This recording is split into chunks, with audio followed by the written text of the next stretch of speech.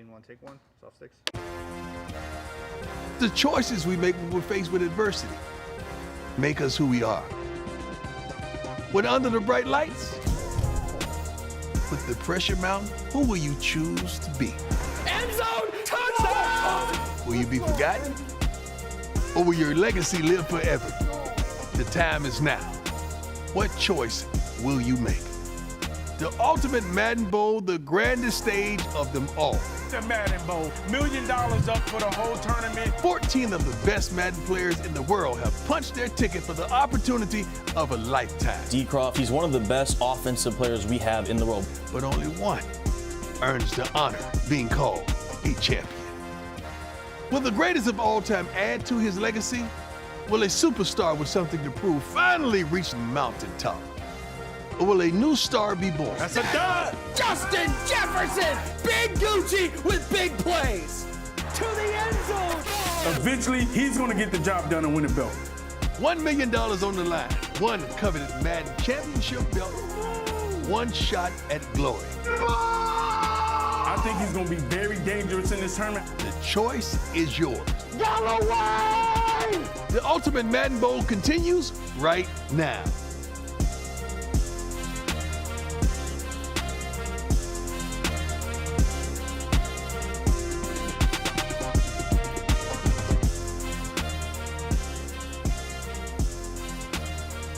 Well, day one provided us with plenty of drama and lots of action. What will day two have in store as we finalize the field head into the Bay Area?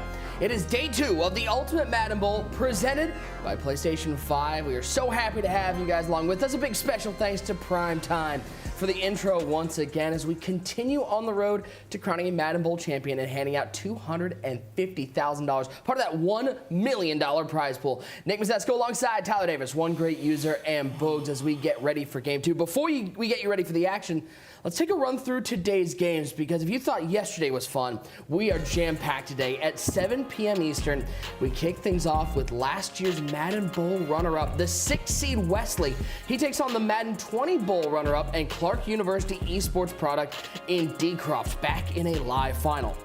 Following that, it's the 7-10 matchup as Big Gucci looks to build on his breakout Madden 23 season, the trip to San Francisco. But first, he must take on Cole, who's coming off an impressive Final Four run in the Ultimate Wildcard. The winner of this game will face the 2-seed Dez, who's sitting at home comfy, waiting to go to San Fran.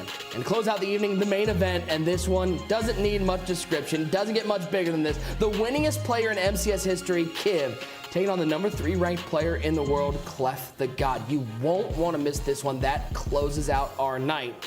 They're all going to be competing not just for a share of the $1 million prize pool.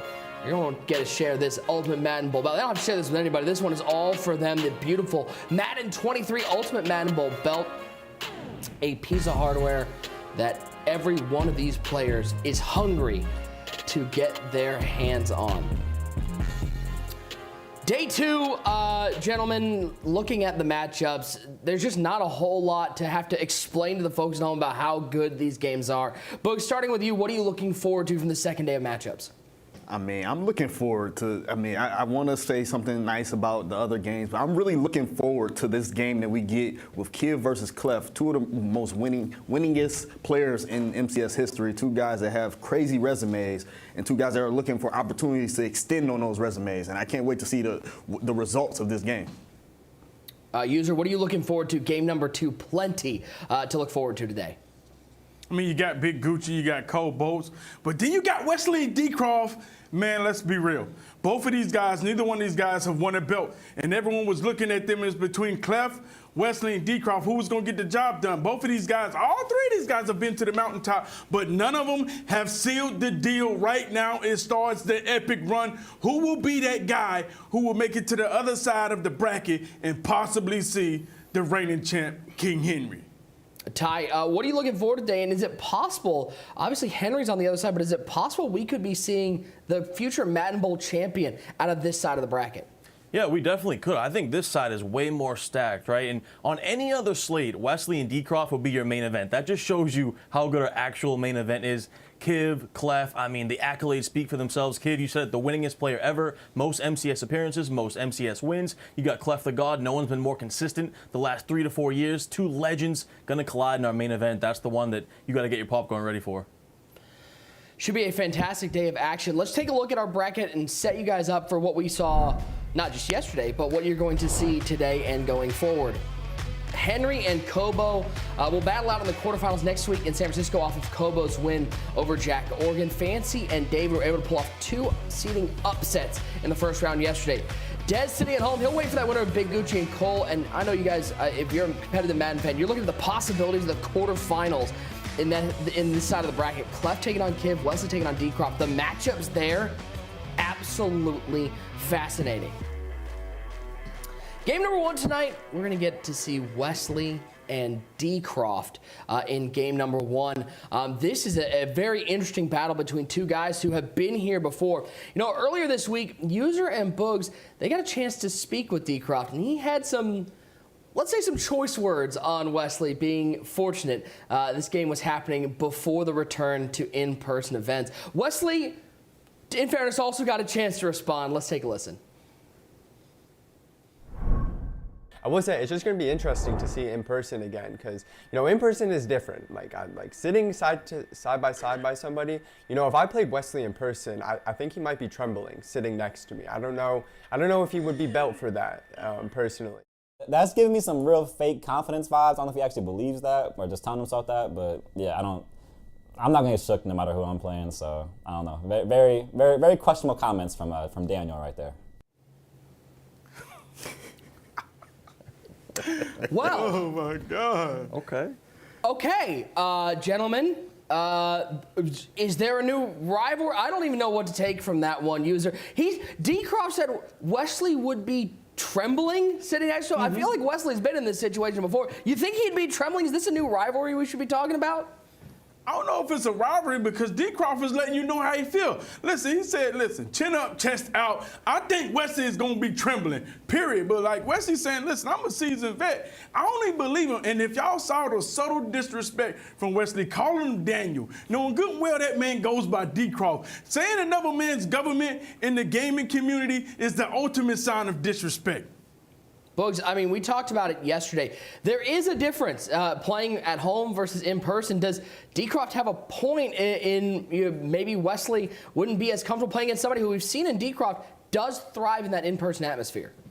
I mean, to a certain extent, there is a point because guys kind of get shook, especially when they have to sit next to someone, especially when they have to sit next to somebody that's bigger than them. And DCROFT's a big dude. He's a big dude, so he feels like, you know what? If I stood up next to Wesley, he's not gonna want the smoke.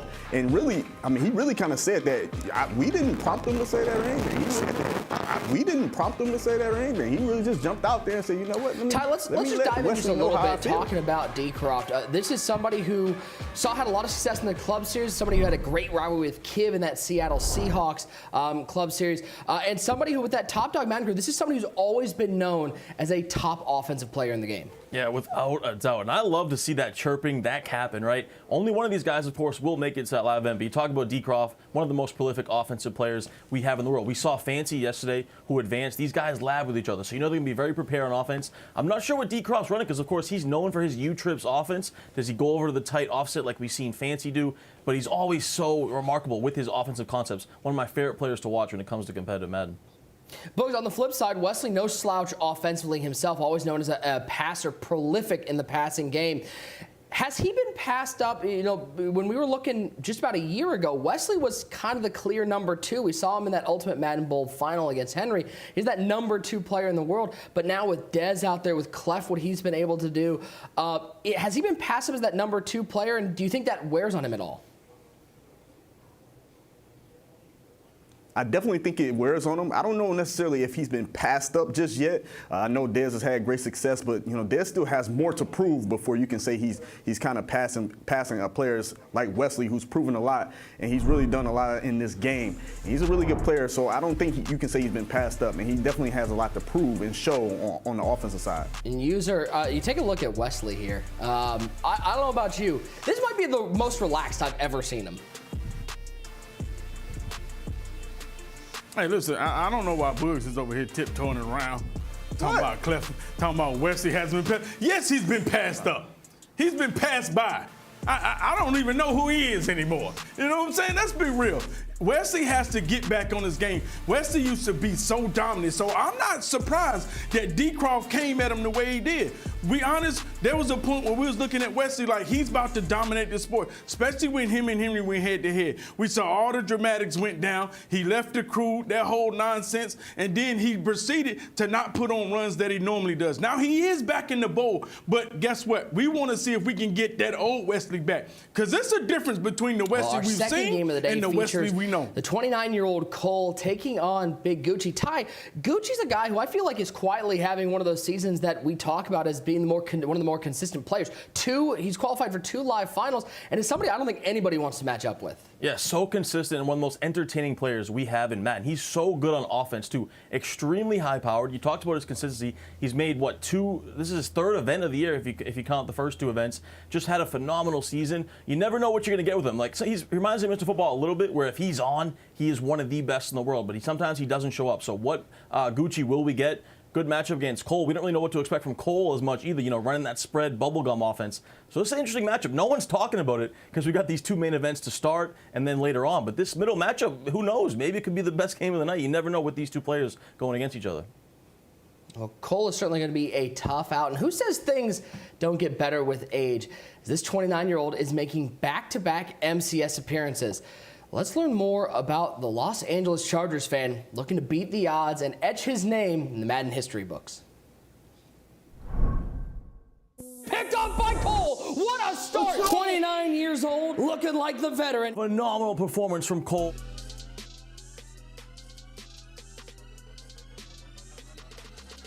My name's Cole, 29, and my goal for competitively is right now that's been for most of this tournament, just keep winning the next game in front of me.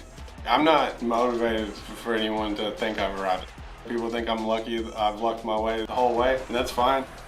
I could care less what anyone thinks. I could care less what anyone ranks me. I could care less about any of that. I'm not doing it for any recognition, I'm just doing it for me. I understand the pressure and what's at stake, but I feel pretty good. I've played in pretty massive poker games with a lot of money on the table, with a lot of people that had a lot more money than me. I've been through enough of ups and downs on that side to feel losses, to feel the swings of that. Been in the boat where I've lost a hand that cost me 30 to 40 grand. I've been in a spot where it's won me. If you would have told me I had a shot to win 1 game out of live to make the Madden Bowl, I wouldn't believe it. So I'm pretty happy.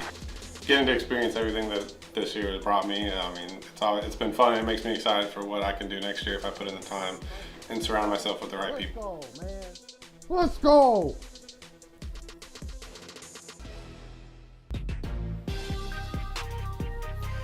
As we take a look, the puppy's in the room. All right, I might be rooting for him. I'm not gonna lie. You got the puppy in the room. Look how happy he is. Cole, his 2nd major appearance. You talk about that bubblegum offense. This is somebody who we saw some of those swing passes. We talk about the possibility of maybe seeing 2 quarterbacks before. One of the new items into the game, that AK Lamar Jackson. You think Cole might break out Lamar in this game?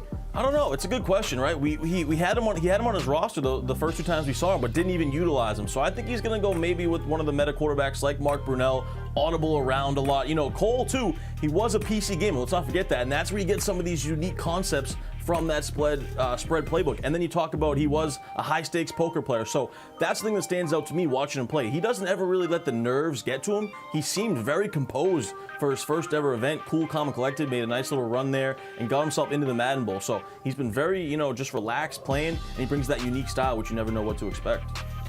Yeah, he's going to have a tough out here with Gucci. And Gucci, he reminds me this year that he's having. I'm thinking back to Madden 19, we saw Blocky have a great run that year where he was qualifying for all these events, quietly having a really nice season. And I feel like that's sort of what Big Gucci has been able to do. Do you see something in his game that maybe is the key to his success this year and why he's been able to be so consistent? Well, the offense is on another level, right? And he does lab with some of the better players. He gets a lot of reps. This is a guy that puts in the work. Obviously, the one big question for Gucci is to stay composed, right? Hopefully he's got a second controller on deck so he's not breaking a controller again. That's the one thing. If he can settle down and not, let his, emotions get the best of him, he's really talented. Yeah, and user, you're one of the first people to talk about the bubblegum offense and what that brings to the table. Does that provide a challenge for Big Gucci defensively, having to deal with something unorthodox like Cole's offense? I think it provides a challenge for everybody because usually the bubblegum players don't make it here.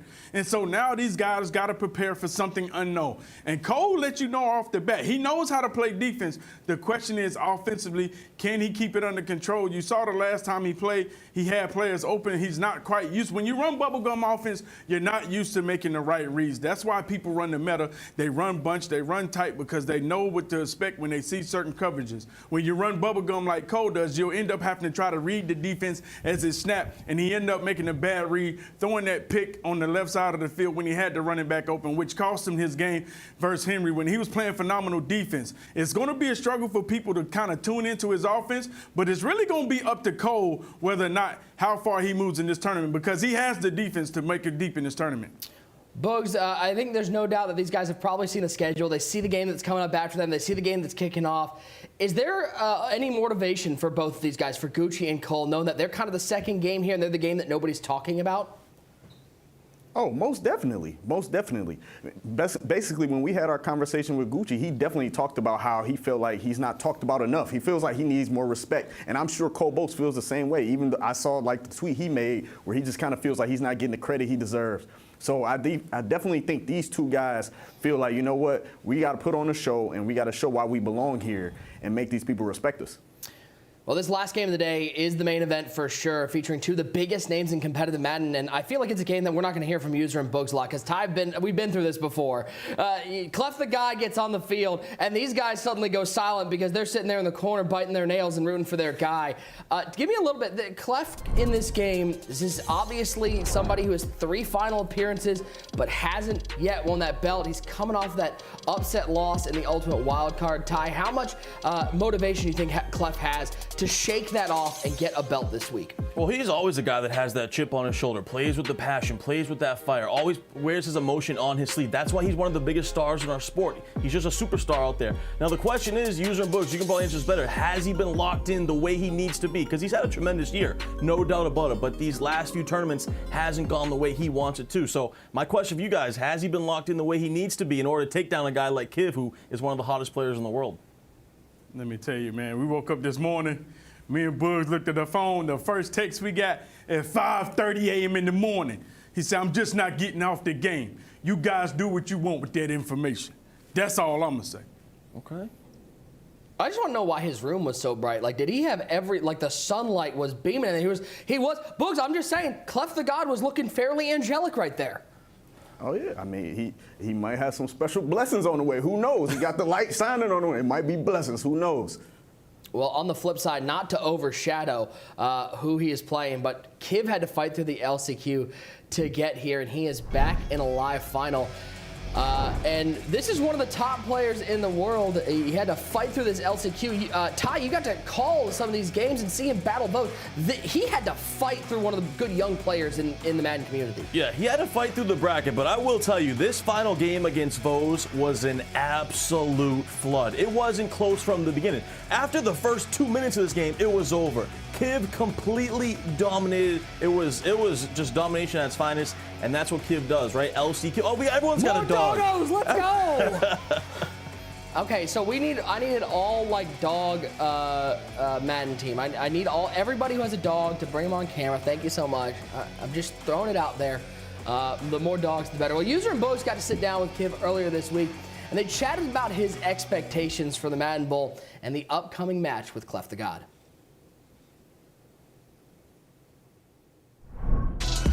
Come on! Kid, what's going on, man? Glad to see you back. You know, this is our first time seeing you since the ultimate kickoff, since that loss to Dat Boy. How do you feel, first off, getting this opportunity to get back into the live? I'm just excited. It was a tough road. I wasn't very confident that I was gonna be here, but I was able to make it through LCQ and played really well. And I'm just trying to keep the momentum into this tournament. You got CLEFFTHEGOD in front of you. Somebody who is not as accomplished as you, but he has a crazy resume just like you. Talk about that matchup. How do you feel about it going into that match against a guy like that in order to even make it to Alive? I've got to go in, I've got to play mistake-free. I got to play my best ball because he's going to play his best ball. Like, that's what's expected. And I know that I need to be extremely prepared for whatever he could run, whatever he might do. I know that I know his strengths and his weaknesses. I got to make sure that I'm really keyed in on those and I don't give him anything like that. And it's just going to come down to then executing at that point. And I'm confident in any matchup. That's how I've always been playing Madden. But Clef is definitely someone that you don't want to match up with in a tournament. But I feel confident in the matchup and I feel confident in my game right now. I feel like I'm playing the best ball that I've played the whole year. So I'm excited to get the opportunity to play against him. You've had so much success and you've been hidden under the radar, and a lot of people kind of just forgot about who you were and forgot you was that guy. So do you feel like sometimes you putting that pressure on yourself to just prove like, yeah, I'm still him? Right now I have that chip back on my shoulder of being at that point, getting to the pinnacle and then coming back down and dealing with all that's happened in the last couple of years. And now I'm getting disrespected. Henry! He's striking! He's fired! Whoa! Touchdown, Kev! He takes the lead with 17 seconds to go. Like, I don't have one of the greatest resumes in this game, so I do have that chip on my shoulder for sure. Nick, he throws it high, and he drops it in the end zone. And young Kev is gonna be your champion. I know that being feared is an important thing in Madden. That's how you get those wins out the mud and stuff like that, and you can go into the game just winning the game before it even starts if people fear you. And I was at that point, so like I know how it feels. And then now for the new generation, there's a little bit disrespect on my name, so it's something that motivates me. What do you feel that you have to do to get back to where you was, to when they walk into the room, they start shivering like, well, I don't want no parts of Kev, no parts. And you, like you said, you know what it's like to be that guy, to walk in, to have that presence, and you already won a game just because of what you've done. It's been a long time since it's been a live event. There's not a lot of people that have that experience like I have at the live event. I feel like if I can get to that point, then it'll reintroduce it a little bit, and then it just comes down to me proving myself this tournament with the results, and my goal is to win the tournament. Everything will be washed away of like the disrespect on my name.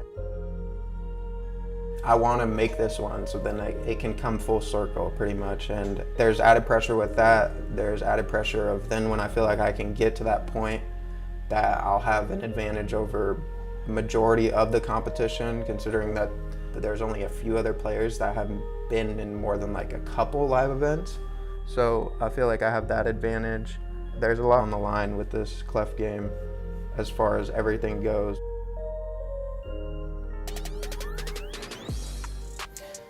Well, fantastic work, gentlemen, at this matchup, Kiv and Clef. And user, I think the important question is, as the people that were sitting there talking to Kiv, got to interview him,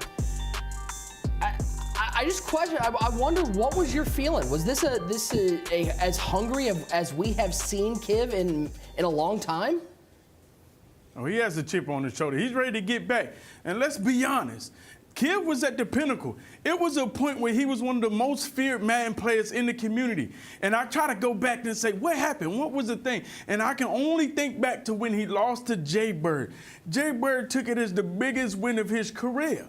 But that was when people thought Kiv was mortal. And from there, he's had to scratch and claw to get back. I believe he's at that point right now, but guess what? He has to do it by beating one of the toughest dogs in our sport, and CLEFFTHEGOD. This is gonna be one of the greatest matchups we've seen in the MCS in a while, an instant classic. Yeah, it's gonna be a great game. And Boogs, for the people who don't know, you're somebody who's dealt with Kiv a lot, you've played him a lot. What, for the younger generation, give me a word that sums up what Kiv is.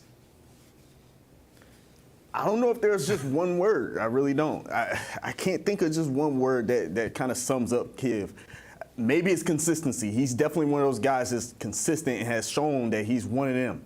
And But there's also like that fiery edge where he has that chip on his shoulder too. So he's like, man, he's like an angry dog that's backed into a corner too. And I kind of felt that when we interviewed him. So I really don't know if I can use one word. Probably a combination of words. Well, hopefully you'll be able to learn a little bit. If you don't know who Kiv is, it should be a fantastic game to close out the evening between Clef and Kiv. Now, before we get to all the games, we love kicking off these shows with a little bit of a giveaway. And this one isn't just a little bit. This is a dump truck giveaway. All 5 of the weekly wildcard items. We revealed that Isaiah Hodgins last night.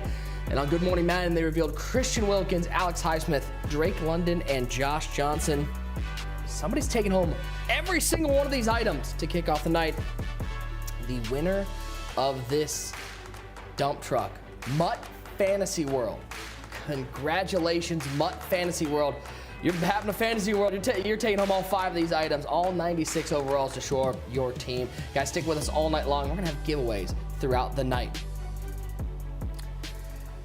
Let's circle back to our first game of the night. It is the game between DCROFT and WESLEY. These two guys, 2 of the top offensive players in the game. They're going to battle it out. Now, this is where normally I would sit there and go, guys, let's get predictions. But before we get to predictions, Tyler Davis, I got to talk to you for a second, okay? Got to talk to you for just 1 second. You know, a few months ago, User knighted Boogs as the mush. Before that, User himself was the mush, but someone has been lurking in the shadows, as you see Sir Boogs the mush. And yesterday, a new mush came to the surface.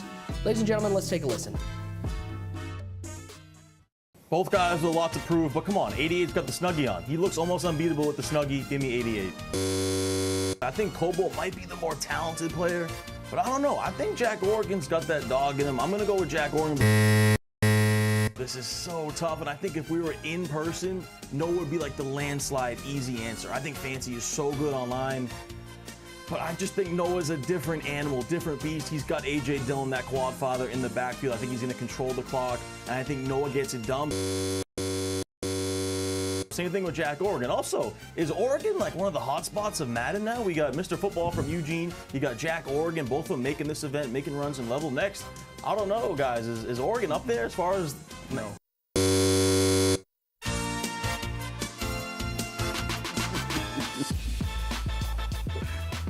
I hand this over to you, Bugatti Boogs. This is crazy. Yes, Ty. We now pass it on. You're now being exposed for the guy that you really are. This is crazy. The mush. This is what you really are. I really dropped to Boogs and Users level. This is. Whoa, what do you mean? You didn't drop. You've been there. You've been there. You've been there. You've been there. It's You just guys now have been the you're mush being for exposed 6 for it. months over here. You over here going with safe picks. Like, what are you talking about? You over here, it's Oregon, the new state, the new power state of Madden. Are you serious? Both of them out of here. What are you talking about? You are the mush. Own it. Chin up. We're bouncing chest back out. today. Nick, ask me my picks. We're bouncing back today. I cannot drop to these guys. You gotta hold it. You gotta hold it, brother. You got a whole new day to make it better. We'll get to you in a second, but Boogs, I'm going to start with you.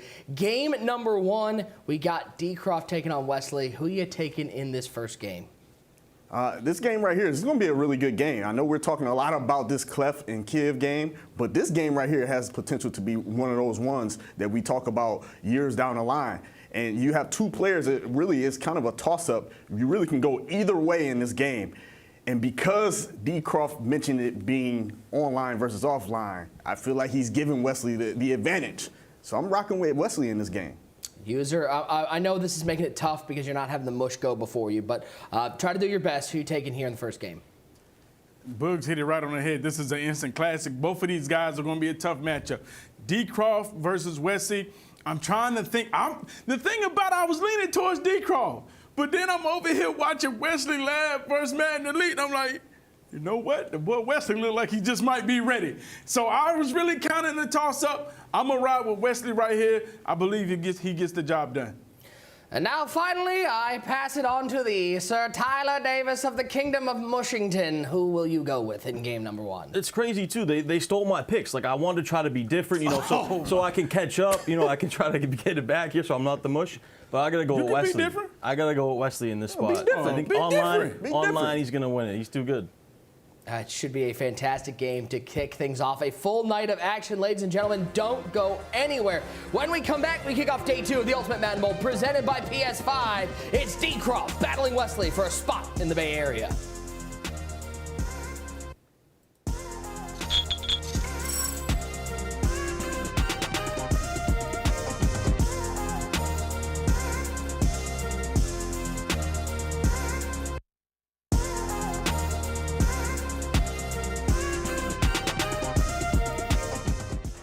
My goodness, what a monumental mistake to do in a championship game.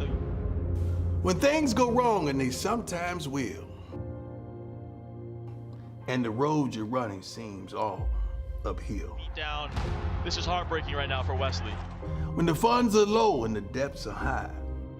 No, you have to feel for Clef right now. And you want to smile, but you have to sigh. When care is pressing you down a bit. That is an absolute heartbreaker. Rest if you must, but baby, don't you quit. Often the struggler has given up. Oh, so close to that belt. And as you mentioned, But he might have captured the victor's cup. But he has to bounce back. And he learned too late when the night slipped down how close he was to the golden crown. Clef, like a defibrillator, is still alive! call him Wesley, call him Joe Rice. You're going to call him the winner. Success is failure turned inside out, the silver tint of the clouds of doubt. A chest lap, a point up, and there goes Clef. And you never can tell how close you are. It may be near when it seems so far. On to the semifinals, TD. It's hope for a first belt. So stick to the fight when your heart is hit. It's all about heart. It's all about fire. It's when things seem worse that you must not quit.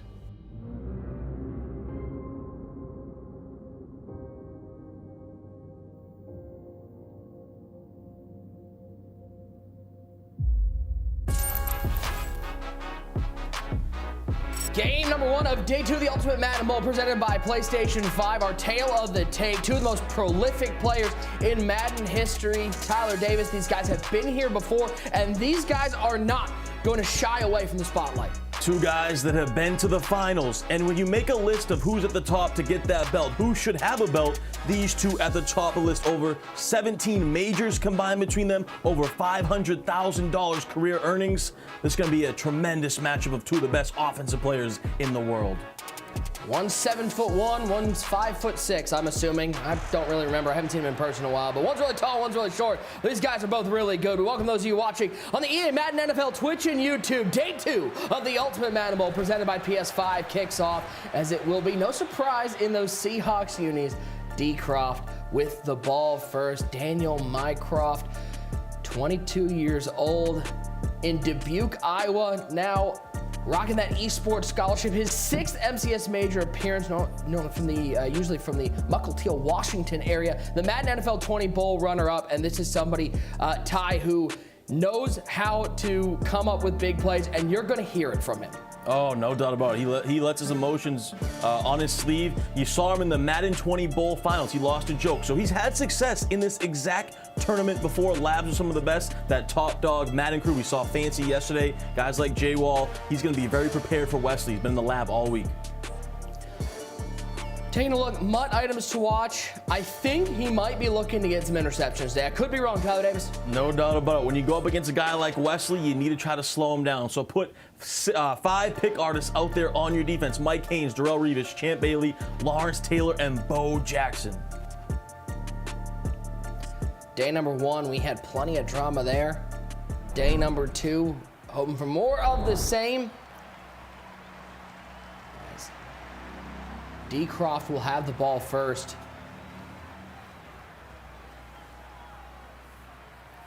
And we see, it looks like he's coming out in the Y-off trips, TD. So let's see what he sticks. He's going to rock with what he's known for, right? This is what DCROFT has made famous over the last 5 years or so. This U-trips formation. You can find it in the Las Vegas Raiders or the New England Patriots playbook. It's been so popular the last few years, and you got to believe that DCROFT has made it that way, right? He uses motion. He has so many different route combos. He can beat press coverage. He can beat man. He can beat zone. So many different ways he can attack you out of this offense. Second down and 6 for DCROFT. He's got Mark Brunell at quarterback. Seen a lot of Brunell ever since he was released into the game, that Legends program. Michael Thomas motions from right to left as Brunell back to pass, in trouble, and down goes Brunell.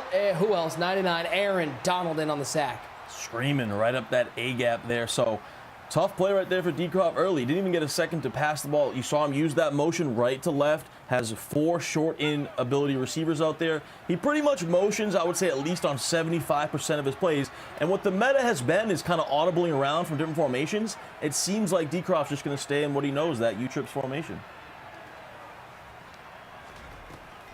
3rd and 12, back to pass, looking right side. He's got Tyreek Hill, possession catch in front of the defender.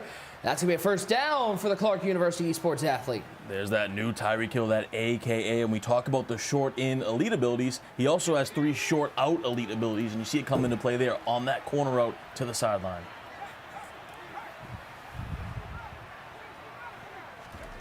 First and 10. Hand off to Terrell Davis over the left side of the line. He'll pick up 6. Ty, we see this Mark Brunell a lot. What makes Brunell so good? He's so good because he allows you to get set feet lead, hot route master, and the fearless abilities, all for only 5 AP. So you can pretty much fit in the best quarterback abilities, has a great release at that position as well. So that's why you see him. Pretty much everyone's going to use him today. We'll see a couple other quarterbacks, but he's going to be the main quarterback that we'll see in all these games. As DCROFT will use one of his first timeouts here in the first half, so we're under 3 minutes to play. Reminder, guys, if you want more information on the MUT roster these players are using, or just some more information on the players in general, make sure you watch inside the command center. Check out all the additional information for all you guys out there just looking for a little more. 2nd and 4, Thomas motions from right to left. Brunell the shotgun with Terrell Davis on the left side. Brunell steps up, and Brunell's going to take a seat. 2nd down has not been DCROFT's friend. Back-to-back sacks on 2nd. Yeah, and something I want to point out, too. I think Wesley, over the last few seasons, has improved so much defensively. We know how good he is on offense, and you see it there. Usually you send this loop from the right side, but Mark Brunell is a lefty quarterback, right? So he's trying to send that heat off the left side in case there's maybe some type of rollout to the left. Love the strategy from Wesley here to defend this Mark Brunell. Another timeout taken by DCROFT, down to 1. You can't take him to the second half, TD, but surprised to see him use so many on the first drive. Yeah, really unfortunate there. He seems like he's a little bit flustered with what he wants to do, not getting his hot route set in. Maybe he doesn't have the personnel he's wanting, so using 2 timeouts early, but like it's better to use him in the first half, obviously in the second half, so not going to hurt him too much. Thompson motion right to left, 3rd down and 7. And this time, Wesley will take a timeout. Okay, He's got timeouts all over the place. Yeah, I was going to say, I hope DCROFT didn't call his 3rd. That would be really wild, but real slow start to this game. Kind of the opposite of what we expected. We expect fireworks in this matchup.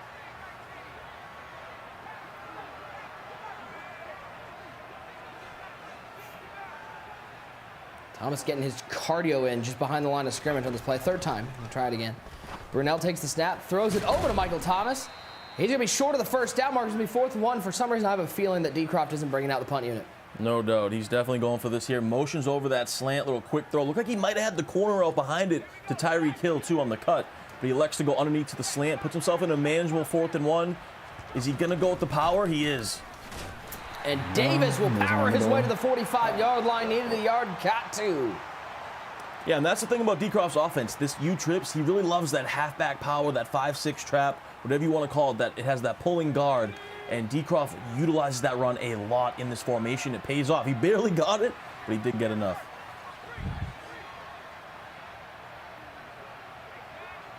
First and 10. Formation flips, so Thomas moves from left to right. Back to pass to Brunell. 5-man rush, been consistent. Kittle's wide open on the left side. And George Kittle, former Iowa Hawkeye product, will find his way to the 34-yard line. And Wesley goes all-out man coverage there. And what do we know about man coverage, guys? You use those corner routes, specifically from that slot tight end position. He has that George Kittle with a short elite ability there. Gets the great boost versus that man coverage for a big gain.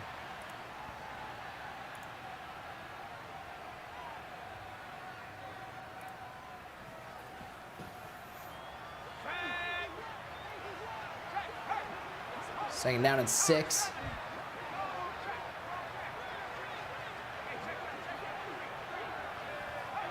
Ball's at the 30-yard line as we near the end of the first quarter already. Very methodical drive from DCROFT. Brunel takes the snap, this time 4-man rush, throws quick throw right side. It's that motion slant to Michael Thomas. Thomas gets him into the red zone.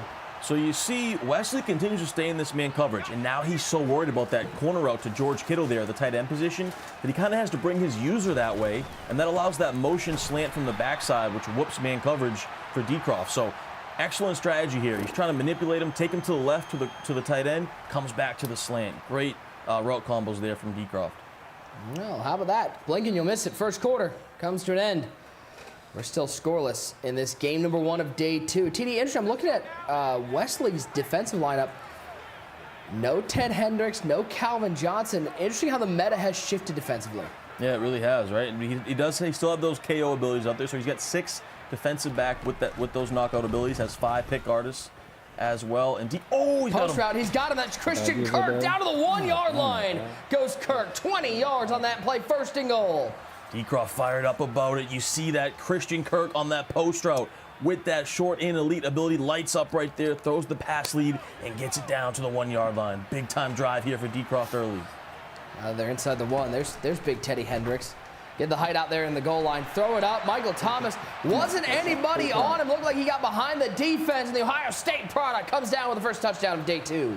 What an opening drive for Daniel Mycroft. Putting up 7. Takes a bunch of time. He moved methodically. He thought about everything. He used motion. And he punches in on the 1-yard line with a fade route to the back of the end zone. Phenomenal opening drive for DCROFT. 7-0 the score. Pretty much as good of a drive as DCROFT could have asked for to kick off the game. Yeah, no doubt about it. Now it's up to Wesley to respond. So there we go. We finally get the ball moving, get those fireworks. We thought only 7-0 early, but big time drive for DCROFT. So we get to know Wesley a little bit better. Wesley getting old from Austin, Texas. His 11th MCS major appearance, 6th most wins in MCS history, and he does have that Madden 21 Bowl belt with Henry and NBG, but he's looking for one of his own. Yeah, and if he wins this game, he will be the 2nd highest earning player ever, right behind Henry. So I think a lot of people kind of sleep on Wesley. He had success in person. Let's not forget that. He's made some Final Fours online, obviously, since in the COVID era. He made it to a championship game. So people sleep on him, but if he wins this game, he's going to be right up there behind Henry as an all-time great as far as money earned goes. Mentioned him before, TD, Mark Brunel, the quarterback of choice here in the Ultimate Madden Bowl. Yeah, the new meta, and Wesley's an absolute gunslinger, so you're going to see him pretty much air it out with Mark Brunel every single play.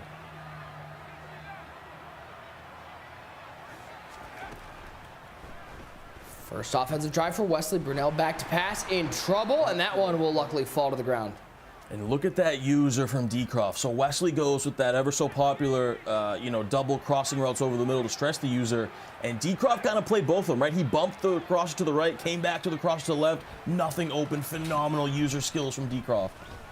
Brunel 2nd and 10, looks left side. That's caught Herman Moore with the catch. The Lions legend picks up 14, and the first down of the game for Wesley. Wesley loves that play. So he's going to come out in bunch, but he's going to audible over to tight pretty much every play. Very similar to what we saw Henry do back in the Ultimate Wildcard. So he's going to motion over. He loves this play right here, this flood play. He's going to have a corner out to the left with the running back on the table route, and then on the backside, he's got that tight end angle route. So he attacks you on both sidelines, over the middle. Really, really tough to defend in his tight slots.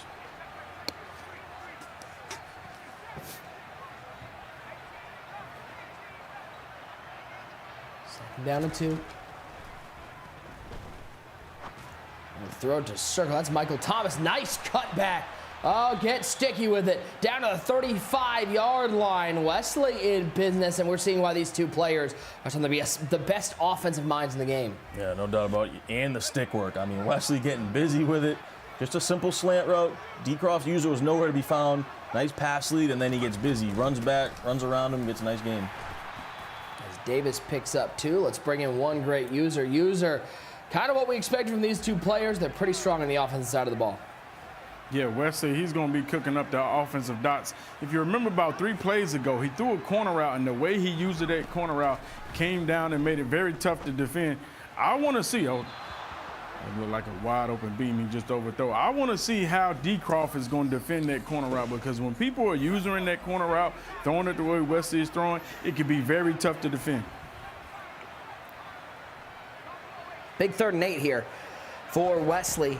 Into the tight slots as Brunell drops back to pass. Quick throw to the left side. my. Tight throw in coverage, and he gets the first down. Yeah, and he goes right back to the same exact play he just did. And we haven't seen the option route utilized much at all this year.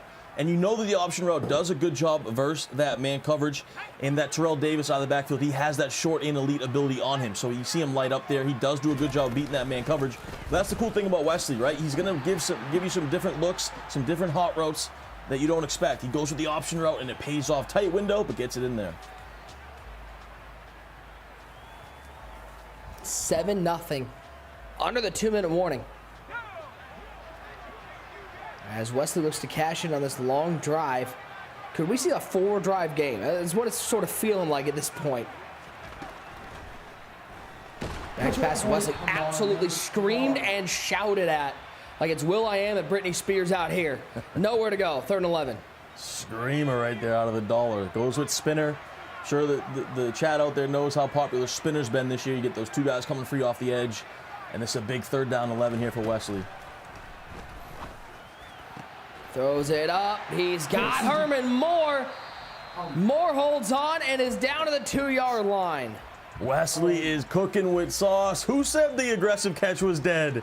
1-on-1, 6'5", Herman Moore throws it up to him and comes down with it. So going a little old school, Nick, as far as earlier this year. We haven't seen a lot of that since, but he goes to it, picks up the first on a crucial 3rd and 11.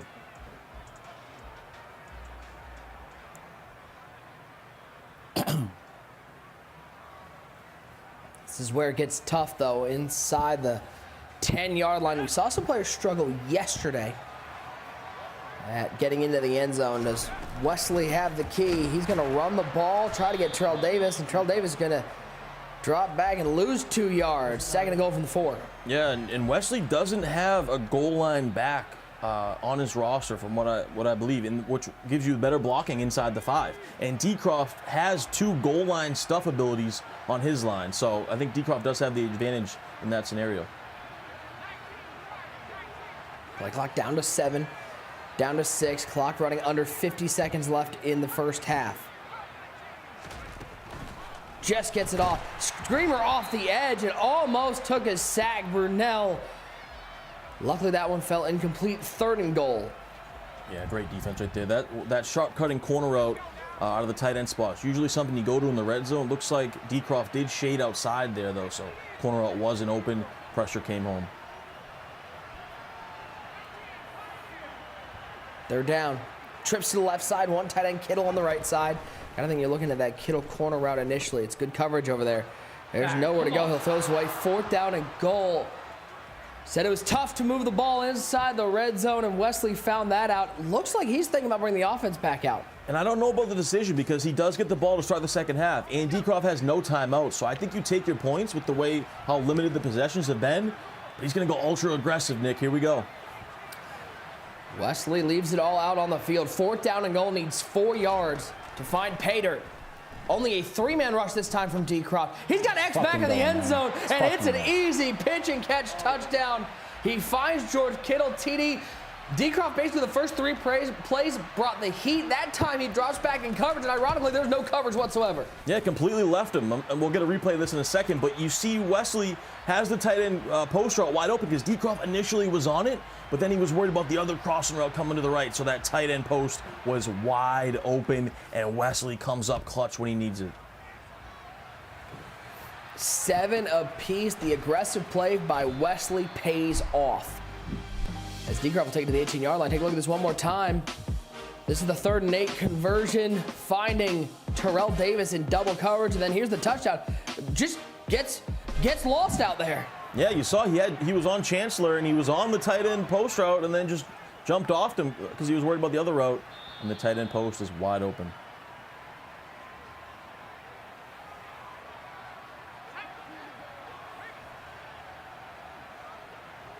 No timeouts for DCROFT. 1 remaining for Wesley. 30 seconds now, and down goes Brunell. That's what you can't do on a drive when you have no timeouts to take a sack. And it's very important here. Remember, we saw yesterday with Noah. I mean, Noah almost lost the game on this specific drive, right, through that pick 6.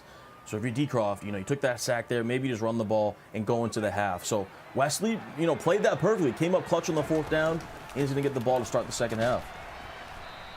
DCROFT's just going to run the ball here, and that should take us to the second half. Ty, for all intents and purposes, each player had one drive. It tells you that there is no margin for error in this game. Yeah, very interesting first half. Like, was this 2-minute quarters or 5-minute quarters? Like, each guy getting one possession, something, we don't see often, and something you would never expect with these two. You would think it's just, big play after big play, touchdown after touchdown. That's not the case. It's kind of a slugfest, grinded out type of game as we head into the second half. We go to the second half, all square as we were when we began. Basically one drive apiece, and it is 7-7. Both were able to cash in with touchdowns. Let's throw it over to our halftime crew in our Orlando studios. None other than User and Boogs. Gentlemen, this heavyweight fight is living up to the hype. Nick, you ain't lying. Listen, Boogs, was that the quickest first half we've ever had in the MCS? I mean, the quickest first half ever. I mean, I felt like I walked out the room for a second to blow my nose. Next thing I know, Wesley was throwing the little touchdown to get in the end zone in the fourth quarter. Yeah, the second half. And when you go back and look at it, both of these guys are being very balanced, and that's the big difference as you see the difference from this year in the meta. Even though we saw Wesley throw the ad catch, he's only thrown one ad catch this year, and that's a big difference where you can see the game switch and everyone starts to be more cautious, not to mention because the stakes of the tournament, but the gameplay, running the ball, being balanced. And how do you feel about this first half, being that nobody made a turnover? It's just great clock management on both sides of the field, and now Wesley gets that ball. I mean, right now, the way the game is really kind of playing out, both of these guys are playing a lot of man coverage. And so you mentioned in the ag or whatever, these guys are more vulnerable to the ags because they're playing man. They have guys one-on-one, so now they're going to go ahead and take those chances when it's there, but they're not going to throw it too many times because now they know they want to catch their opponent off guard. So you really want to be real timely and methodical. I'm messing up my words.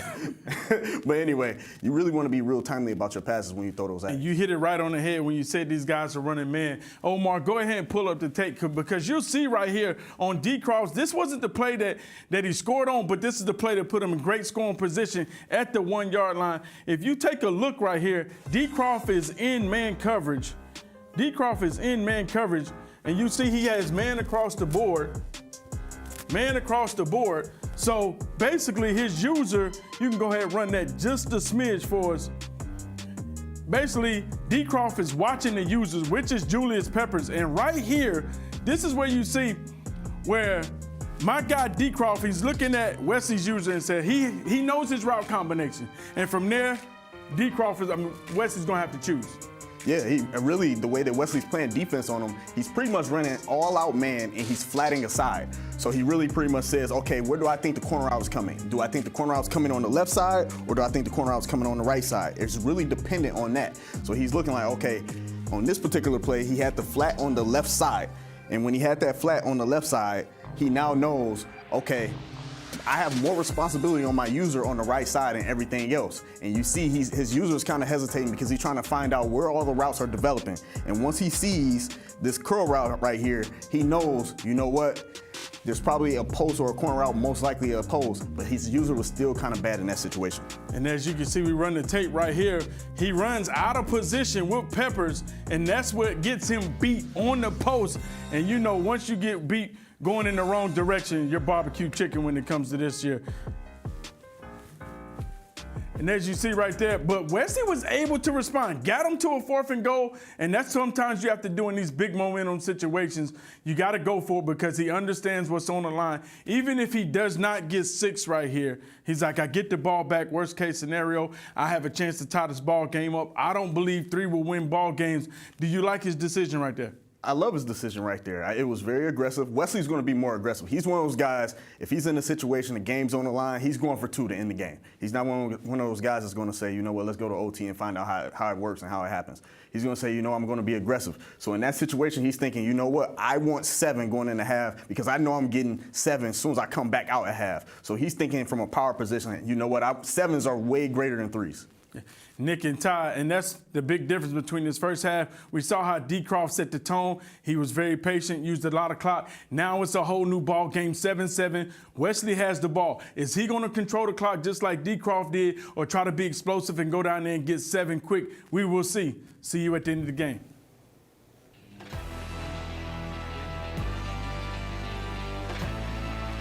It's time to take a look at the latest MCS 23 Power Rankings powered by Ram Trucks. Taking a look at where the field of 14 rank here in our Power Rankings.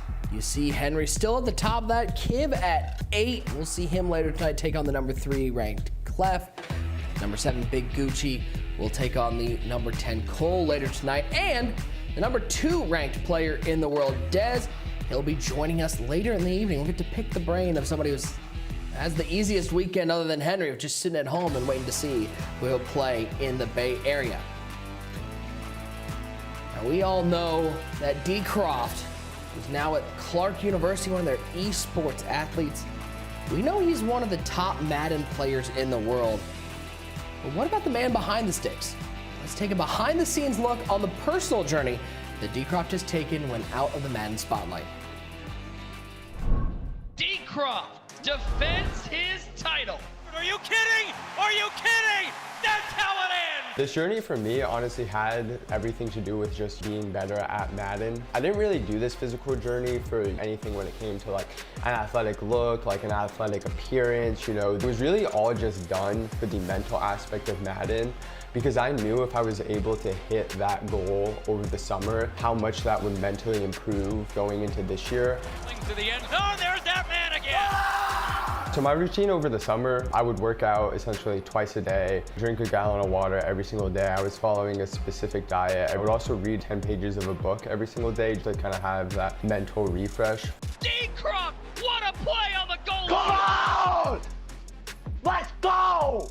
It's definitely a big thing for me in terms of just having that daily discipline, in terms of setting those set goals that you have on a daily basis, then also the set goals you have over the course of the week. And I write that down at the start of every single morning of just things that I want to be able to accomplish within a day to hopefully take the positive steps in my future. Pressure on the edge of the ball ball! To give anybody any advice, really just is consistency. I think that was definitely the big thing that I learned about throughout all of this, is if you just stay consistent with it, have your goals that you try to hit within the day, week, month, you're gonna be able to get a lot more done than I think you're gonna realize at the beginning. And if you're able just to stay consistent, that's all you really have to do. Finally, come on!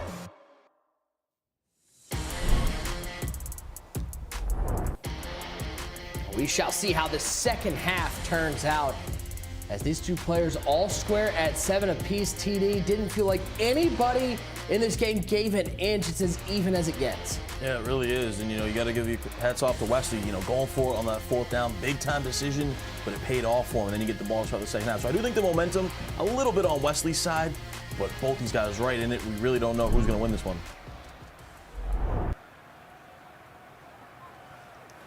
7-7 the score, as we see Wesley with the ball to start things off at the 25-yard line. Back to pass, 5-man rush, throwing it up to Herman Moore, and that is caught, and that's a first down for Wes. Yeah, and you see how much confidence Wesley has and how much he trusts his repetitions, right? You know, he's, you know, played thousands and thousands of games this year, so he knows exactly how to throw that, how he can click on the coverage he's seeing, right? Because that was tight man coverage, and most casual players probably wouldn't throw that because it didn't look open. But Wesley just trusts his abilities, throws it, clicks on, makes a nice user catch. And once again, he'll throw this one away. This time, DCROFT's pressure able to force the throw away. Yeah, and I'm wondering if maybe we see these guys, you know, mixing a little bit of zone. It's been primarily just man. You know, they'll put like a flat zone on one side, a little bit here and there, but it's been all out man, either blitzing or playing coverage. So do they mix in a little bit of zone? Because I think at some point these guys are going to get used to the man coverage. Kittle out in the flat, maybe a yard. They'll say not even that. 3rd and 10. We'll see if DCROFT can get off the field. And I will say too, you know, looking at DCROFT's roster, I don't think I've seen anyone have more abilities on a roster than DCROFT has.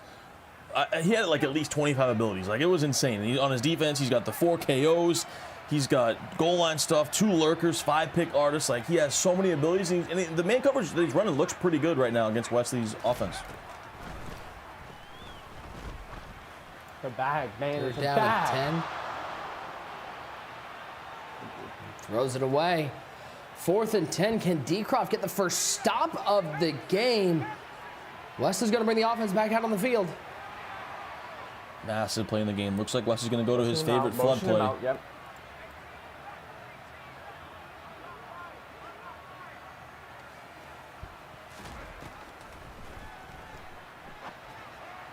It's a fucking bag. Right side, and that one is incomplete. DCROFT's defense stepping up, and he takes the momentum in this game and puts himself in prime position with the ball at the 36-yard line. And DCROFT absolutely hyped about it, and he said it perfectly. It was an absolute bag. Nothing open. Out of there.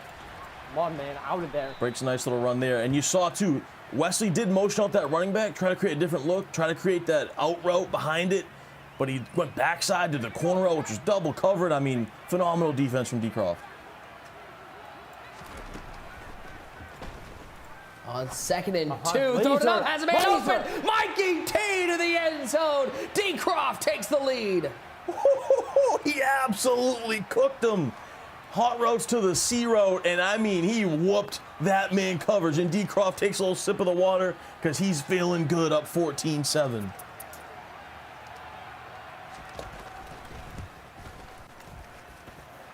Kicks up, it's good.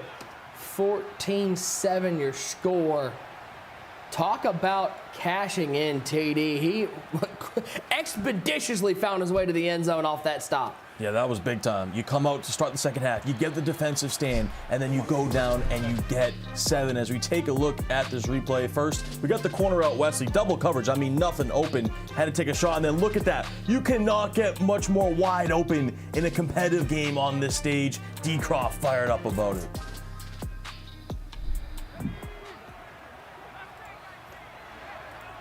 Well, what sort of response does Wesley have off this 4 and out?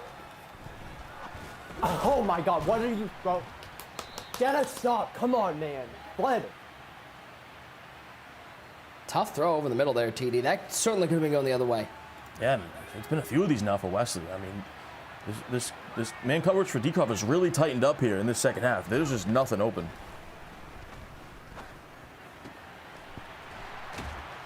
Left side, it's Herman Moore to midfield, and Wesley starting to work the ball down the field. And Herman Moore might be his go-to receiver so far in this game. It's the one thing he's had, right? That corner route too, where it's still tight coverage, but he clicks on, he makes that user catch. See if he goes back to it. Looks like he's gonna go a slant post combo.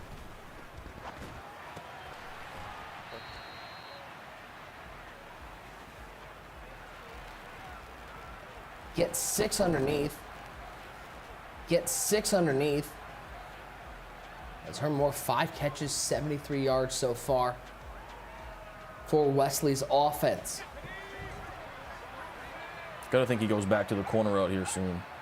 That Herman Moore has been his #1 target. Let's see if DCROFT makes an adjustment to guard it.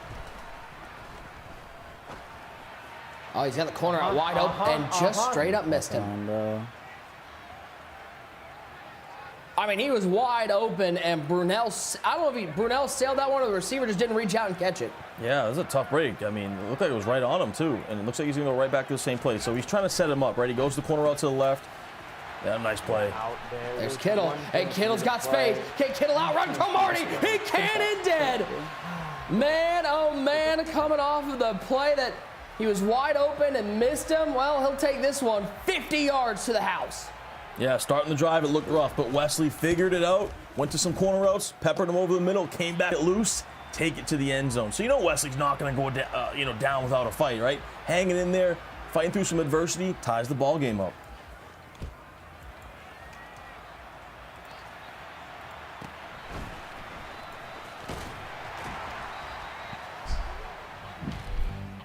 Take a look one more time at what tied this game up.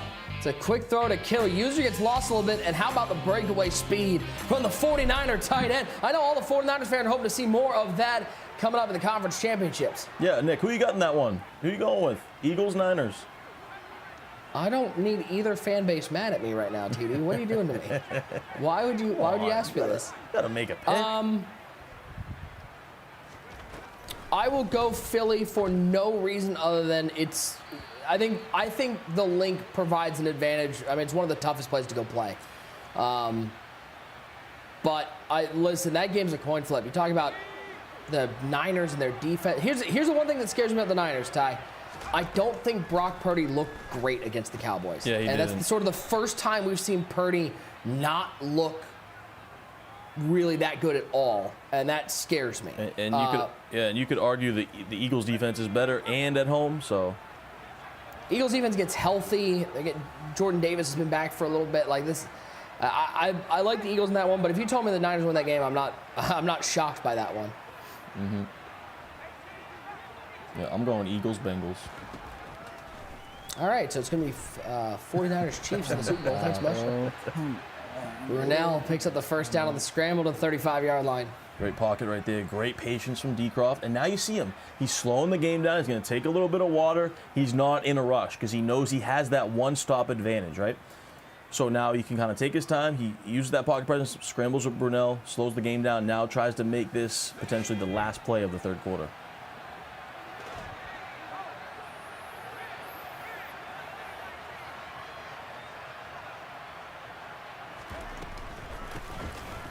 On the ground goes Davis. Got some room up the middle. Picks up about 17. Right to the 47-yard line. Nice run right down Broderick. Call it 18 yards. Something we haven't seen too much. DCROFT known as that passer out of U-trips, but using the run game effectively. Yeah, he does like that power, that 5-6 trap. You see it there. Now, the one weakness of Wesley's defense, right, that nickel 3-3 loop defense, it's so good against the pass. But when you got to spread your line, spread your linebackers out like that, it really opens up, the gap right in the middle. And DCROFT taking advantage of it, hands it off, gets a huge gash up the middle for a big first down. Fours up in the chat, ladies and gentlemen. We are all squares. We take a look at the highest earning MCS players. Wesley, third all time, and can move into that second place with a run here in the Ultimate Madden Bowl.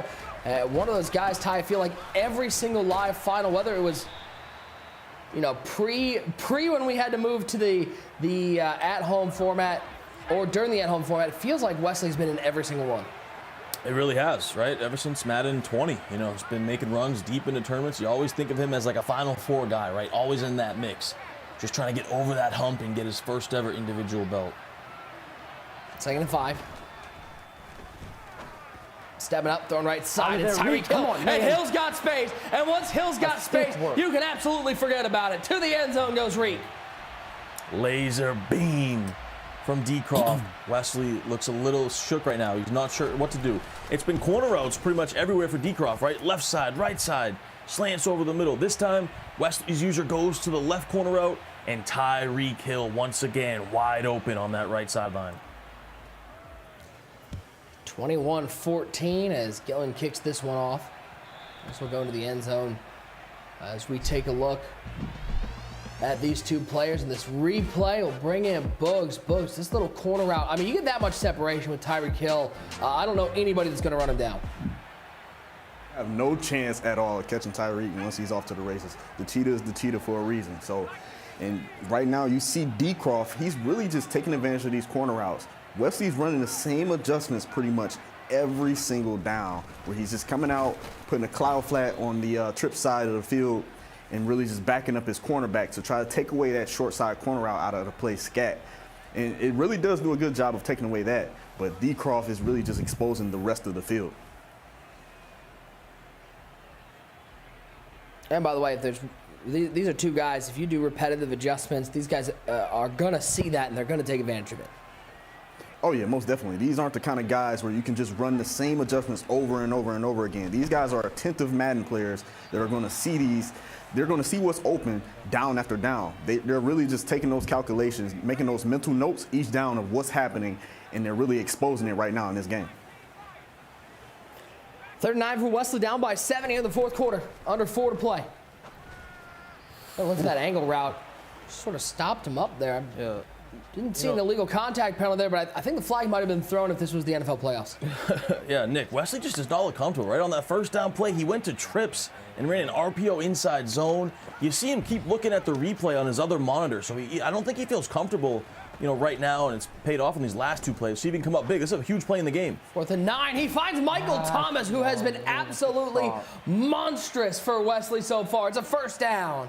It's kind of been the story of the game for Wesley, right? DCROFT's got him bagged. First down, second down, third down. Then we've seen multiple big 4th down conversions for Wesley, and he keeps on making it happen. At Team of the Week, Michael Thomas coming up big Boy, can you imagine if Michael Thomas was healthy for longer than about 5 games per season? Oh, man. Oh, yeah. How good was he with Drew Brees, too? Woo. I mean, he showed flashes of it this year, Ty. I mean, he had some games out there that you're like, oh, right, Michael Thomas, when healthy, is one of the best wide receivers out there. Look at Kittle breaking tackles and still going. And look at Wesley taking a seat. Will that come back to bite? We've seen plays like that come back to bite players. Very interesting. And, you know, the guys were talking about it at halftime. Wesley is a very aggressive player. So what he's looking to do is go down, eventually get this touchdown, and end it with a 2-point conversion. So he's going to try to take all this clock down. Now, Nick, to your point, I don't know if I necessarily agree with it, right? Because you can overthink it sometimes, right? You know, you're so confident in your skills that you go down there and then you don't even score. So it's always I mean, again, far be it from me to question the person who's the 3rd highest earning Madden player of all time. But my question would be, you're doing that at the 46-yard line. It's not like you're doing this at the 10-yard line. You're at the 46-yard line. You are multiple first downs away from being in goal-to-go range. You're down by 7. This seems early to be doing stuff like that, but then again, Wesley's Wesley. Yeah, maybe you want to get down as you see another broken tackle from Big George there. But you want to get down to like the 30, 20. Like you said, Wesley knows what he's doing. The other thing, too, is like if this was like a 42-35 game where neither guy could stop each other, but, you know, I'd say they're playing pretty decent defense on each other, and it's a low-scoring game, but it doesn't matter. He does a nice route there. Well, let's bring in the whole crew. Let's bring in User and Boogs from our Orlando studios. User, what do you think about Wesley taking a seat there with about 2:15 to go on the 46-yard line? Ty hit it right on the head. That's the plan. He's going to try to juice this clock out, score with very little time left, and go for 2. And you know, that's the type of game style that Wesley doesn't mind playing. He's another guy that's very confident in his game and his two-point conversion plays and just his skill, the way to execute and eliminate the game right here. Davis to the 15. Well, it looked pretty good there. As you see DCROFT being smart, burning these timeouts. Yesterday we watched Football 88, did not burn his timeouts early. That's very smart of him. Try to save as much time as you can. Back to Davis. I think Wesley has found a look he likes here, Boogs, running the ball with Terrell Davis. Oh, yeah. I mean, right now you see DCROFT. He's really just parting the Red Sea. He's just saying, you know what? I'm going to spread my defensive line because he's trying to get that loop blitz off of the bunch side. But I think he needs to be more focused on the run right now because you can see it's just way too easy for Wesley. Yeah, he's trying to shoot it off that backside gap, and it's just he's not getting through it all. And this really puts DCROFT in a tough spot now. Well, DCROFT's got no timeouts. Wesley's at the 2-yard line. And I think that's probably best case scenario for Wesley. Takes the tackle, loses maybe a half a yard to a yard. Clock starts running, 36 seconds and counting. Yeah, he's in a great position right now. That's what you need right here. Burn all the time. You still got 3 timeouts left. You got 4 downs to get 6. You know, guys, too, it feels like DCROFT has been playing the better game, too, right? Doesn't it feel that way? And then all of a sudden now Wesley, might have a chance to potentially win it here on a 2-point conversion. So just a wild turn of events. Oh yeah, most definitely. Like that's the thing about Madden. That's Madden 23 for you. Madden 23 is about your ability to win close ball games. These type of situations. Can you get the clutch stop in the end, or can you clutch up and get the clutch score in the end? That's really kind of what Madden 23 is, especially when you're playing at the very top. These guys are way too good to just blow everyone out. 2nd down and goal. Single back formation, lone wide receivers, Tyreek Hill out to the left side.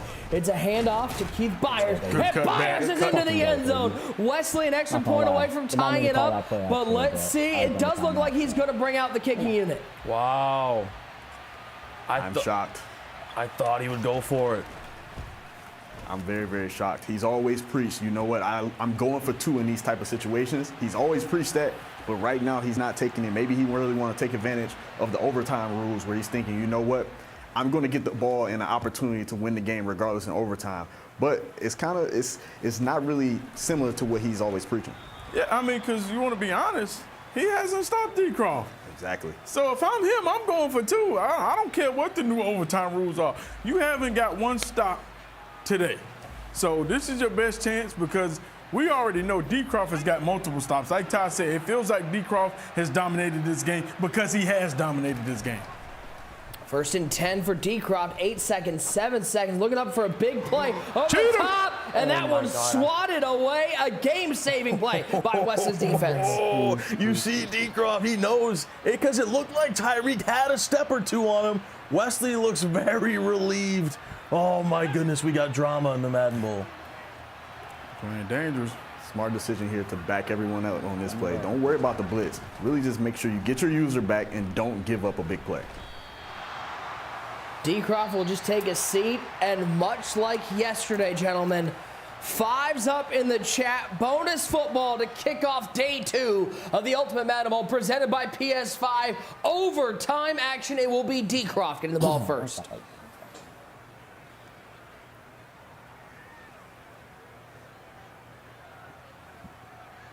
What a way to kick off the Madden Bowl.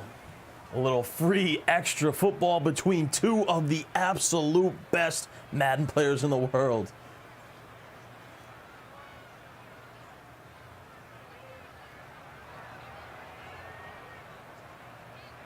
As these guys get prepped, get mentally ready.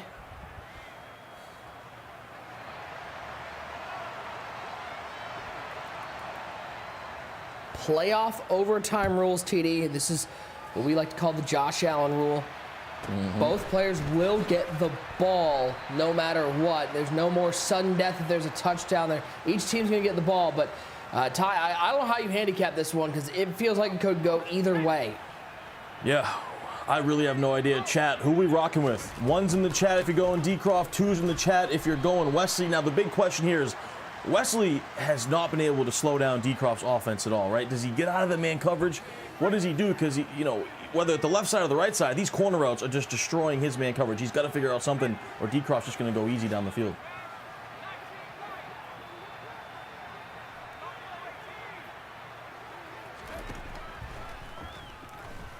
Stepping up on 2nd and 9, throws it right side. Christian Kirk with the catch, and he will be touchdown after the gain of 10. 10 of 12, 159, 3 touchdowns. That's what we expect from DCROFT, efficient passing. Very efficient. And same thing, Wesley does the same exact defense all game, right? It's man coverage, a flat zone on the left side, and I'm going to use the right side. But there's just so many routes going to the right side, you can't use them all. And the corner route, once again, is wide open. Much like the first half, DCROFT using one of those timeouts early in his drive.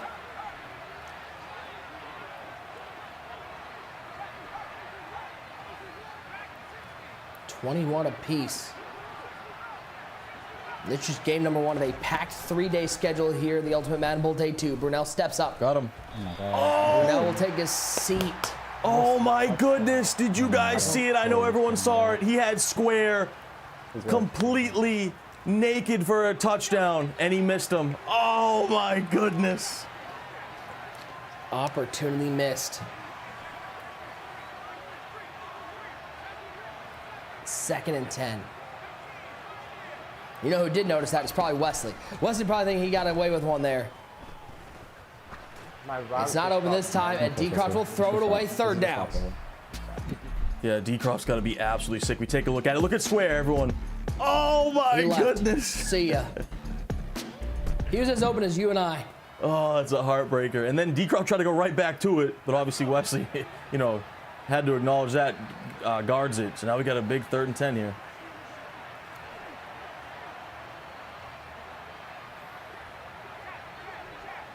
Third down. Thomas motions from left to right. Terrell Davis on the right hip of Mark Brunel. Timeout taken by Wesley. Didn't like something he saw. Yeah, it's been, and that was DCROFT's bread and butter play he was going through, right? You got the corner route to George Kittle. You come back with that motion slant. It really stresses out both sides in that man coverage. See if Wesley can make an adjustment of it. He's been trying to guard manually George Kittle. So we'll see what DCROFT cooks up here. A 6'1" quarterback out of the University of Washington. Calling out the plays. And now DCROFT will use his final timeout. These guys are locked in right now. Taking their time. Tons of hot routes and adjustments.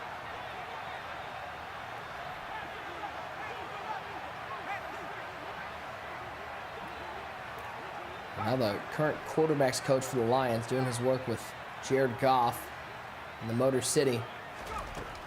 We're going to take the Clark University product to the quarterfinals. Nice throw, left side. Christian Kirk, feet in bounds, first down. Yeah, DCROFT went dual corner routes. Right side, left side. Right side was covered for Christian Kirk. Just too good with that short and elite ability. Goes to the corner route on the outside there, laser beam.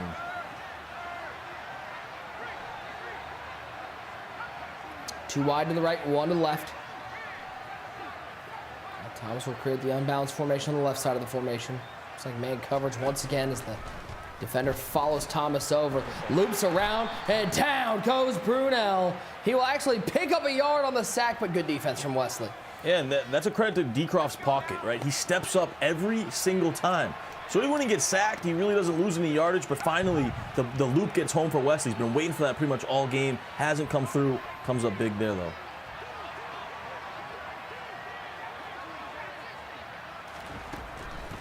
Snaps with just 1 second on the play clock. Looking deep for a shot. He's got Kirk open, and he's got Kirk to the end zone. DCROFT scores an OT. Don't throw away this offensive masterclass again. Think DCROFT feels good about the offense he's put out on the field? He feels great about it. A master class from Daniel Mycroft. And you heard him say it, though. He just needs one stop. So all the pressure in the world shifts to young Wesley Gittens. $25,000 on the line.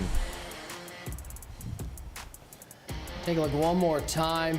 Christian Kirk over the top. Too easy pitch and catch. Get a start. Don't let the Gucci game happen again. Don't throw away. Said, don't let the Gucci game happen again. These losses, they live with these players. They know when they've lost and what games they've given away, and DCROFT looking not to repeat the same mistake. Yeah, he you know, you get nightmares about those games that you let slip away when you had it. So DCROFT, in his mind, he cannot let this one slip away. But will Wesley take it away from him? Now, you got to think in this situation, if Wesley scores, it's 2-point conversion or go home at that point. He's going for 2 here. Guap drive time. I'm fired up, Nick. Pass to Gucci in the ultimate kickoff. Looking not to have it happen again. Throws the right side. In tight coverage. Picked off. Brian Dawkins. DCROFT, you celebrate. You celebrate because you got that one stop. And you're taking home the dub. Daniel Mycroft gets the job done. $25,000 in his pocket and a trip to San Francisco next week. And you gotta love DCROFT, the responsibility to take the microphone off before he stood up and celebrated. Clark University, stand up for your man, DCROFT, with the overtime victory. I'm sure he's saying some important stuff there, TD. I think he might be a little excited. He is absolutely fired up right now. What a win. Defense comes up huge for DCROFT. Well, I can't wait to talk to him on the backside of this break. We will have highlights and we will talk to the amped Clark University overtime winning product. DCROFT comes away with a win. Don't go anywhere. The Ultimate Madden Bowl Day 2 returns after this.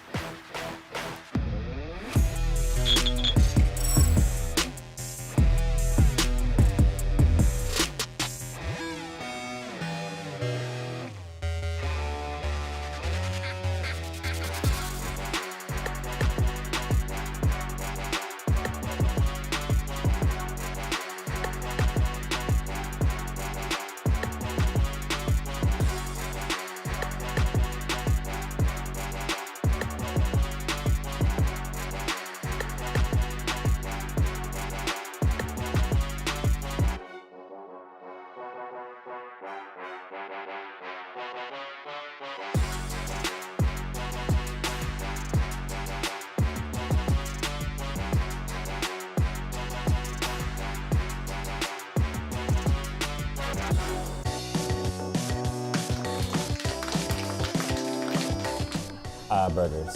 Definitely burger. Burger. Burger. Hot dog. Pancakes. Pancakes. Waffles. Pancakes. Waffles, for sure. Wings. Wings. Wings. I'll go wings, but top tier ribs are great. Ribs.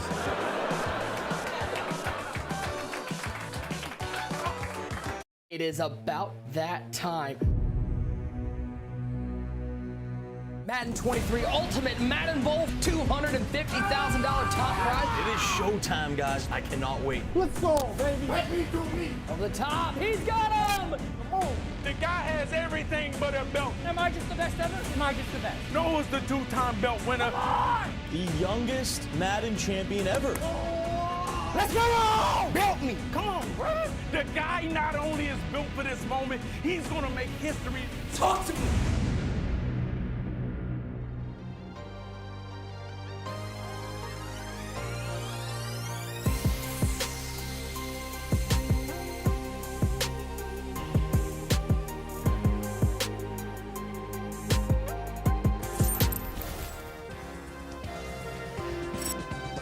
Well, this is how we're going to kick off every day of the Ultimate Madden Bowl. It's going to be pretty exciting. Another overtime game and another overtime thriller. DCROFT scores first, then gets the stop in OT to take home the 2021 win and book a ticket to the Bay Area. Let's take a look at some highlights. Bring in the gentleman, Tyler Davis, one great user, and Boogs. Boogs, talk about the tale of two halves. First half, very methodical, surgical, quick first half. And the pace of the game really picked off as we got after halftime. Oh yeah, it most definitely picked up in the second half. Both of these guys really kind of just had their way offensively. DCROFT way more than Wesley though at that point. DCROFT really just showed us like he said, an offensive masterclass where he was just able to just expose Wesley and his consistent same adjustments over and over. I mean, was it an offensive masterclass? Wesley was, the defense that Wesley was running looked terrible, man. The whole game, like you said, he was just, clouding the purple one side, trying to use everything else, and everything else was getting open with the man coverage. I expected him to make better adjustments. That's not typical of Wesley, just to sit in the same defense the whole game and make basically the same adjustments. But two things can be true. It can be an offensive masterclass, and it can be terrible defense. That is true. Two things can be true at once.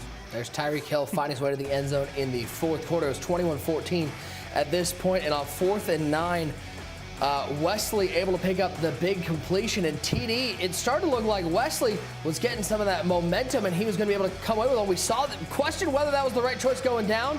Was able to get him to overtime, but he didn't go for 2.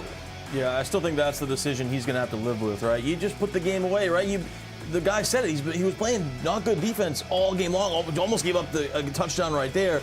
But you got to go. You trust your offense so much. You got to go for that win in that situation. You can't allow this to happen. Over the top right there. DCROFT getting that big play touchdown. Then right here, DCROFT would end it.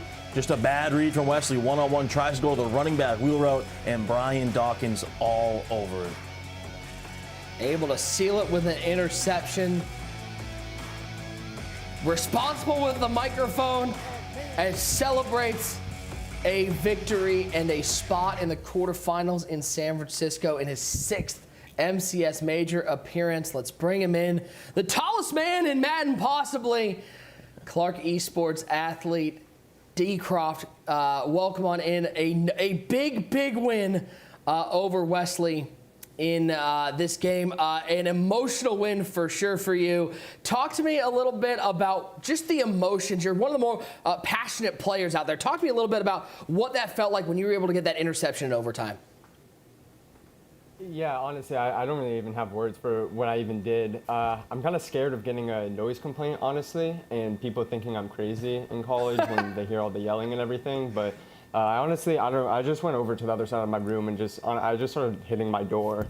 I didn't know what else to do. I was pretty excited, but no, I mean, it was definitely a pretty big thing for me. I feel like I've been like consistently at the same level for a while now, like really good, but I haven't really been able to, get to that point where like I want to be at and I know I can be at. And, even now winning this game, I still want more of myself, but, it was a big thing for me to be able to get this win. I hadn't had a live event win since Madden 21. I went all of Madden 22 without a win, so I just wanted to get this win today more than anything else and, focus on what's going to happen next later. DCROFT, congratulations, man. Like you said, you've been at this point before. You knew the matchup that you had to play against Wesley. You said, hey, man, I feel like if I got to play him live, he's going to be trembling against me. So that lets me know you already had the confidence going into this game. And I felt like you pretty much dominated this game from start to finish. How do you feel? Do you feel like when your game plan that you put together versus Wesley worked the way it planned? or just kind of like, hey, you don't think Wesley was at the top of his game? No, I think the game plan I put together was definitely really good. I wouldn't necessarily look at this game saying I dominated it by any means.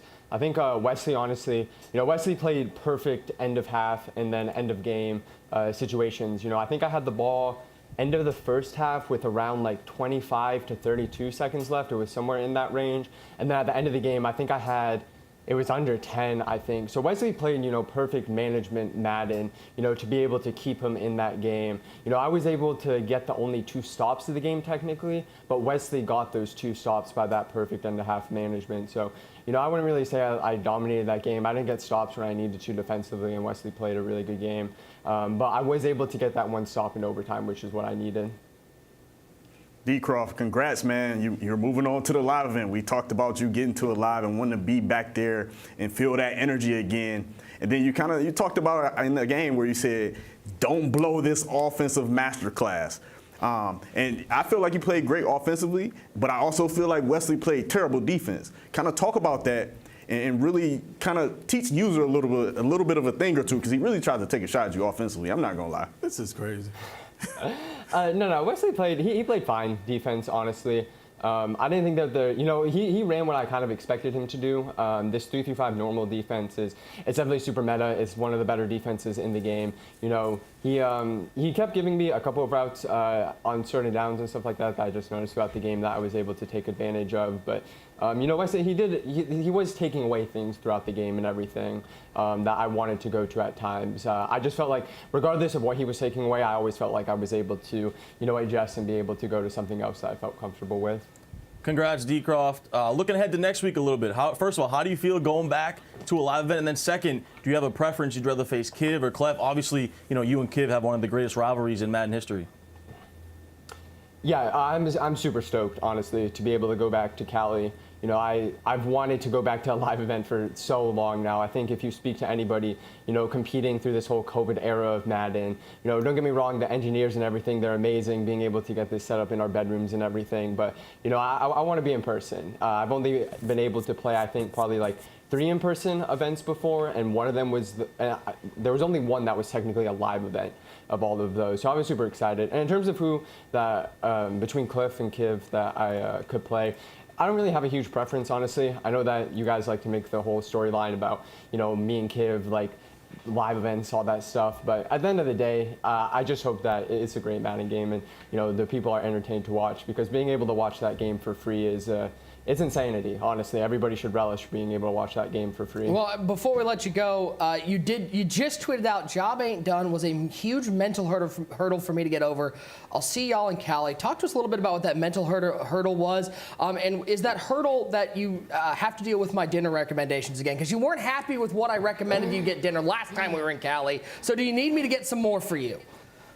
Yeah, no, I definitely need a different recommendation next time in terms of the dinner food and everything. But no, it was really just talking about, not having a live event win for the amount of time that I've had. Going in an entire Madden without a live event win and not even making a live event in that year, especially, I only really care about what I think of myself. I don't really care about what other people think about me. But, the caliber of player that I think of myself, I should be one of the players that, is making events, always a threat to make a deep run in events and, not making it for an entire tournament. It definitely stung a little bit. I had to kind of revisit this Madden off season and do what was best for me going into this year. Well, don't worry, man. You're $25,000 richer, so I'll use that as a budget for the dinner recommendations. Congratulations, my man. We will see you in Cali as you compete through the Ultimate Madden Bowl and keep your journey going. Enjoy the win. Let's take a look at our brackets and see where we stand after this game in the Ultimate Madden Bowl. He's going to be sitting there and waiting for a second. DCROFT's going to have an eye on the final game of the day as he will take on the winner of Clef and Kiv. We got Big Gucci and Cole coming up next. We're more than halfway through the first round of the Ultimate Wild Card, and we're 2 games away from the live. It's been a long journey to get to this part of the season.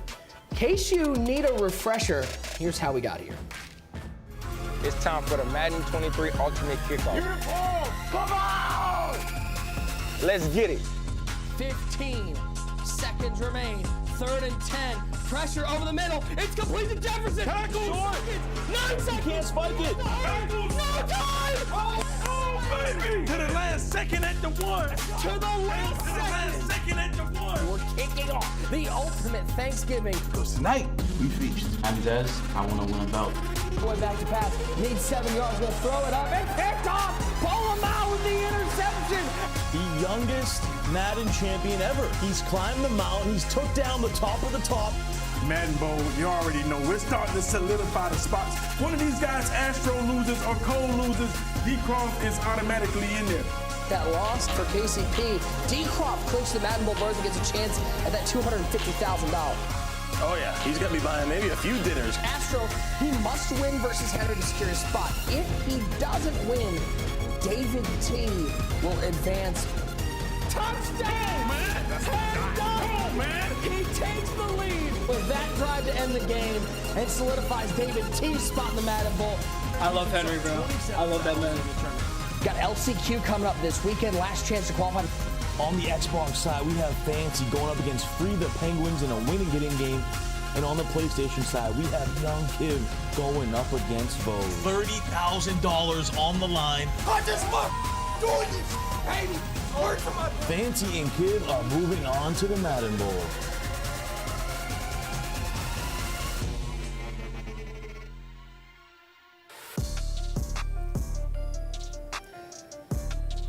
Well, sitting at home right now, earning one of the 2 buys in the Ultimate Madden Bowl is Dez. He was able to take home his first career belt.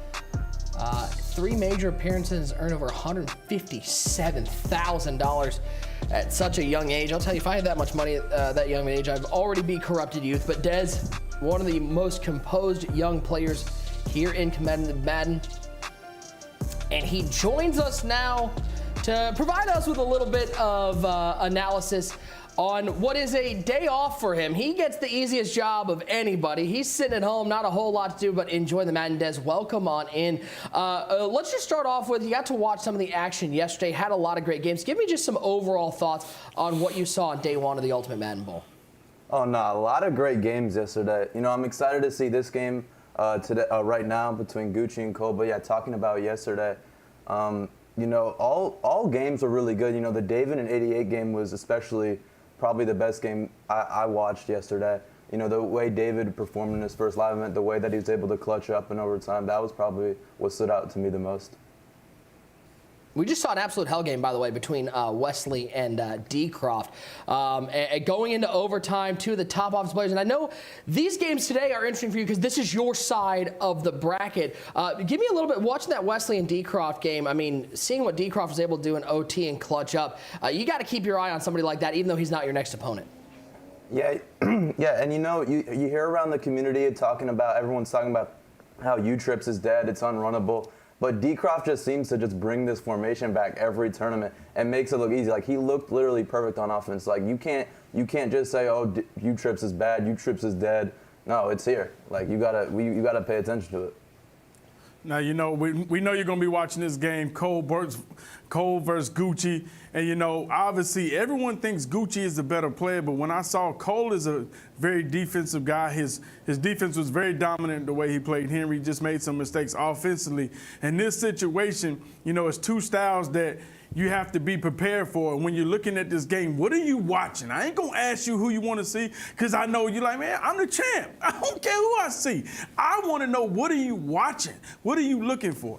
I'm really looking for Gucci on offense. You know, me and Cole Bolts actually run the same defense, baseline dollars. So I want to see what Gucci does versus that, and I want to see how Cole adjusts throughout the game. And most importantly, I want to see Gucci on offense. You know, Gucci on defense, sorry. Cole Bolts runs a very kind of off-meta scheme, and I really don't know if Gucci's the best versus that type of, you know, he's obviously good versus the meta, but how is he good versus the off-meta? That's really what I want to see.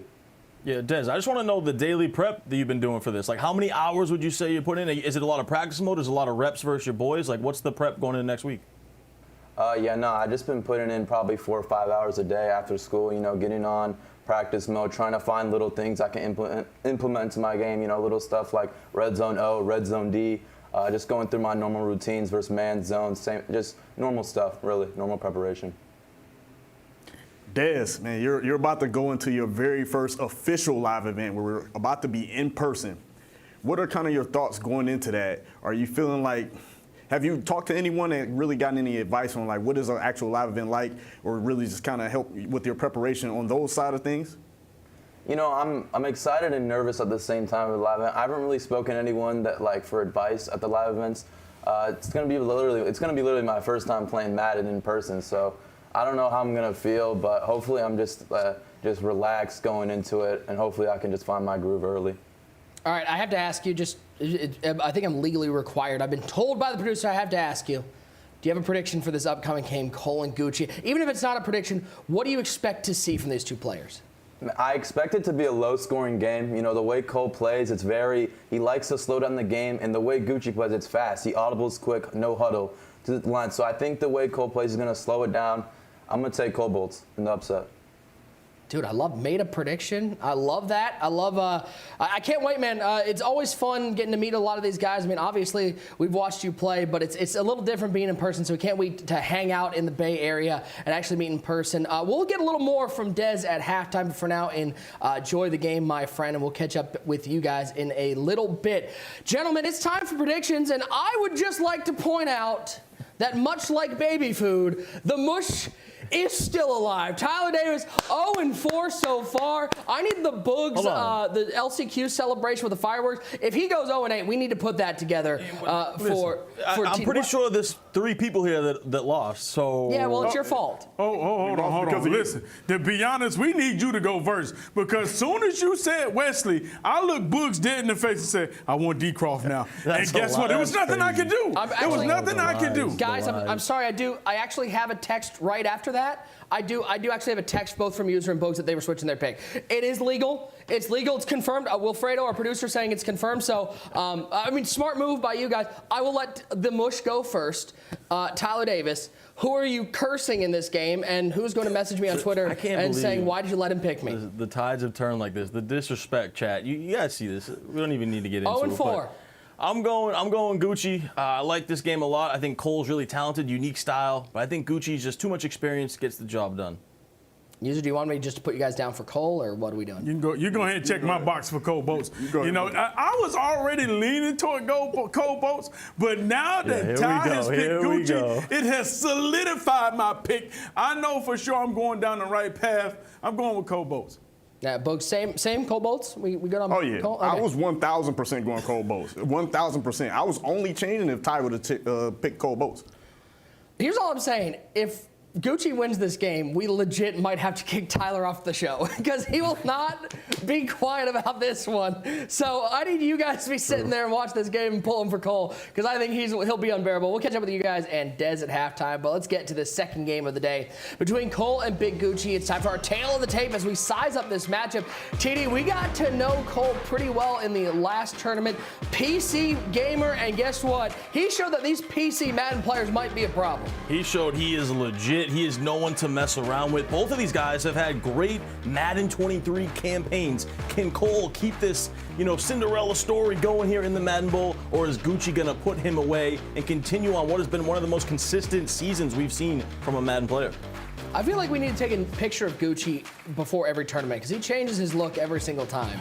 It's startling. Let's get to kickoff. Game number 2 of the Ultimate Madden Bowl, presented by PS5, day number 2. Cole and Gucci battling it out. It will be Gucci with the ball first, as he will take this with, looks like the fridge parry at about the 12-yard line, returns it, breaking tackles, and gets about the 21-yard line is where he will start. One of the most consistent players here in Madden 23. His 5th MCS major appearance, his 2nd career Madden Bowl appearance. He's the Madden NFL 21 New Orleans Saints Club champion. That's where we got to know him initially, from Cornelius, North Carolina, TD, right near one great user. And we also know that he's going to bring the Madden knowledge, the offense, and he's also going to have the worst Thanksgiving meal of anybody. He might. And he's one of the most prolific offensive players in his 3rd year playing Madden competitively, and already over $100,000 in career earnings. So he's been super successful in his young career. Can't wait to see what he brings to the Madden Bowl. Taking a look at his item to watch. Let's, how about Fred Biletnikoff, one of the newer items at the wide receiver position, and again, sort of shaking the trend of some of those tall wide receivers we saw early. Yeah, and it's a receiver we haven't seen much of this year, so I want to see what he does with him, because he doesn't have that hot route master at quarterback. So he put the route apprentice on this Fred Biletnikoff. Look for him to go to him early and often on all different types of routes. get to the game. A reminder, guys, make sure you share your feedback on tonight's show by filling out our broadcast survey. A link to the surveys, that's going to pop up in the chat throughout the night and can be all accessed by clicking the share feedback banner at the bottom of our Twitch page. We certainly do appreciate everybody who fills out that survey as we try to make this show better and better each and every time we are live. It is Gucci with the ball first, and he's going to drop back to pass. He's going to throw a pick right away. Why not? Oh, no, it's Bo Jackson. And Bo knows where to go, to the end zone. What a start for Cole. What a start. Am I really the mush? This is crazy. Bring it. We need what is going on in here. What a is start. going on? This is unbelievable. The confidence has been shooketh. First play of the game, the mush effect is real. The user, absolutely stellar. And Bo hits the end zone. First play of the game, a pick six. Bo Jackson, Cole looking good. I was just going to say, you know, Gucci cut off the braids. He's got a great cut look going here. And he just throws him to the house. All right, let's get to know Cole. If you didn't watch the last tournament, his second MCS major appearance, his first career Madden Bowl appearance, and would become the oldest competitor to make a final since Kerry Q, 29 years old from Jasper, Tennessee, and a huge Chargers fan. So probably shouldn't ask him that if he's able to win this game about how he felt the Chargers playoffs went. Yeah, a tough loss there, but a high stakes poker player too. So he's can handle those big pressure situations, and we saw that in the Ultimate Wildcard. He does not get nervous on the big moments. All right, that one looks a little better for Big Gucci as he finds C.D. Lamb up the left sideline. He's got that Lamar Jackson, the AKA Big Truz at QB. Yeah, he's got that Lamar Jackson. You see here, this play to watch, Jay Hilgenberg with that post-up ability for Cole's offense. Look for him to utilize that ground game a little bit too. He's got 2 post-ups on his offensive line. Screamed at off the edge. Mike Haynes in on the sack, a loss of 9. Cole mentioned in that Ultimate Wildcard TD, he felt way more comfortable on defense than he did offensively. Yeah, he really did. Even though he looked good on offense in his first game in that spread offense, but sending the pressure early here onto Gucci, checks it down this time to Gronk. Gucci, we know, is an absolute gunslinger. You talked about the Lamar Jackson, which has the gunslinger ability, has the set feet lead, does not have the hot route master ability, so it takes away a few of those hot routes you would like. And man, Cole is playing defense right now, and he's feeling himself.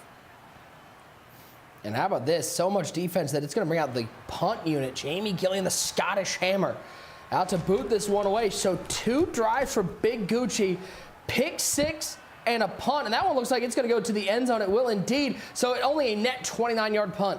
Yeah, this has been a really bad start for Gucci. You talked about it there. The punt goes in the end zone, doesn't even get the bad field position for Cole. So now we see Cole on offense, right? And he's one of the most unique offensive players we've seen in that spread offensive playbook. So you're going to see things like wide trips weak and wide trips strong, and you're going to see these motion plays with the running back. You're going to see him throw a little bit of bunch in there. He's going to be pretty balanced as well with the run game. Might see some read options. We like to call it a little bit of that bubblegum offense, but he mixes it up really well. Something we haven't, because we usually have a lot going on early game. For some of those new people out there, that delay of game, it is a gentleman's agreement to decline that because there's a lot of adjustments that go on to setting up these offenses and defenses. Yeah, tons of personnel adjustments, so you definitely want to sub in your players at different positions. Maybe you want to get a certain receiver in the slot position, maybe a Christian Kirk or a Fred Biletnikoff. Then you want to set your audibles for all these different formations. We talked about it with Cole. U-trips, wide trips weak, wide trips off, bunch. He's going to set all his audibles. Should give each other a little bit of time. Friendly decline of that delayed game. Good sportsmanship, and here we go.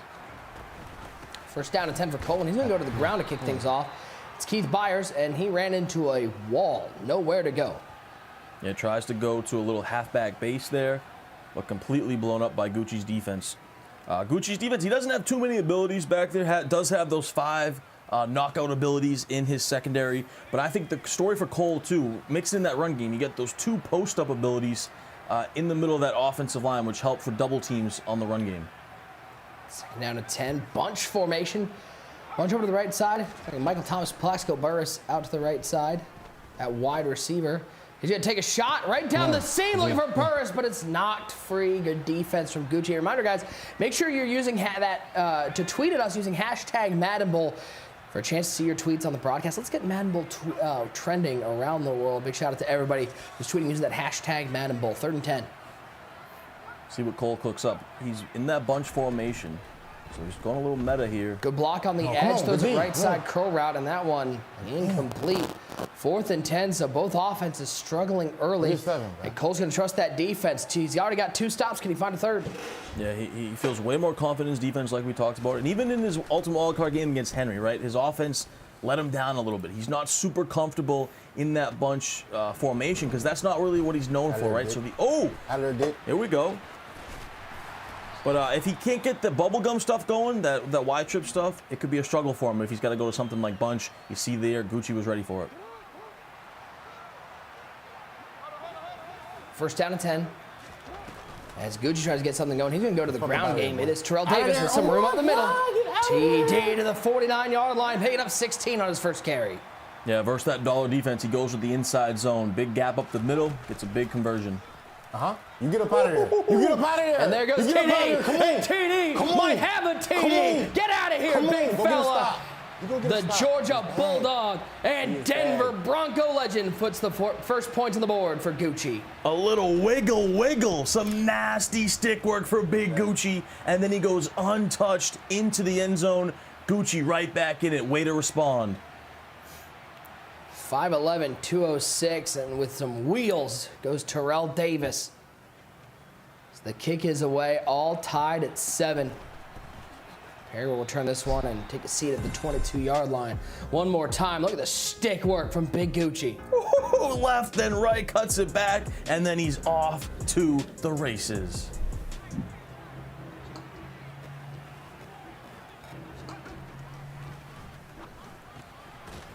First and 10. There's that motion from the halfback. He'll throw to the slant route. That's caught. See, this is the Cole that I want to see, right? Go to that wide trips. Use that motion Z-spot play where you get the auto motion from the running back. Then you come backside with a slant. He was super effective in that formation back in the Ultimate Wildcard Tournament. Oh, come on. Taking a shot on the post route. Almost had him again. The deep route's trying to get open, but Cole can't make the connection. 3rd and 2. Stay in that bunch. See, I swear, I feel more confident when he's in his other stuff. But let's see what he goes. Wide curl here. Nice dog. You gotta get out there, Derwin. Yeah, but he's got Byers left side to the 38. And it's a first down for Cole. The first down of the game for Cole Bolts.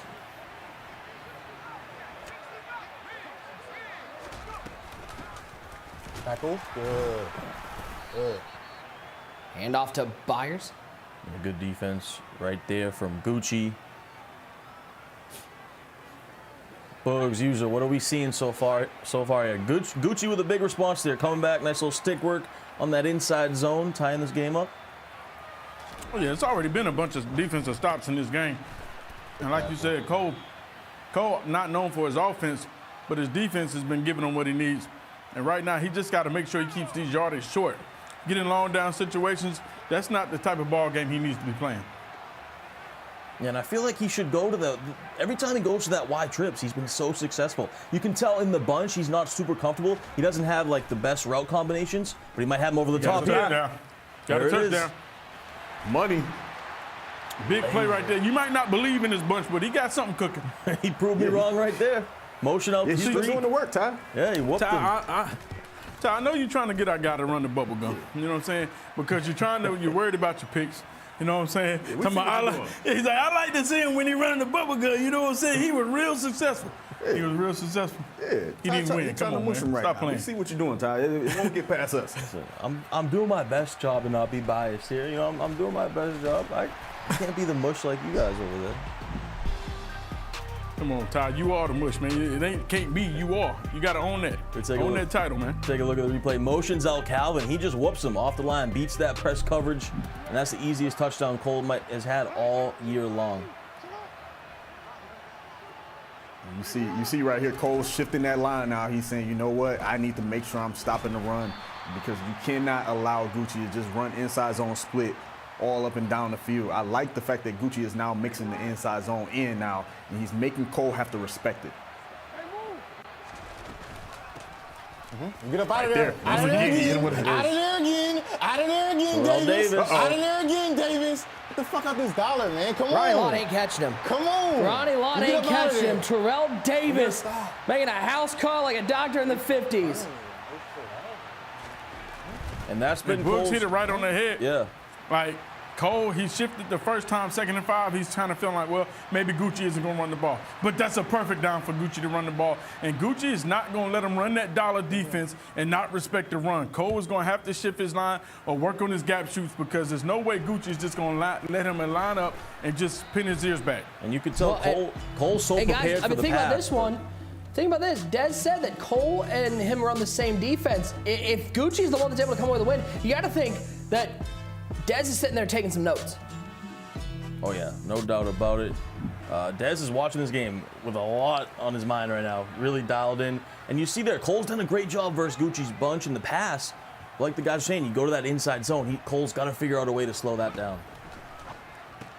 Quick throw to that halfback swing. It is Byers to the 29-yard line, getting 5. There's that bubble gum that TD's been begging for. It's tough. See, he goes to the bubble gum, the little swing pass. You get the lead blockers. It's great to mix in. So he goes to it. It's basically a run play is what it is. Like, Yeah. it's just an outside run. Keeps the defense honest.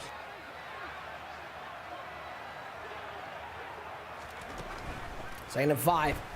Boom, Pressure off the edge. Gonna have to get rid of it. Oh, he's lucky that wasn't a turnover. Yeah, it looks like, Nick, he might have been throwing a book right there. Hendricks was all over that slant that I think Cole was throwing in the backside. Saved by the sack. 3rd and 5. That time it was open. Yeah, it's Michael Thomas with the catch. A lot of space there for Mikey T to run open.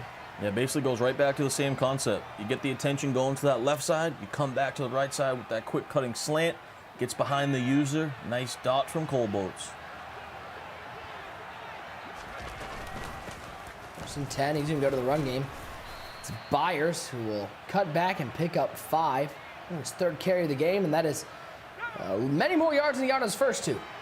And so you never know what to expect, right? This time he goes trio offset weak, hits him with a little read option. So now he's going to go back to the meta bunch, but just so many different formations that Cole brings out.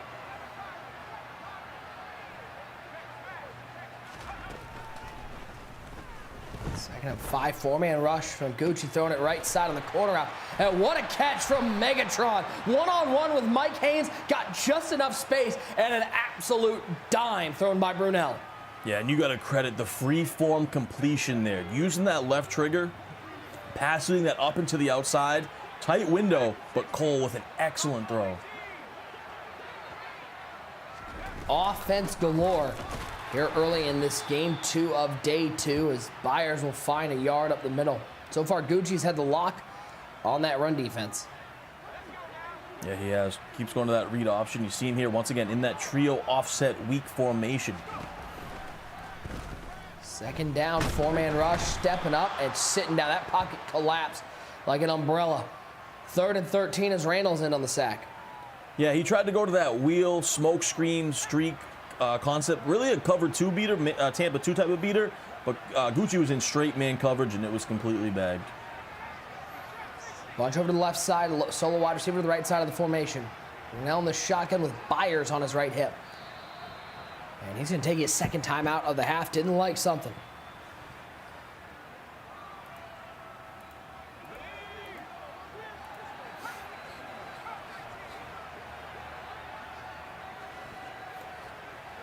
Third and 13. Megatron splits off the bunch as Brunel drops back on 3rd and 13, throwing it right down the seam for Burris, and he's got it! Touchdown for Cole. He puts up 20 in the first half on Gucci, pending this extra point, and Plaxico Burris skying for that rebound. What a clean, free-form laser from Cole. I mean, that was just a simple streak route out of the slot position, and he free-formed it absolutely perfect to the back shoulder, back of the end zone. My goodness, what a dog. Turns up to the 21-yard line with 2:02 to go. Take a look one more time. Absolute beautiful. For somebody who doesn't look comfortable on offense, Ty, that's a pretty good throw. I mean, most people aren't throwing that. And you see Gucci can't even believe it because it was pretty good coverage. But just the precision on that pass, amazing stuff from Cole Boats.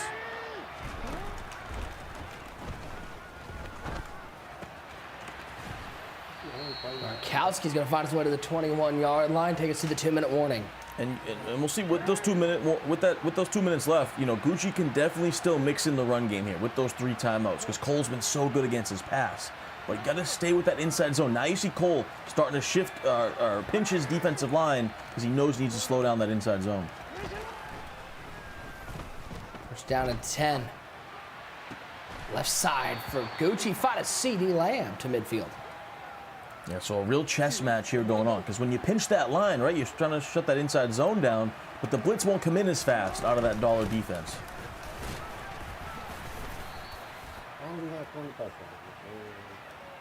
4 carries, 138, and 2 touchdowns on the ground, TD. That is an efficient running game. Yeah, you got to keep going to it when you get those type of numbers. He'll throw that ball away. The pressure got there quickly from Cole. 3rd and 8. Yeah, nothing open there. Tried to quick snap verticals. It didn't work out, but I do like that. I think he should mix in that quick snap a little bit more, trying to catch Cole in his adjustments early.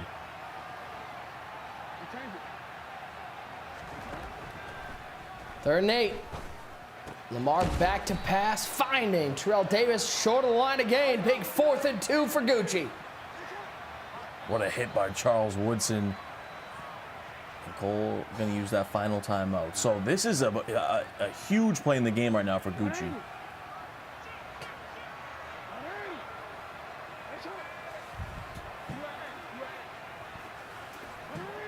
Bunch to the right side. Biletnikoff, the lone wide receiver, left side of that formation. Lamar back to pass. Waiting, looking left side. He's got CD once again to the 24-yard line. 4th and 2. He picks up plenty. Laser beam, and that's been Gucci's bread and butter.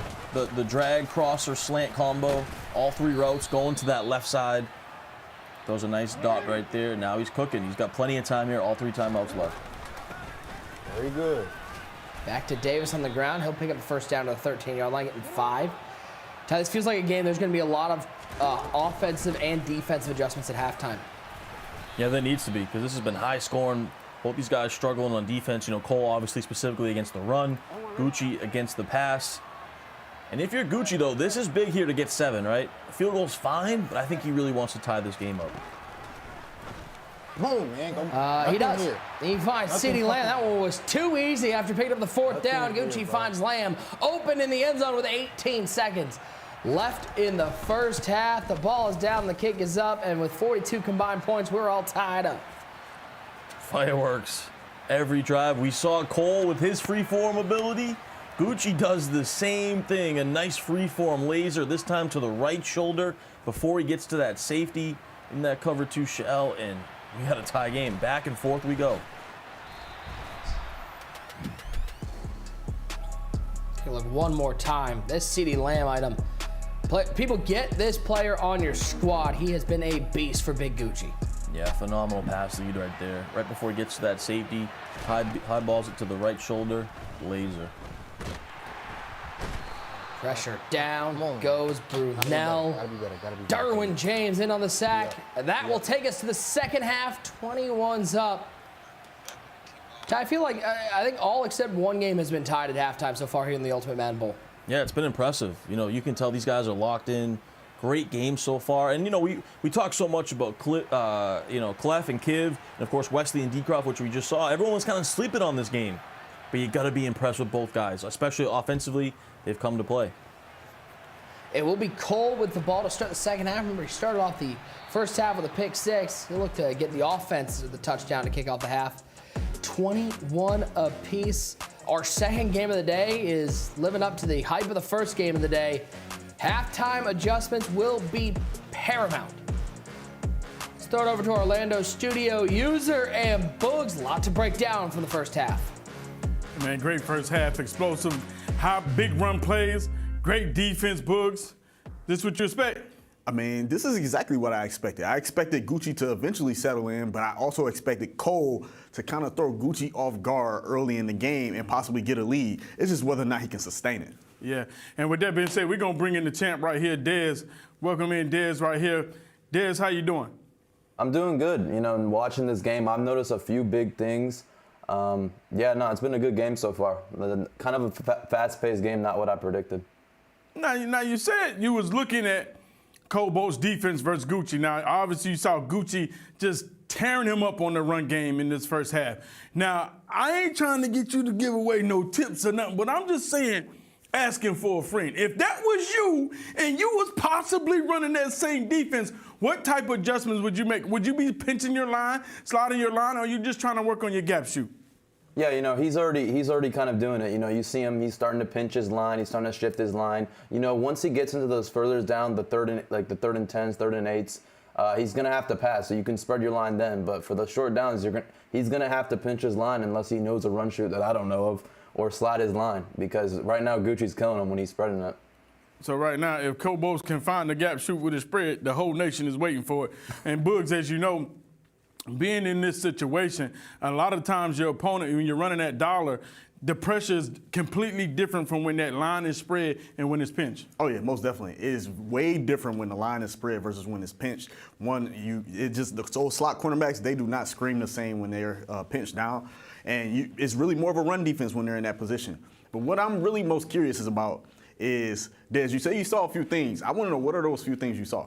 So the biggest thing that I saw is on Gucci. So Gucci's running this wide. He's audibling down from 3-3 to 3-5 wide. He actually, on his 5 front down linemen, his Derwin James and his Julius Peppers, they don't have any abilities. You know, he actually had a chance for a tip pick, but he couldn't catch it because he didn't have pick artists. He must have forgot to activate it because those two, they get pick artists for free. So his Derwin James and his Julius Peppers on the outside, he must have forgot to activate their abilities. Same with his 3 down linemen. So that's the biggest thing I noticed. And you're looking at how Gucci has responded in this second half. You know, now you've seen the first half. What are you kind of feeling? What is your gut kind of leaning? Do you kind of feel like it's still anybody's game, or you still liking your pick? I feel like it's a toss-up right now. You know, Gucci's kind of being timid on defense. Like he hasn't really been too aggressive. I'm looking for him to be really aggressive on defense this half. Cole Bolts is kind of he's just like playing with his food, kind of. He's just like taking it slow. He's taking what he gives him, and he's just finding the open dude. That's what. So. Oh yeah, I mean you hit it right on the money, Des. He's really just it's kind of just working for Cole Bolts right now. So with that being said, do you feel like this is one of those games where Gucci is at a disadvantage? I wouldn't say he's at a disadvantage because as we see on offense, I mean, he's moving perfectly on offense besides that first drive. You know, Cole Bolts, he's going to have to find something for that run. I'm going to have to find something for that run, apparently, because that run is just the greatest. But, you know, I think it's even. And you know, when you look at this situation, there's how Cole has to adjust. We always talk about people not used to making lives. This is his second live appearance in the first one in the Madden Bowl. He's having to adjust because last time we seen him, when he played Henry was not running that ball enough on him to make him pinch his line. Now we're getting to see how in depth, how deep his game is, and can he adjust? When you think about that, do you think Cole, he's ready to start making these adjustments and seize this moment? You know, and it's hard for your second event. My second event, it was hard. You know, in game you have a plan going in, and when that plan goes south, it just like your mind just starts spiraling, especially with all the emotions in the game. So, but I mean, you know, Cole's way older than me. You know, he said he's a poker player. You know, he's composed. So he knows something is wrong. So he's gonna adjust. Hey, Dez, I appreciate it. Nick and Ty, we will see you at the end of the game.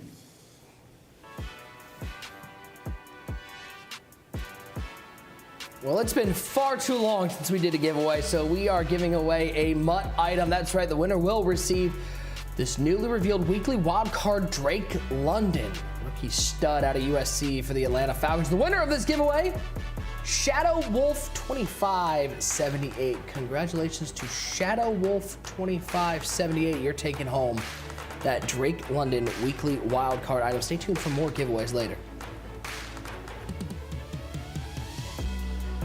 As you see Cole and Gucci getting ready for their second half of action.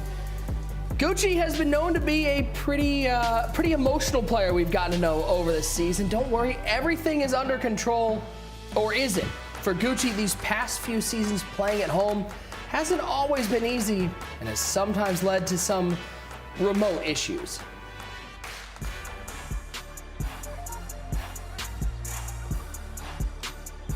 Fourth and 4. Can he pick up the first down? He can not. Another Break his unfortunate. controller? Just broke my controller, bro. I need to pause. I learned that I can't let, you know, a couple plays, you know, that I feel like that should have went my way or could have went my way. I can't let that affect it. I can't let that affect me. I just gotta learn.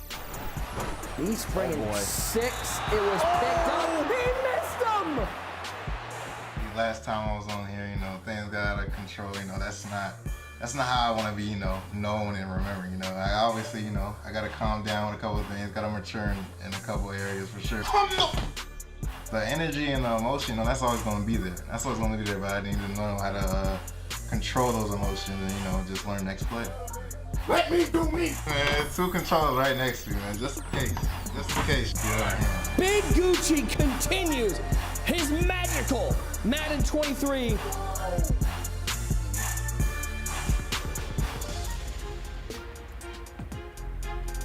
Well, we'll see if there's any more destruction in the plans for Big Gucci. It has been a dogfight in this game, 21 apiece.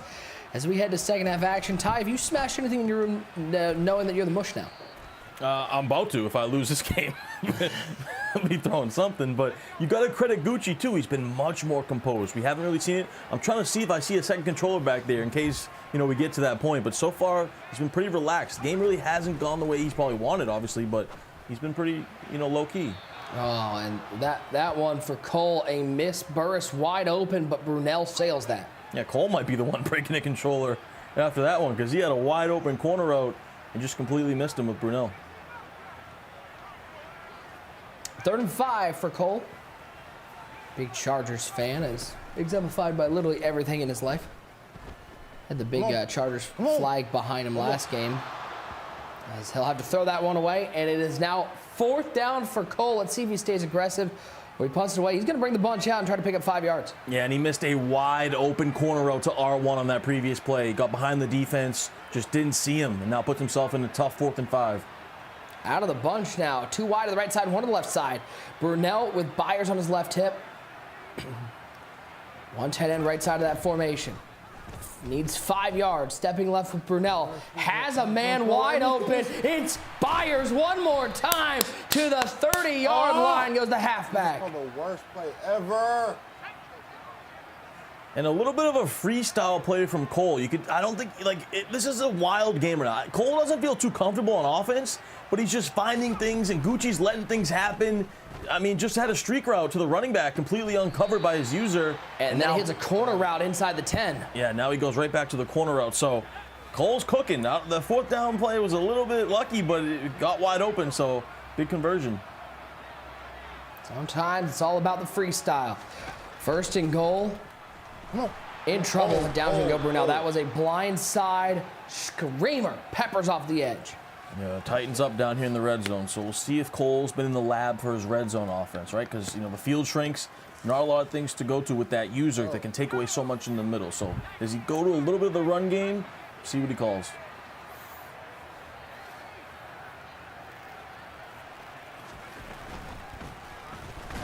Give it to Byers out of the backfield, and all he's done is worked back to Byers out of the backfield, and all he's done is worked backwards. He's lost 5 yards in 2 plays. 3rd and goal for Cole from the 12. Yeah, it goes to the ultimate bubble gum, the RPO Y bubble pop, I believe it's called right there. So a fun play call right there, but nothing doing. Gucci all over it.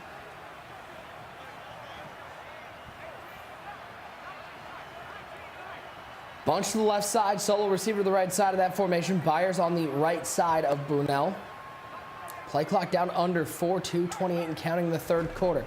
Calvin Johnson splits off the bunch, 3-man rush this time. And the 3-man rush is going to get home, and it's going to force Cole to settle for 3 as Gucci gets 2 sacks in 3 plays. Cole tried to set up the corner route there, motioned out a flat, hoping for a little separation, a little space for Kittle. But nothing doing. The pressure gets home, and Gucci holds the door. Forcing him to kick 3 is big. Gucci with a little bit of momentum here, but still, great battle between these two. 24-21, though. Cole takes the lead now. Gucci will try to find something offensively to get back on top, or at least tie this game. By the way, Ty, you take a look one more time at this 3rd down play. 3-man rush, D-tackle one-on-one. That's Randall. It puts on a nasty that call right down in the red zone. Play all-out coverage defense. Try to force them to throw something against 8 defenders. Nothing there. Gucci holds the door.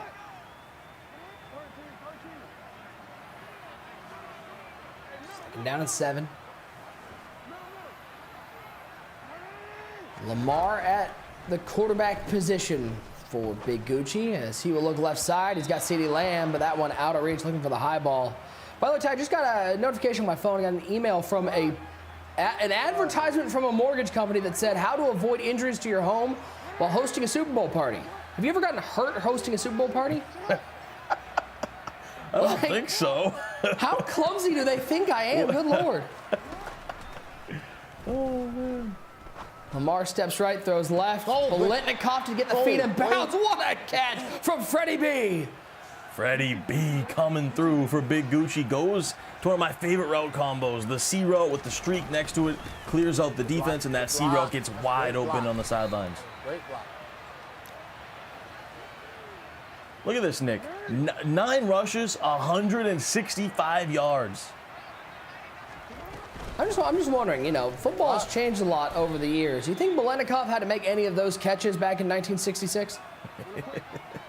I'm sure he's had a few nice ones. I'm looking at his numbers. In 1966, he played all... Don't put disrespect on Freddie B like that. There's no disrespect. The game has changed, my friend, as Gronk will pick up a first down. The most catches he had in a year was 61. No, it's definitely fair. It's definitely a fair point. But, I mean, I'm sure if Freddie B, the times would change, he was playing right now, he would adapt. He'd probably be a stud. Who knows? Who knows? Shout out to the man who the best wide receiver in college football, the award's named after him. Mm-hmm. As the defense gets there, Javon Curse will get in on the sack. We get a 2nd and 10. And put your 4s up. We're on to the 4th quarter. Cole with a slim lead. Gucci on the drive. See what Gucci cooks up, right? He's been so successful with that inside zone out of bunch. Remember, it's a chess match now. Does Cole shift his line? I don't see the line spread right here. If I'm Gucci, I'm handing this off. Inside zone, running no this spread ball. line, yeah. It looks like he's going to go to the pass. But there he goes. He shifts it over last second. Okay, I like it. Quick throw to the end zone, but the KO lights up and knocks it free from Christian Kirk. That's why you get those KOs. He has 5 of them. Talking about Cole on that defense. That's a big-time swat away because Gucci, you know, that was a laser. But the KO's there, lights up, boom, gets it out of his hands.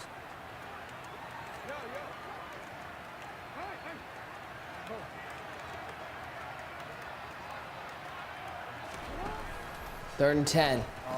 Quick throw. Oh, what a pick! Brian Dawkins with the interception. Cole's 2nd interception of the game. Can he close this one out and make the mush a reality? An amazing lurk. Take a look at this. Oh, this is the previous play. Back of the end zone. There's that KO lighting up.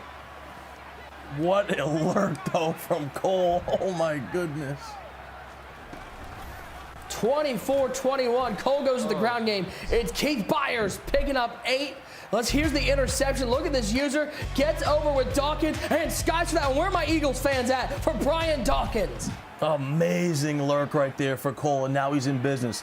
Do we see a little milk and cookies here? There is a lot of time left. We might not see it yet, but a few first downs could do him good. So let's see what Cole goes to. He's going to go with the bubblegum motion Z spot here.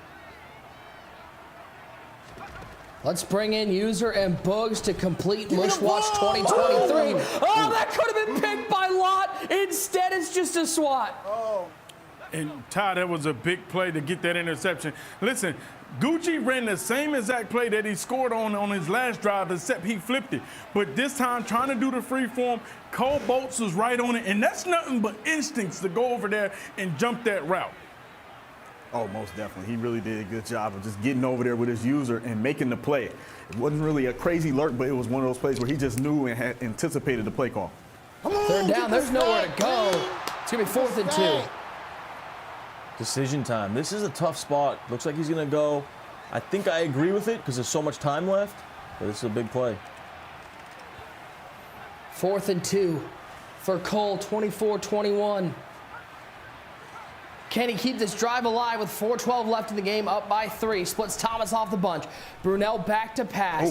He has a man wide open, and that's Calvin Johnson. And Calvin Johnson looking like Seabiscuit off to the races, to the end zone. It's a 2-score lead for the 29-year-old.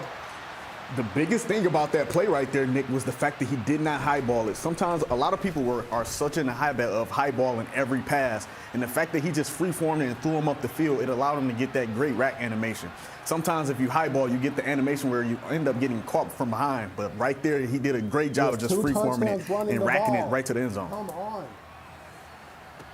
And then, not to mention, Ty, he was in bunch, ran a C route. You know, you're expecting him to run bubble gum. As we take a look back at the play, he ran cover 4 match, but he manned up that outside solo receiver. Perfect play call with the adjustment that Gucci had on the field. That C route is going to fry every time.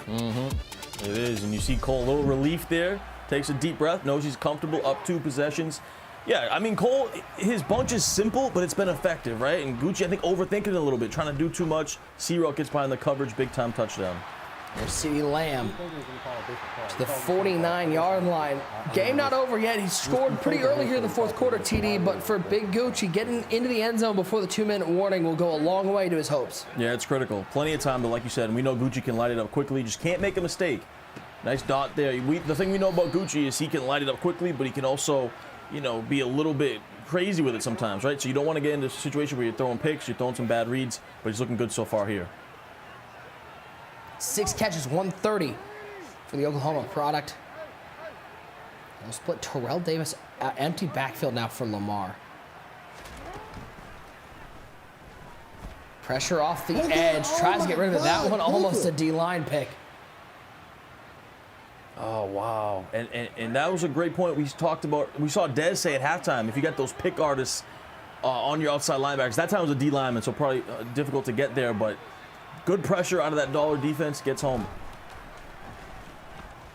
Second down for Gucci over the middle, tight coverage, but a nice throw and a big catch for Christian Kirk, the $17 million man. Picks up 9.5. And you see Cole immediately pinch his line, right? He does not want to give up an inside zone here, but he will anyways. And we'll give up plenty more, as he needed to pick up about half a yard, and he got 12. And this is where Gucci's got to be careful, right? He likes to try to quick snap, high throw these routes quickly. As the defense collapsing, Darrelle Revis in on the sack. You're seeing this hurry-up offense. Gucci trying to get in the end zone quickly.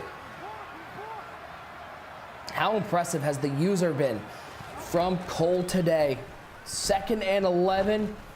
Over the middle, there's Fred Biletnikoff to the 8-yard line. He'll get 3, 237 and counting. Yeah, super impressed with Cole's defense, and that's where he hangs his hat, right? He says, I feel most confident in my defense right there. Takes away all the routes, forces him to check it down. If you're Cole in that situation, that's a big win. Put him in a tough 3rd and 7 down here in the red zone where the field shrinks. Gucci's got to find the end zone here. Got to cook something up. Quick throw to Gronk. Oh, it's passed him and picked off. It's Verrett with the interception. And could that have sealed Cole $25,000 and a spot in San Francisco? 3 interceptions for this defense. Wow, Lamar Jackson folds for Gucci. That was open. The bench pivot corner route was open, and Lamar just sailed it. Completely overthrew it, and Cole's there with Jason Verrett to make the interception. Wow. That was a touchdown, TD. What happened here? Was that a bad click on? Yeah, it was a bad click on. Yeah, it might have been more of a bad click on than an oversail from Lamar. I mean, I think he overthought. He tried to like stop and catch it and just completely messed up the user. Wow, because that looked like a walk-in touchdown for Gronk. Unbelievable turn of events. Tyler, are you feeling that mush energy? Yeah, I'm getting pretty sad over here. I'm not gonna lie. Those are right side. It's Plax. It's a first down as we're under 2 to play. How about the 29-year-old? Where are my Chargers fans? Stand up for your man. Cole looks primed to take home that $25K and a spot to play Dez in San Fran. Still 1 timeout for Big Gucci, but it's looking dire. Yeah, it really is. And Cole is just so impressive, right? We know he's 29 years old, but to do these type of things in really your first, now this being his 2nd event, but just, you can see it just doesn't, no pressure gets to him. He just always seems so chill and cool and calm and collected. And remember, he put a good fight against Henry. I mean, he was not that far away from winning that game. No more bubblegum. I got I think- one auto motion play. That's it. We sit there and call my stuff bubblegum all day. We're gonna figure it out. And it ain't I think bubblegum. he's capping a little bit. I can't really tell what he's saying too much, but he's saying He's looking for respect, is what he's saying. He wants He's saying, respect. put some respect on my name. He's saying, stop calling this bubblegum Let's offense. go. He's saying, I'm legit. I want some respect on my name. I like it. I love it. This is the fire I love to see. But Ty, what set this all up? His, I really don't you care want what to, people you say want about to watch. If you're trying to get better at the game of bubblegum Madden, offense and that, we're just gonna let it go. We're gonna say other things. watch this game and go see how he used it every single time. That was both preparation coming in and skill on the sticks. 100%. 1,000%. You know, you talk about the offense, say what you want. It's his defense, like you just pointed out. His user ability over the middle of the field is impressive. And to be honest, this year it's pretty tough to get some good lurks over the middle, right? I'm not gonna win. People call me piece of you. People bet Madden careers I'm not going to win. I like this. He's got that chip on his shoulder. But we talked about, you say what you want about the offense, it's the defense. That right there. Bo Jackson in the middle of the field, Brian Dawkins in the middle of the field. He's been flawless user in all these routes. Take a shot over the top, looking for Christian Kirk. And that one will be knocked free, 2nd and 10 for Gucci. And you can see it setting in here for Gucci. He knows his Madden season is about to come to an end. But you know, we gotta tip our hats to Gucci. Very impressive Madden season. Very consistent. Multiple events he made, just falls short here to Cole. Left side, oh my lord. Freddie B trying to pick that one out of the air, and he got thrown to the ground. Woodson out in coverage. 10 seconds left.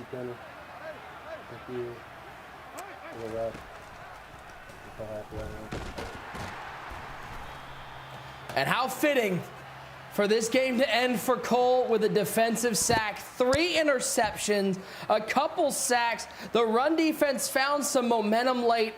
And for Cole, it is line up in the victory formation. It's knees and GGs. 25K richer. Cole is on to the quarterfinals.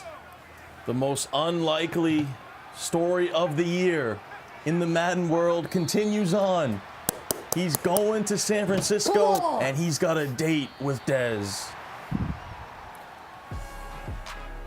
You might say he has a date with Destiny. We'll see if he can cash in on that. He's able to cash in with a victory here, 31-21 over Big Gucci. Ty, the defense set it all up. The offense, again, I think it is fair. Cole was sitting there and saying, stop calling it bubblegum. It's not like he's running these halfback swings 30 times. I think he ran 3 the entire game. The rest of the time, it was good reads, and it was great adjustments for what Gucci was doing defensively. Oh, completely fair. And you can tell he's prepared. You call this offense whatever you want to call it. He knows the reads by heart. He knows the play calls. He's very smart with his decision making, but it's really that defense that does the job, right? His lurking ability over the middle is so phenomenal. His user skills, amazing. I see the grin from User. You know he's going to talk about the mush, but we'll get there in a second. First, we got to bring in the man who's looking for a little bit of respect on his name. He's $25,000 richer and a quarterfinalist here in the Ultimate Madden Bowl. Let's bring in Cole. Cole, congratulations, my friend. Great to talk to you once again. I want to talk about your defense, man, because I was so impressed with what you were able to do with your user. Talk to me a little bit about where that defensive instinct comes from and how much pressure that takes off you when you're able to force turnovers. It takes a lot of pressure off. I mean, I'll be honest. Like, I know I've been playing against Colts for like 3 weeks straight. That was my 5th game on PlayStation, by the way. I haven't even played this console. I haven't played the PlayStation 2 days. But like, I know when he takes forever to hot route. I know exactly what play it is. I know when it's early, you just want to get a quick completion. I knew that was the play. And in the red zone, he went to it and he scored. That was his only passing touchdown. I knew he was going to go to it again. I've played a lot of people that are very good in bunch, and I know when you're in that spot, that is the route. And I just ran over there, took it away. If he wants to complete something else, good for him. But, I mean, I know where we got to go. Cole, man, congrats. You're moving on. You're moving to your first live event, man. I heard you chirping, talking crazy. I love it. I love the energy. I love the chip that it seems like you have on your shoulder. I mean, you're kind of talking about how people calling your stuff bubble gum. We know where the bubble gum comes from. This goofy guy right here next to me. Kind of tell him how you really feel about being labeled as bubble gum. Yeah, so like, I don't know where bubblegum comes from. Why is it so derogatory though? Why do y'all take bubblegum? It's so derogatory. No, it's because it's derogatory because you're acting like I can't pass. Y'all are saying just blitz him. He can't make a read. He can't do this. He just wants to stare down a guy. I ain't been calling plays. I couldn't have said that. I'm just saying. But you call it bubblegum. I pass as good as anybody. I got an auto motion play that I work out of a lot, and that's it. I threw the balls that dude 2 or 3 times. It's just that play. I call it a one bubble against, I think, Clef maybe. Like, I pass the ball at a bunch just because I don't snap verticals. I just don't know why it's like bubble. Like, I love it. I'm not a triple option dude. That's the difference. Hey, Cole, look, at the end of the day, look, brother, listen, you came to me, you said, you saw my game, put some respect on it. And I don't know if you know this, but me and Bugs, we rolled with you this game. I didn't say. Yeah, we rolled with you. It's only one person up here that didn't ride with you, and don't worry, he coming next. You can address him however you want to address him. But I heard you saying, at the end of the day, people putting their careers and betting their whole Madden careers against you. Like, this, for real. It's crazy how they're going against you and how you just keep stepping up game after game. And I just want to know, how do you feel about when people are not putting the respect on your name, like Ty, the guy that's right to your left? It's like, I mean, I've gotten respect from people. It's just, I guess, like, I'm cool with it. I typically don't care, but I guess when you've heard it on the broadcast like enough times, I was just like, something just changed, and I'm just over it. And everyone's been super nice, and I understand it's entertainment, but I get it. But I'm as good as anybody, and I can come out of this side. I can. Dez is great, and he obviously can beat me, but I can definitely beat him. And I can do this. I didn't believe I could do this until after the Henry game. And one more thing, After the Cole. Henry game, I realized. One more thing. When you was playing that game, Ty was feeling like, because you was running bunch, he was like, you got to get back to the bubble gum. That's what got you. And I was like, hold on. But I think the bubble gum is good. I think the bubble gum is good too, though. The bubble gum is good. That's why he likes the motion Z-spot for a reason. It's a good play. Get him, Cole. I'm not saying. No, they're both good. It's just the spots where I need them the most. And the time defense he was playing, he's taking away a big route out of my trips. So I just didn't want to risk it in big spots. And I just wanted to save my really good plays for when I needed them. But that type of defense, like, Bunch is better against that. Like, what he was trying to do, Bunch is way better against that. I was trying to throw to Plaxico every play because of what he had set up on him. So Bunch was just better against that defense. Yeah, Cole, congrats. I think we all have gained your respect. Maybe we doubted you at first because that's what happens. New player on the scene, you're not too sure, right? But I think you've gained everyone's respect now with how tough you are. Just talk about next week. The plans against Dez, your first live event in person. Gotta go look at some stuff to get ready for Dez. I'm just excited to go to California. Every win, everything has just been so much fun and just icing on the cake. I never thought I'd be at this point. So I mean, if I lost this game, I wasn't gonna be upset. I was gonna be proud of myself that I made Madden Bowl. And I'm excited to play Dez. Dez is great, and I think it'll be a lot of fun. Well, Cole, I can tell you, I can't wait to meet you and hang out with you a little bit in person in Cali. Enjoy this win a little bit, and we will see you next week in the quarterfinals. Ladies and gentlemen, we got plenty to talk about after the break in this wild second game of the day. We will look at some highlights.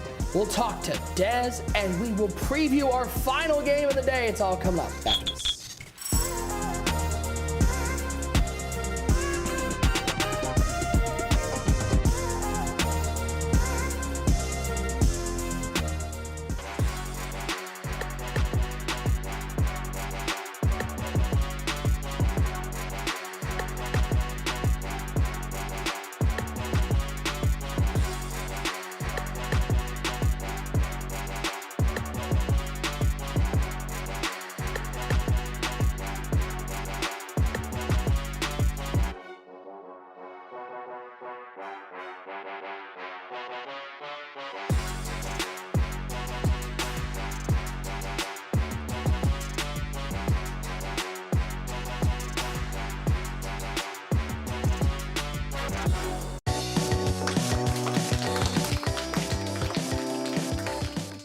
Wolf. Wolf.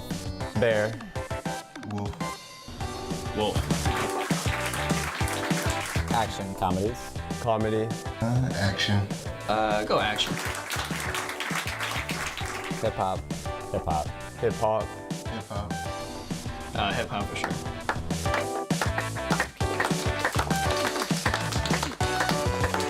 It is about that time.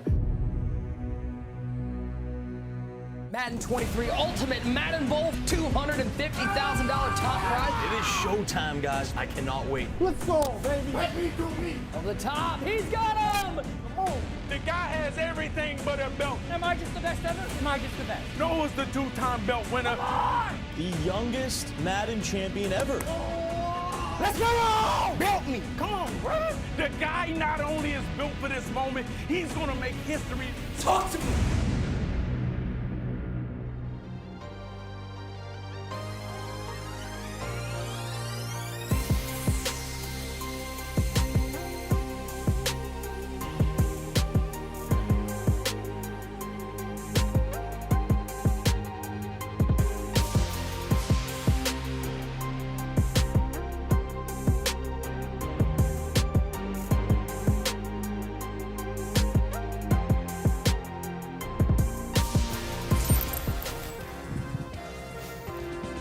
Well, if you don't know his name, you're gonna know it now. 31-21, Cole takes down Big Gucci and makes his way to the Bay Area for the live quarterfinals. 31-21 with the defense. Let's take a look at some highlights from this game. Bring in the guys, T. Davis, one great user, and Boogs, a user.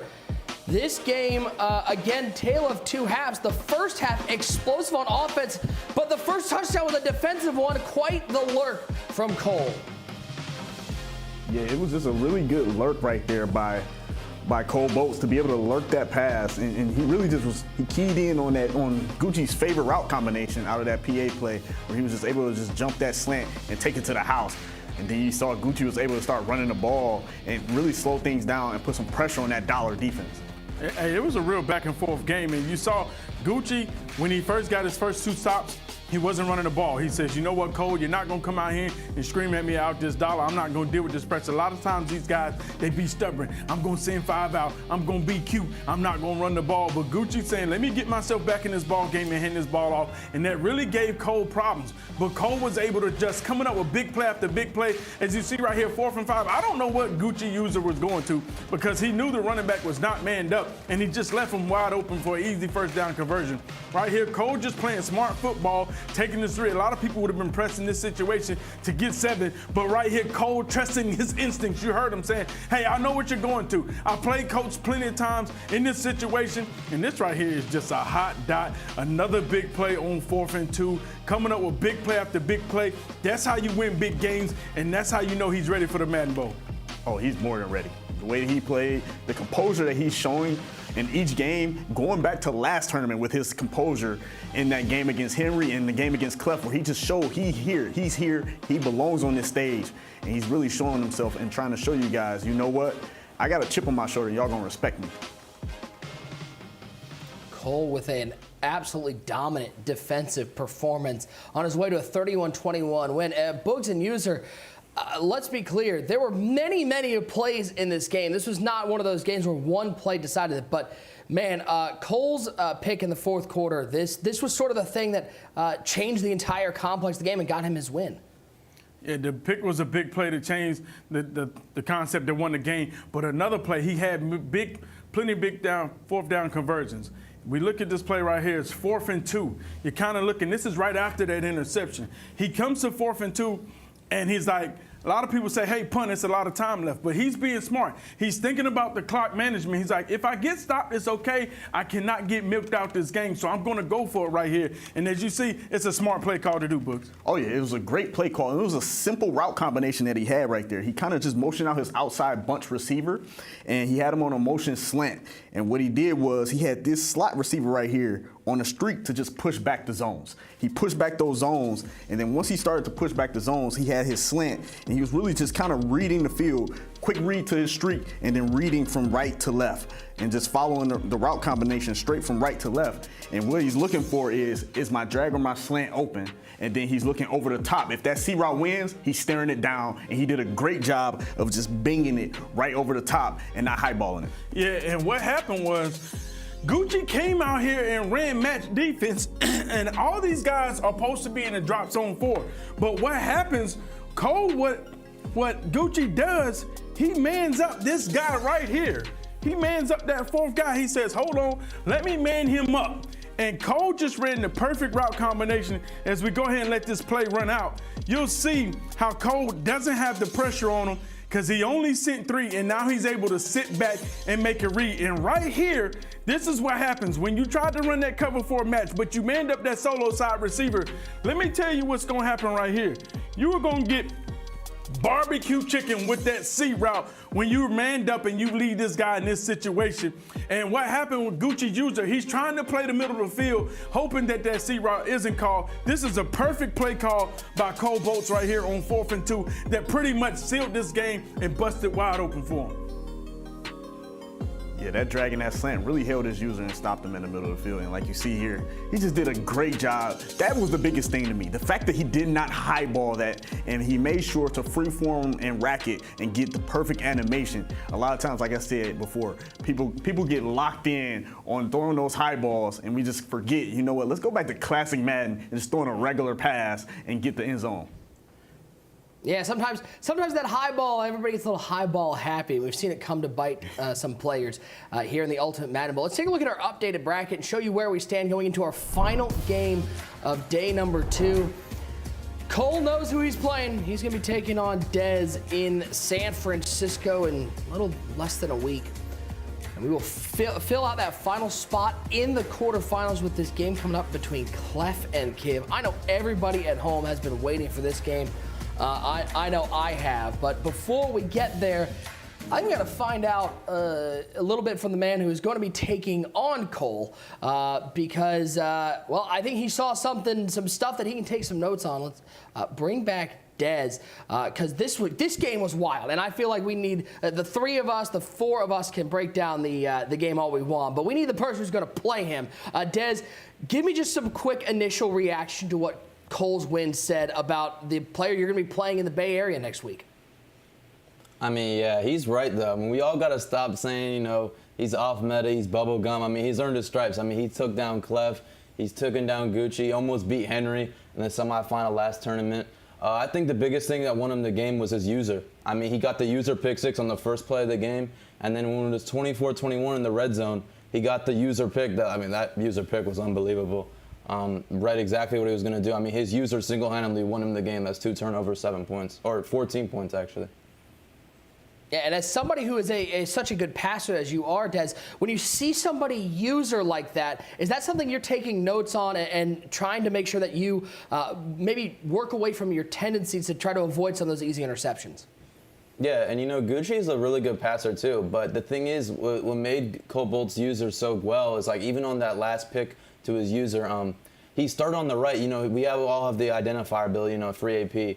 His user started on the right, and right when the ball was snapped, he disguised his user perfectly. He ran all the way back to the left. He started on the right, worked all the way back to the left, got the pick, and like it's just so hard to read his user. And I think that's really what won him the game. And as you heard him after his interview, he says, hey, put some respect on my name. I can beat anybody. Des can beat me, but I can beat him. How does it feel when you know you're playing an opponent who's not afraid of you? Even though you've already won the belt and proven that you can win, he's saying, hey, man, I'm not worried about the stage. I'm not worried about the lights, and I'm not afraid of Des.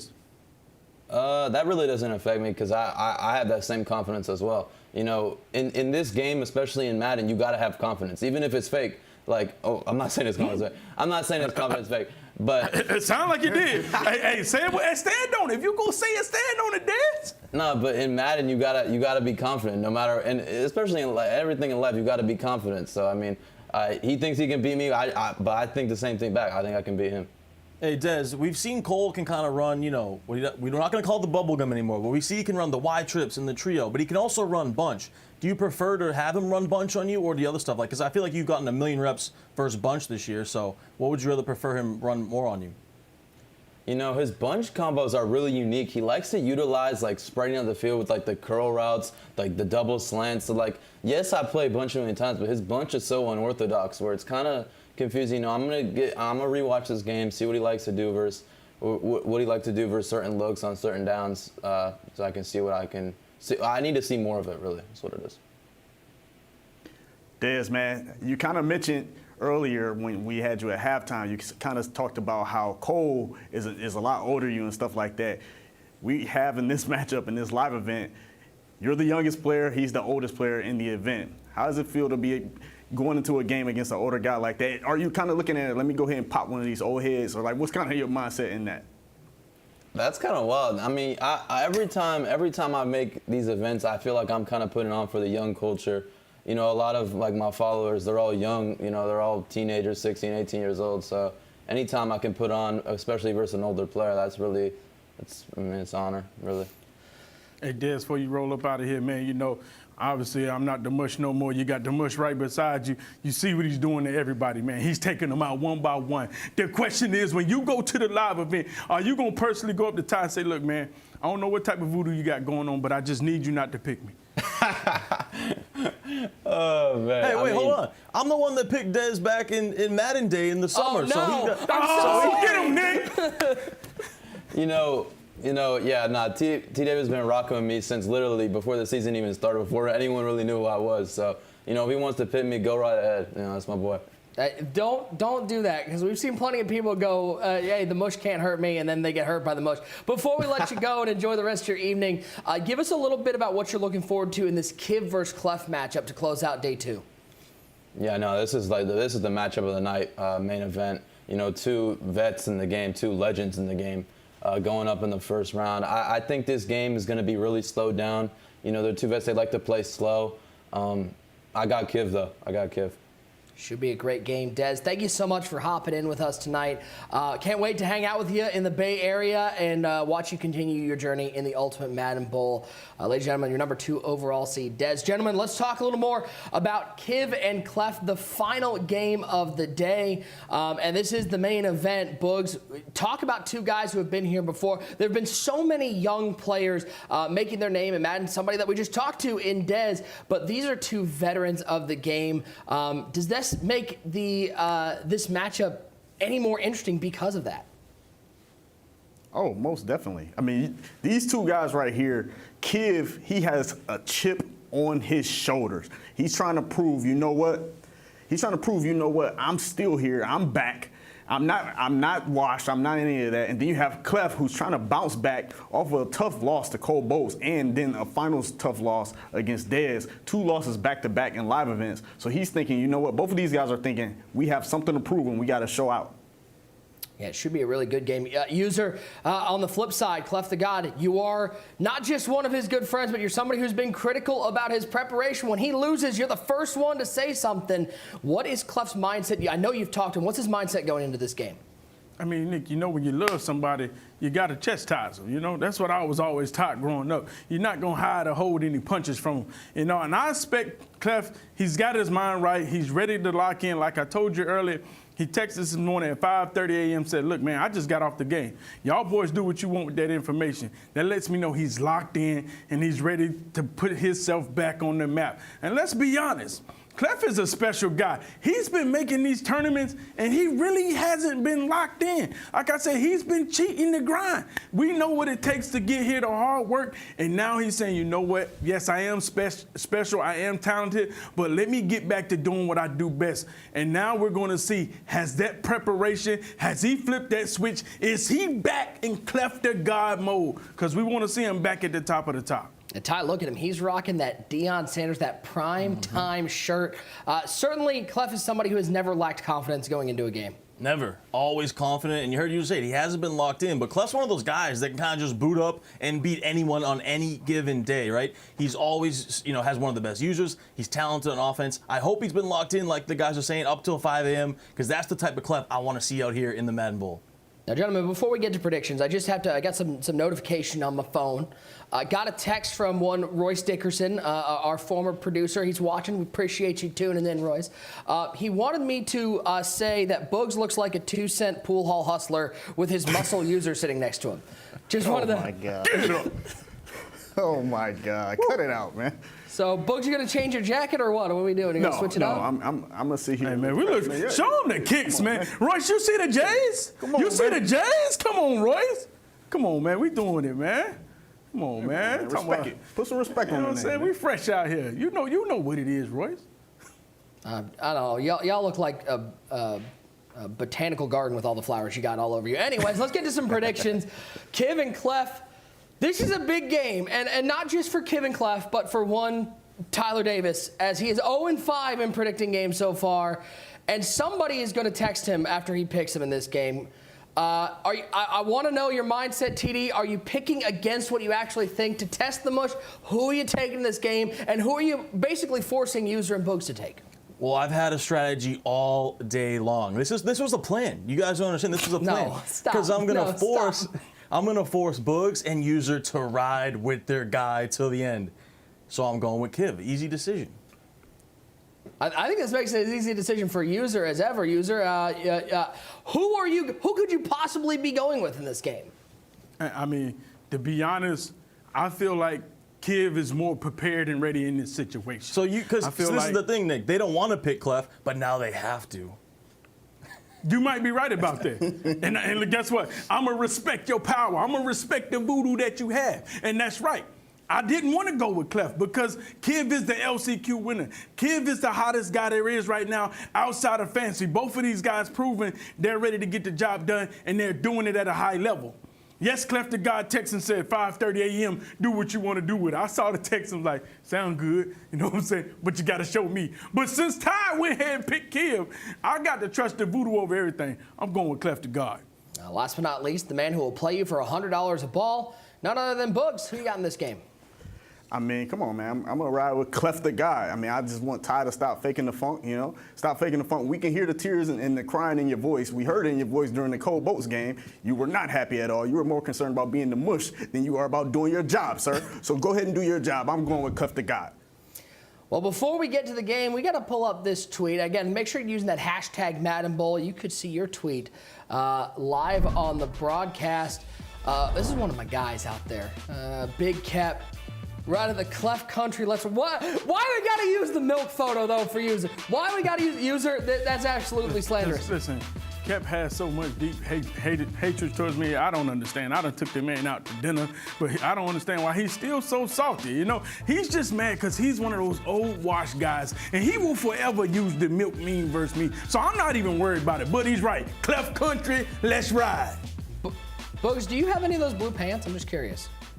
I do have some of those blue pants, but the problem is the body that they put me on. It's just crazy. I don't know what he was trying to say with that, but it is what it is. I'm not going to comment on that one, gentlemen. We'll catch up with you at halftime. User, don't have any milk because they'll screenshot it. We're going to go to our game, our main event of the evening. Let's take a look at our tail of the tape. Two of the most qualified, two of the most prolific players in competitive Madden TD. These guys, I don't care what they say, power ranking this year, earnings this year, these guys are vets and they know how to get it done. It is show time. Two of the all-time greats in the history of Madden, and they're gonna go head-to-head in our main event. Doesn't get better than this, ladies and gentlemen. This game could be a belt game in any other tournament, and you're getting it in the first round on day number 2. Kiv, CLEFTHEGOD battled out for the final spot in San Francisco. The kick is away. It will be Kiv getting the ball first in those clean white Bengals jerseys with the white helmets. It doesn't get tougher than that. 116-47, 15th MCS major appearance, the most all-time, qualified through that LCQ. 25-year-old. He might be young Kiv on Twitter, TD, but he is no longer young. He's a veteran of the game. He is. He might be an old head now, but most EA majors, most Madden Bowls ever, most MCS wins ever, most MCS games played ever. The list goes on and on. The accolades go on and on. That is why he is a legend in the sport. For Kiv, he's gonna look to get things going defensively against Clef, get him off of his game early, and look at Josh Allen at outside linebacker. Yeah, an ability we haven't seen much, the strip specialist. So I'm wondering if he put that out there just to try to get some type of turnover against Clef, create a big play for his defense and get some momentum going. Ty, ever since we saw the bracket out, this is the game we had circled. We're closing out the first 2 days, our final, please let it be our final remote broadcast with a Battle of Legends. No doubt about it. You said it right there. Two absolute legends. And it's not just about the belt, the money. This is a legacy game. When we look back 5 years from now, when Clef and Kiv, they met up in the Madden Bowl, who was better on that day? Two of the greatest to ever do it. They're going to lace them up on the virtual gridiron. Let's go. Bunch over to the left side. Mark Brunell at quarterback for Kiv. Quick throw, finding Michael Thomas. Little rhythm throw to get things going, picking up 4.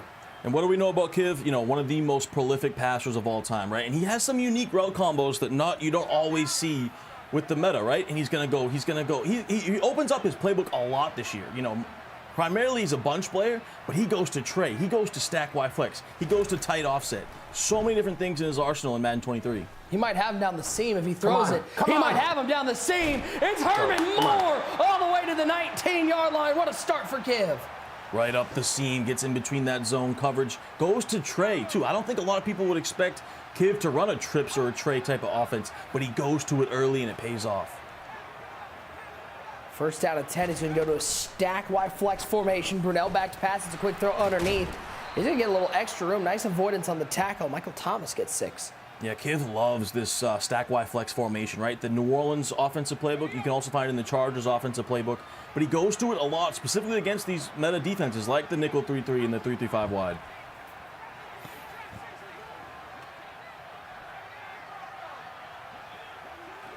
Second and 4. 3-man rush from Clef. Pressure's starting to get there, and Kiv smartly throws this away. Yeah, that's great defense. Straight man-to-man coverage right there from Clef. Nothing doing. Remember, field shrinks down here, so it gets a little bit tougher. Kiv trying to cook up that red zone offense in the Trey formation.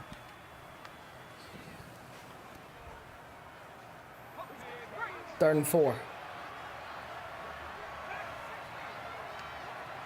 Bunch flips over to the left side. Quick throw to the flat. It's Byers with a catch, but Clef with a big tackle. 4th and 3, decision time for Kiv. Big time tackle right there for Clef in the flat. You see Kiv really thinking about it. I think he's going to take his points. Yeah, it looks like he is going to take his points, but that's a tough decision. You can see he doesn't feel great about it. Ball is down, kick is up. First points of the game. Going to Kiv, 3-0. As Clef comes out on offense for the first time. Yeah, you know Kiv wanted 7 in that spot, but he does get a good drive going, gets some momentum going. For Clef, that's a huge win. Hold him to 3 and get on offense. Castro returns us up to about the 19-yard line, and that's where CLEFFTHEGOD will start his offensive drive. For Clef, his 12th MCS major appearance, a 3-time runner-up, the 9th highest earner in MCS history, 26 years old from Edgewater, Florida. You know Clef is hungry to get that belt. Yeah, you know, he's done it all when it comes to competitive Madden, except, like you said, get that illustrious individual Madden belt. Come close so many times. The Madden Bowl is another great opportunity. Let's see if he can pull this one out and move to San Francisco. His mud item to watch, one of these players that we've started to see here in the Ultimate Madden Bowl out of that playoff program, the former Texas A&M Aggie Christian Kirk. We've seen him make tons of plays today in the Madden Bowl, and that Christian Kirk, with that slot-o-matic ability, gets great, can run great routes in Clef's offense in that slot position. An absolute weapon right now in Madden Ultimate Team. I'm just saying, Ty, can we talk to tournament ops and just can we pause this game and just have both these guys fly out to I know, right? To San Francisco? I would love to see this game live. It's so unfair that one of these guys has to lose, and we won't see them next week.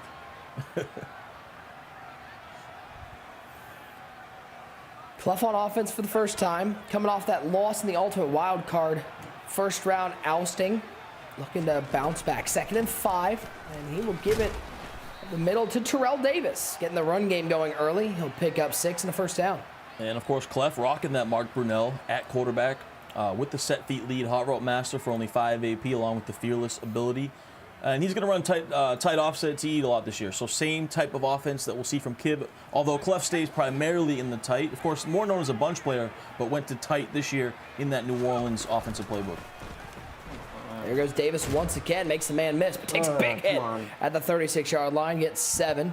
And he's testing. All right, guys, if you're watching on Twitch, you want some more info on our competitors or the rosters they put together for this round, make sure you're watching in the command center and use that hashtag Madden Bowl. Tweet at us. You might see your tweets on the broadcast.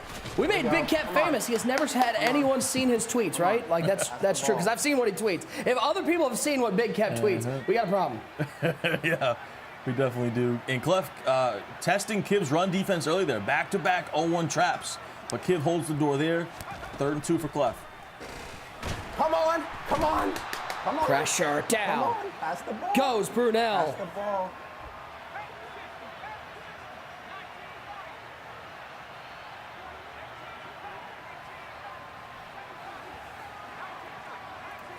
4th and 11.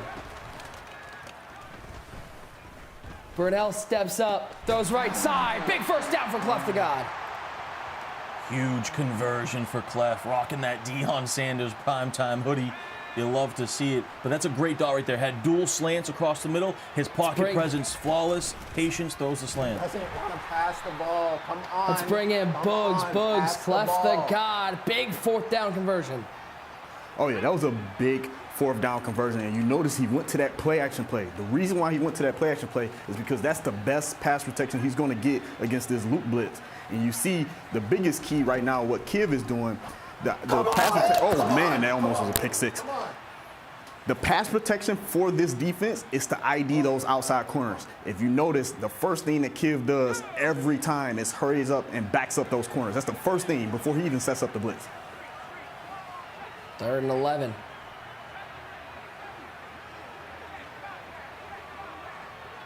Kirk and Lamb over to the left side. Kittle and Hill over to the right. 4-man rush from Kiv, looking over to George Kittle. Winston tries to make a dive-in play, but it's going to be a first down. Great dot right there. Clef might have had a touchdown on the right side there on the wheel route, but elects to go to the crosser over on the left side.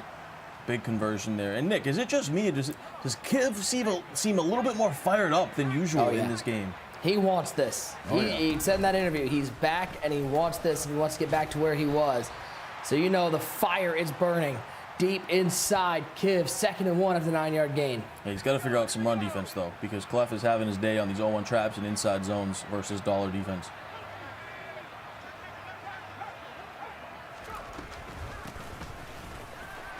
There goes Davis. Davis got room. 15, 10, 5. House call. Terrell Davis to the end zone for CLEFFTHEGOD. Clef getting busy on the ground game. Not usually known for his run game. Obviously one of the best passers we have, but continuously goes to the inside zone and the 0-1 trap, and this time Terrell Davis takes it to the house.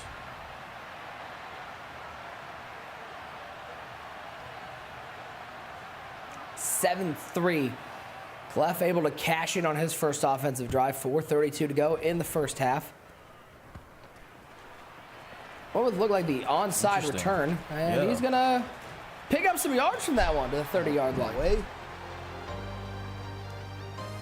Take a look at this 4th down conversion. Kept the drive alive. Right side to Christian Kirk, picking up the first down, and then it was all TD on the ground. Yeah, phenomenal pocket presence on that conversion, and then simple inside zone, untouched to the end zone. Looks left side. There's Byers with the catch. Juke move back to the inside and picks up 8. Kiv very methodical with his passing game. Clef going with a little zone coverage there. Kiv just checks it down, Y curl out of bunch. That halfback wheel route is one of the best wheel routes in the game versus zone coverage or versus the blitz. Kiv with the easy check down picks up 8.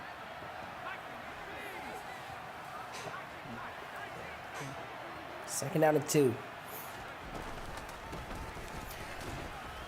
To the inside goes Byers, and he'll get the first down. Boy, he's carrying that around pretty lackadaisically. Yeah, and Kiv takes a little page out of Clef's book. A little 0-1 trap there out of tight. Picks up the first down. So you see Kiv, I mean, he's really the whole playbook here in this Saints playbook. Bunch, tight offset, tray, stack Y flex, mixing it up real well.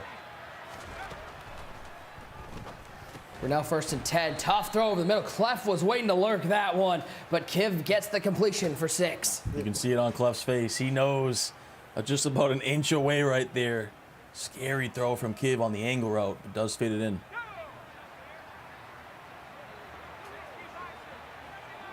Kiv now 25 years old.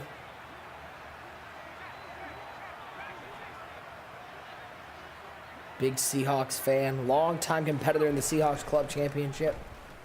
A couple times Seahawks Club champion himself. Brunell gets hit, and that's going to luckily fall to the ground. Kiv had a wide open dot right there too. Corner route, goes with PA shot, adds in the corner route. With that hot route, Masters wide open, but the pressure comes home for Clef right there. Gets to the quarterback. 3rd and 4. Tight formation. Kittle motions over, creating a bunch on the left side. Byers slightly offset behind Mark Brunell.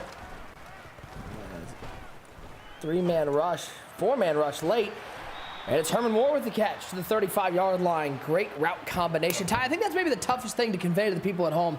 You watch these guys play, it looks like they're calling the same 5 or 6 plays out of these formations, but with the hot route adjustments, especially with the hot route master and route tech, it's different route combos each and every time. Yeah, and that's a great point. And Kiv is a master at this, right? He has his plays down by heart. But you see there, adds in the hot route master, throws a post route from the slot receiver. Obviously, you can't get a post route in the normal hot routes. If you have that hot route master ability, you can add in things like posts and corners. Kiv goes to the post. He has a drag underneath it. Basically a flood to the sidelines there. Throws it to the post for the nice dot. A lot of these guys utilizing those flood concepts to try to get an advantage. And the great part about flood concepts, they work great against man and zone. Yeah, and they've been a staple in the NFL. They've been a staple in Madden for 10 years now, ever since Madden's been created, because they do a great job, like you said, versus man and zone, right? Versus zone, they flood the sidelines, they force you to throw high-low, and just do a great job. A nice little check down there from Kiv on that wheel route. So this wheel route's been successful because Clef has been primarily in zone. So the meta all day, we saw Wesley, DCROFT all running man, but Clef's, rocking with, this mainly zone coverage. Yeah, on the flip side, I'm watching the defensive perspective from Clef. Each and every play, he's changing those zone depths. He's changing how this defense is going to come out looking as the handoff to the big man, the fridge, diving through the air. You don't want to see him flying through the air. You have to catch him. The first down for Refrigerator Perry. But Clef's really changing up how these zones are going to play each time against Kiv, depending on where he is on the field and what the down and distance is. And he's one of the best in the world with his adjustments. But like you said, he's got those zone drops on, so sometimes he has his clouds at about 5, sometimes he gets them to 10, sometimes he has them at 20. Same with the curl flats. He mixes it up differently depending on what he's seeing within his zone coverage. 1st and 10 as we near the 1-minute mark. Handoff to Byers over the right side. He'll get 4. Timeout taken by Clef. Kiv trying to use this clock. He's trying to make this the final possession of the first half. And Clef doesn't want that to happen. He wants to use these timeouts to try to force a stop.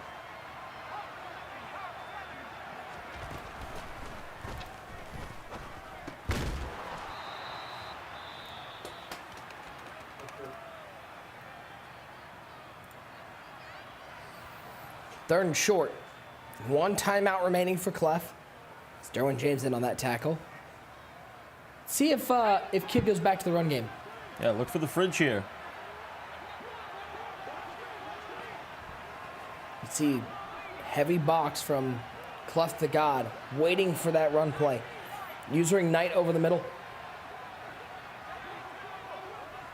A lot of adjustments here from Kiv, and he still goes to Perry. I don't know if he got there. They did give it to him. That's why you give it to Perry. He's a big boy who can stretch for the first down. Yeah, he can fall forward, so really, really close there.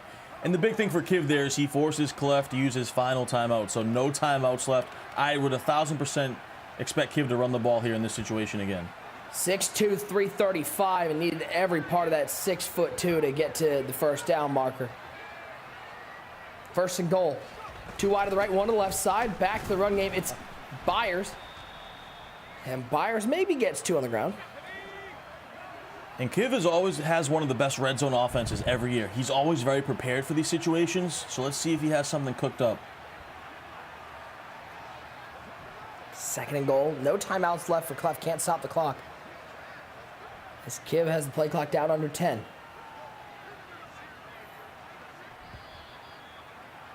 And Kiv will take a timeout, reset the look with 18 seconds remaining in the first half.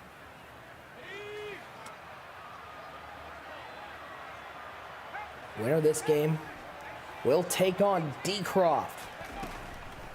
The live quarterfinals. Pressure off the edge, and he might have had Herman Moore.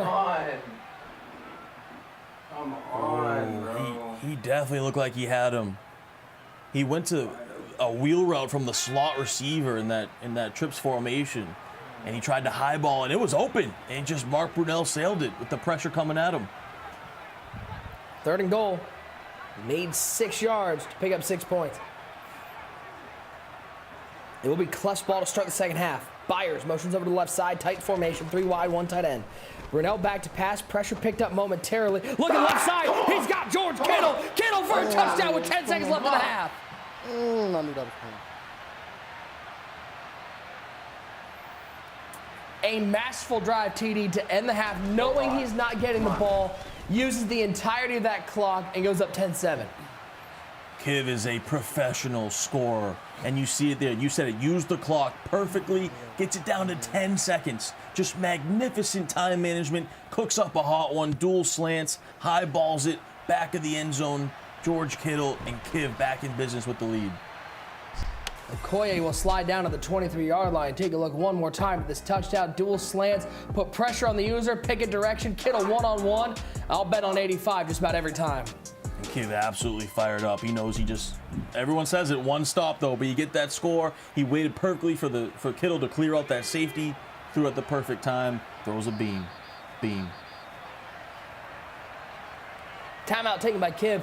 This is where you don't want to make a mistake. With only 9 seconds and no timeouts for Clef, the last thing you want is given an opportunity to put points on the board. Exactly. I would expect the 0-1 trap or an inside zone in this situation. Maybe he tries to take one chance on a corner route to get out of bounds, but I'd expect in the 3 deep there, I'd expect the run call. Try to get loose.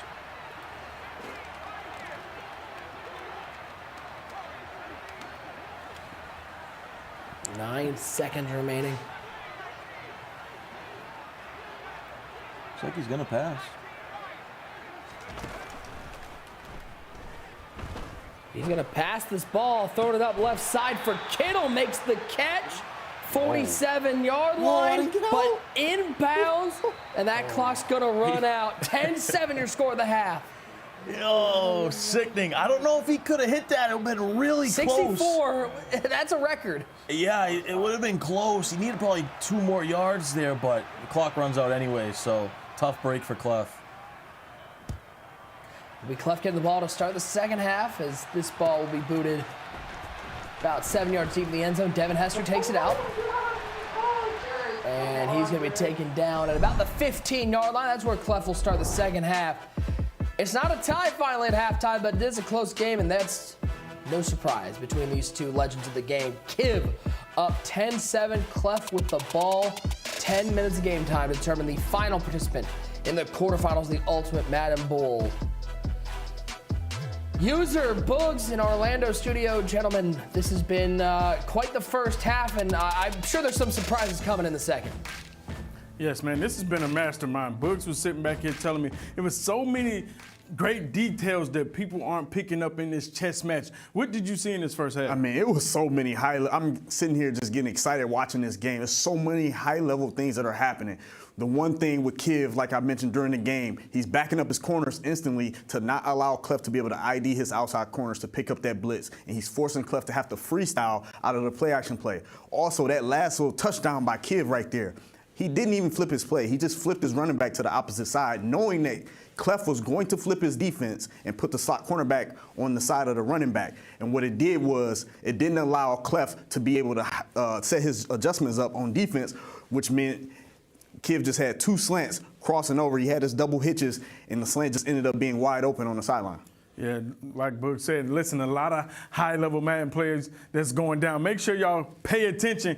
Oh, Mark, go ahead and run the tape. One of the plays that I took was CLEFFTHEGOD when he was driving. Now, I'm going to tell you this because this is a run play right here. Now, Boogs ain't going to say a word on this because he's not a runner. He said, hey, I'm not going to sully my cloth breaking down a run play. You take care of that. So I said, no problem. I'll take care of this. But let me tell you, one of the high-level things that you see right here when you talk about the abilities, how great are the abilities? As you see, we're going to identify Peppers right here.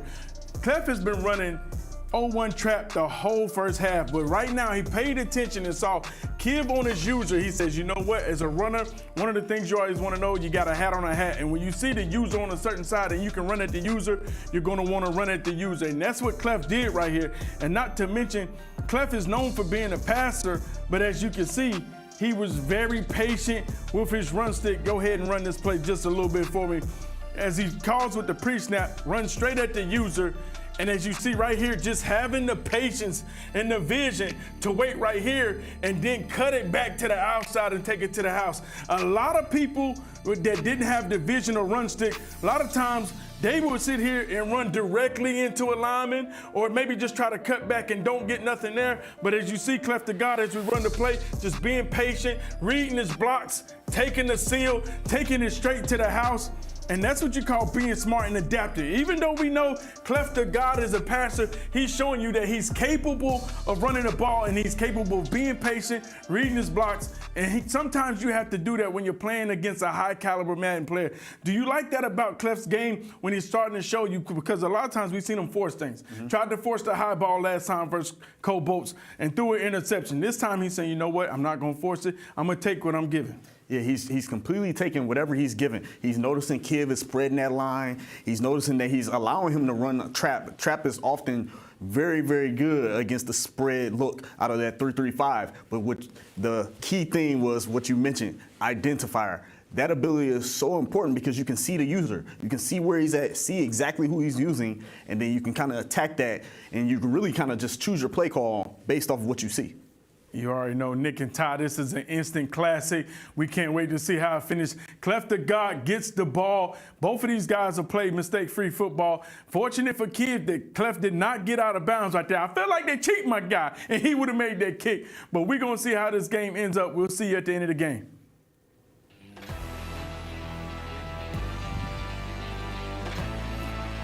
It's time to take a look at the latest MCS 23 Power Rankings powered by Ram Trucks. Take a look at the 6 competitors playing today, as well as, of course, Dez, who's hopped into our broadcast today while he sits at home. He's sitting there at the number 2 seed and the bye.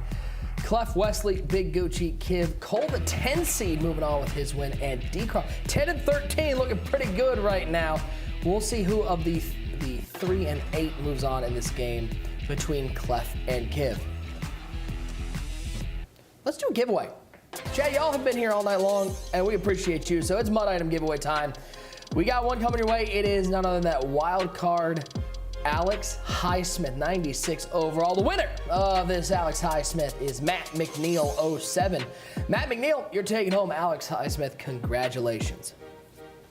Let's get back to, oh wait, no, we got one more giveaway. Why go back to the game? We can do one more. You thought, hit you with the fake out. Josh Johnson, quarterback. I swear Josh Johnson's been in the league about 175 years, but he's getting a wild card item. Winner of that one is Goat of Goats. Sweet, I won. Nice. I got it, Josh Johnson. Goat of Goats, congratulations. Let's get back to the game. Kiv and Clef battling it out. One spot on the line, TD. I don't know about you. Kiv has the slight lead. Clef with the ball, so I feel like this is a coin flip to finish it off. Oh yeah, still wide open here. Clef gonna get the ball to start the second half. So Kiv did a phenomenal job to use that clock, taking the lead into the second half. But just what a battle between two legends of the sport, high IQ, high level John Madden football. And Chad, I can't believe we got this for free. This is a main event, pay-per-view style main event of the night. Play action for Clef. Pressure! Down goes Brunel. How about Bo Jackson screaming up the A-gap? Screamer. Clef gonna go tempo. He didn't like it. He saw something. He's gonna go fast. Here comes more pressure. He throws it to the flat. It's Tyreek Hill. But a tackle on the outside. No gain on the play. Kiv's coming out of this hair on fire. Yeah, Kiv applying that pressure early here in the second half. Come on! Pressure! Big up! Touchdown! Oh, a Christmas gift! And it's January, ladies and gentlemen. The pressure gets to Brunel. It pops up in the air, and Kiv hits you with a thank you very much. 16-7 pending the extra point. One stop. One stop. One stop.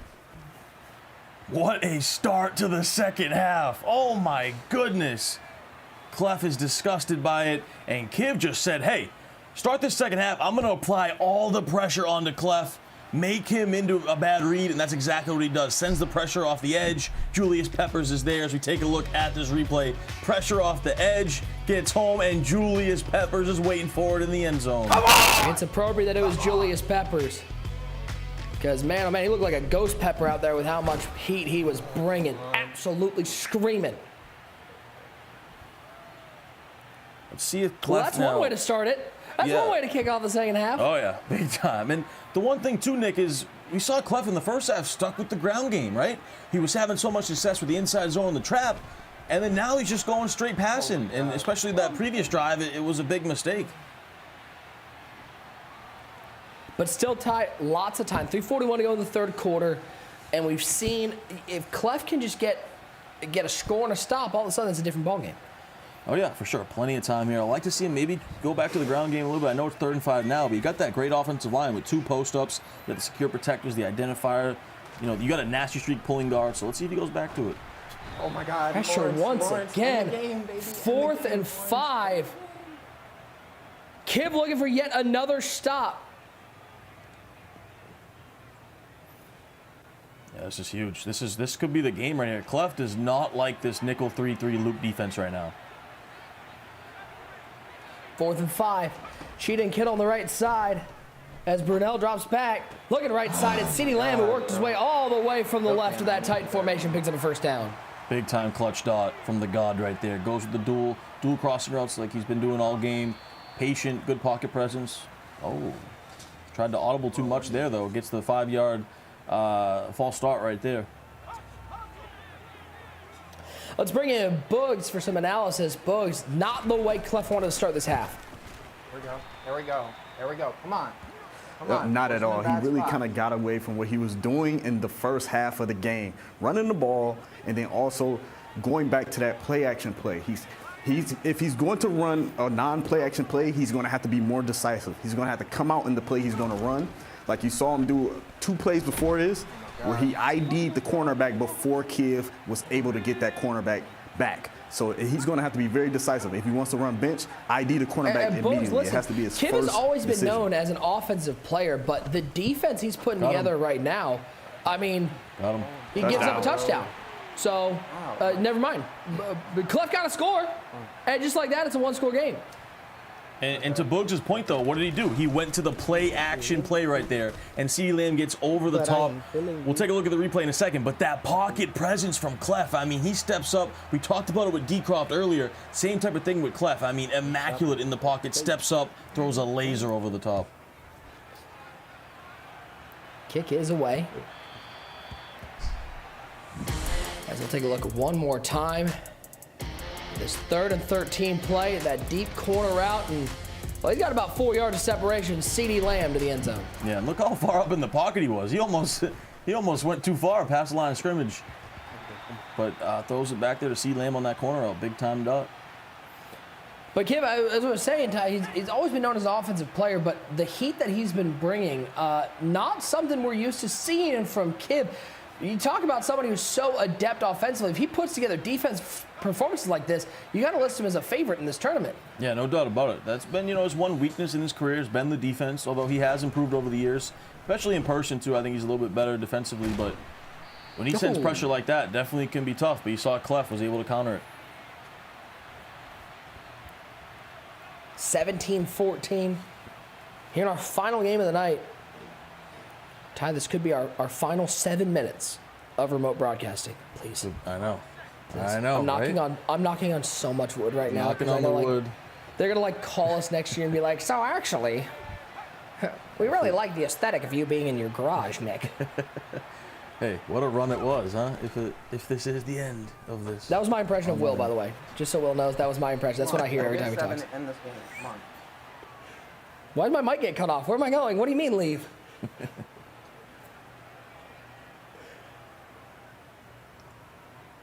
Revive, Michael. Michael. 1 week and we're back. Who will be joining us? Will it be Clef the God or Kiv? First and 10. Brunel back to pass, throwing it up over the top. Hey, he is all sorts of open. Nobody around him. The closest defender was Casper the Friendly Ghost. Kiv into the end zone. What a play call from the Kiva. I mean, goes to the stack wide flex, has a skinny post. You can't get that much more open. Wow, what a play design. Just a blown coverage from Clef. Not sure if he went match right there, and he just, we got to take a look at the replay, but it was a match beater or just a blown coverage, but wow, what a play from Kiv.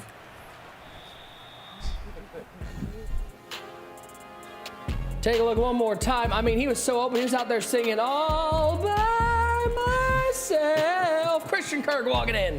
And there's that Christian Kirk that we've talked about all day. Clef sick by it because that's definitely a blown coverage right there. What a play design from Kiv.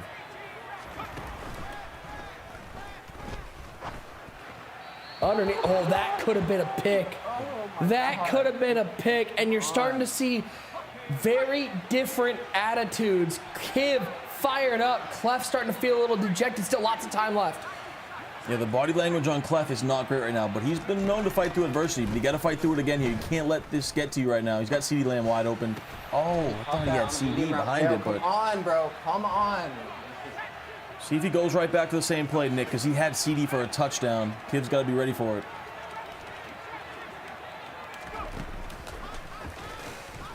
First and 10, left side. Kittle. The 44-yard line, first down for CLEFTHEGOD. Yeah, great adjustment right there from Kiv. He put his safety, his free safety there in a deep half to guard that deep corner route. So great adjustment from Kiv, but Clef is still able to check it down.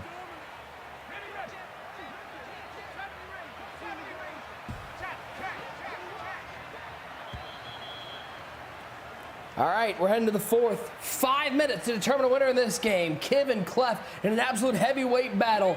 Kiv with the 10-point lead. Clef on the drive.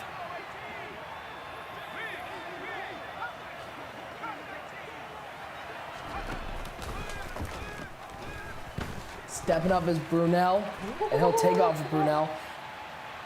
Boy, it is crazy, though, Ty, talking about changes from week to week. How about changes from year to year?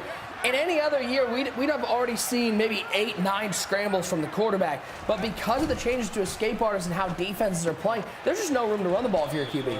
Yeah, we haven't seen pretty much any rollouts this year, right? Complete difference, complete 180 from previous years. You said the escape artist being taken away was a big beneficiary of that. You got to have that pocket presence now. If you want to make a run, especially here in Madden 23, got to be able to be great in the pocket, and you're seeing it on display with both of these guys, two of the best in the world with pocket presence. Play action, screamed at the halfback, barely picked that up, and still it was an incomplete pass. I mean, Kiv is making phenomenal adjustments, continues to send the pressure, but he's taken away CeeDee Lamb, which has been Clef's main weapon on that deep corner route. He's allowing his user to come underneath for the underneath route, so great job from Kiv to counter this. Clef's basically turning this tight play into a bunch play with that motion. Swatted away again. I'm just saying, defensively for Kiv, apart from one play, Ty, it's gone absolutely swimmingly for him. Yeah, it has. Besides, the one big play really to CeeDee Lamb, he's been dialed in. He's mixing it up. Now he's going to get out of the 3-3. He's going to go to dollar because he knows Clef does not want to run here on 3rd and 10. So a lot of high-level stuff going on right now. Stepping up and taking off with Brunel. He'll get the first down. There it is. There's that pocket presence. Clef going to go tempo. Really, you got to score here quickly. Obviously before the 2-minute warning, but as quickly as possible, get in the end zone. 1st and 10. Brunel. Look into the end zone. CeeDee Lamb to the end zone. Touchdown for Clef. He's got life. Bro. Like, what a route from CTG. CLEFTHEGOD goes with the crosser. You hear Kiv upset. His medium route KO didn't activate. Kiv is very upset about it. That's why he invested in 4 of those KOs back there, and it didn't knock it out that time. Just a clean reception, and Clef in business. Down 3 now. 24-21. 3:56 to go. Let's take a look one more time. Crosser working his way across the field. There's CeeDee Lamb, Ty. We talk about the guap drives. It's always all about the guap drives making the comebacks. This for Kiv is a put-away drive. This is one of those, you said it, put-away drive, championship-level drive right now for Kiv. Put away Clef. Book your trip to San Francisco. Here we go. And for Clef, I think Clef feels good where he's at right now. Going down and scoring, getting on defense. Clef loves to play defense, but that's a dot right there from Kiv. Mikey T. Michael Thomas to the 49. Yeah, goes to one of my favorite route combos. Motions over that streak, has the C route with the hot route master on the solo side, clears it out, and the C route gets wide open on the sideline.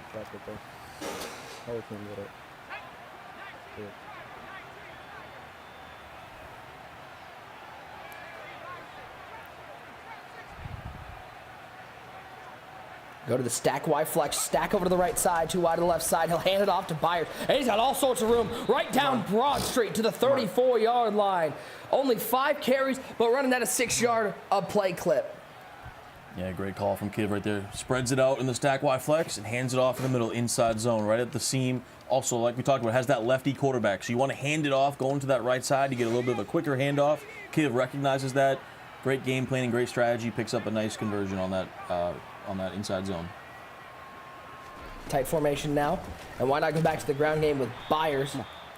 Stacked up by Knight, maybe gets a yard. Byers, and remember, this was a guy who was, Byers was 245. He was basically a fullback. That's why so many of the guys have stuck with Byers here in the Ultimate Madden Bowl. Yeah, he's a big boy. Big, powerful back. We've seen him. Now we've seen a little Terrell Davis, but Kiv electing to rock with that Byers. It's paying off pretty good. You know, he's broken a few good runs up the middle. 2nd and 9.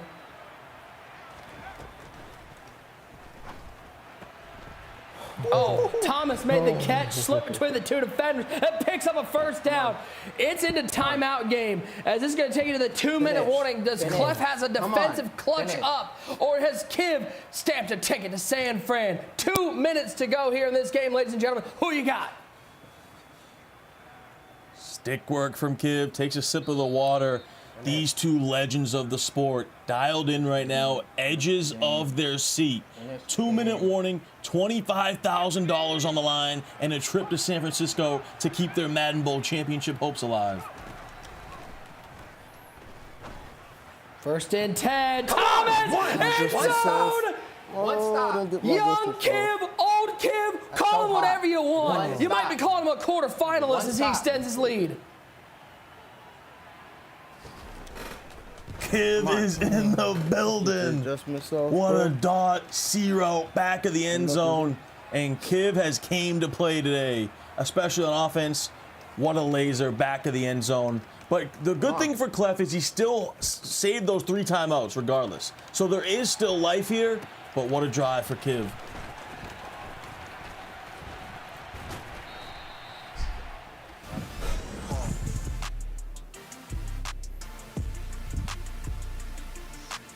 Michael Thomas, I don't care if his X Factor's lit up. When he's that open, Kiv's going to find him. Yeah, looks like Clef had a cover 2 shell over there, a cloud flat from his solo DB, and the C route just got right behind it. I mean, easy throw for Kiv back of the end zone.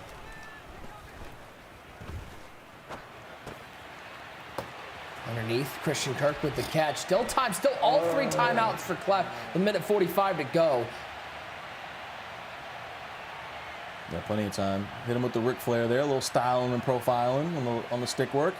Gets out of bounds too, stops the clock. So if you're Clef, you might consider the field goal at some point here. You take a few more chances once you get it closer, and then you maybe consider the field goal and save those 3 timeouts. That's the critical thing. Oh, he's throwing a pick. Look at what he's throwing. He's got a wide open No, he had a touchdown. touchdown. Come on.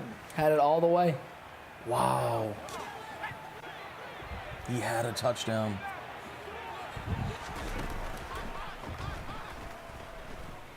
Second and 10 for Clef. In trouble once again. The heat turned up.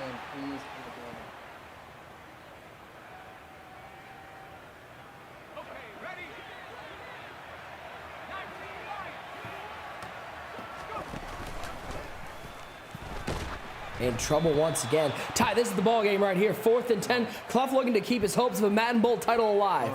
Yeah, season on the line right now for Clef. It's been a remarkable season. Can he keep it going here? He needs 1 clutch dot on 4th down. He's been trying to go deep quick snap every single play. Let's see if he oh, he's going to go quick snap again. Here we go. We're now back to pass. Trying to stay alive. Throws it up to Lehman. Swatted away. And with that play, Kiv could have just sealed his spot. He still has 3 timeouts, but Kiv is clutching up here late in our final first-round matchup. Finish the game. And Ty, this is what we talked about when we looked at the bracket and we saw Clef sitting there with a 3 seed and you saw LCQ. He was like, I don't want that, because you knew there was a chance he'd have to have an absolute sweat matchup, and he gets rewarded by having to play the Madden 18 Bowl champion, Kiv, in the first round. And Kiv will seal it with a first down. You heard it there. Young Kiv says he is back. Send him back to the live. Back to San Francisco he goes, and we all know that when Kiv is in the live, he is one of the most dangerous players in the world.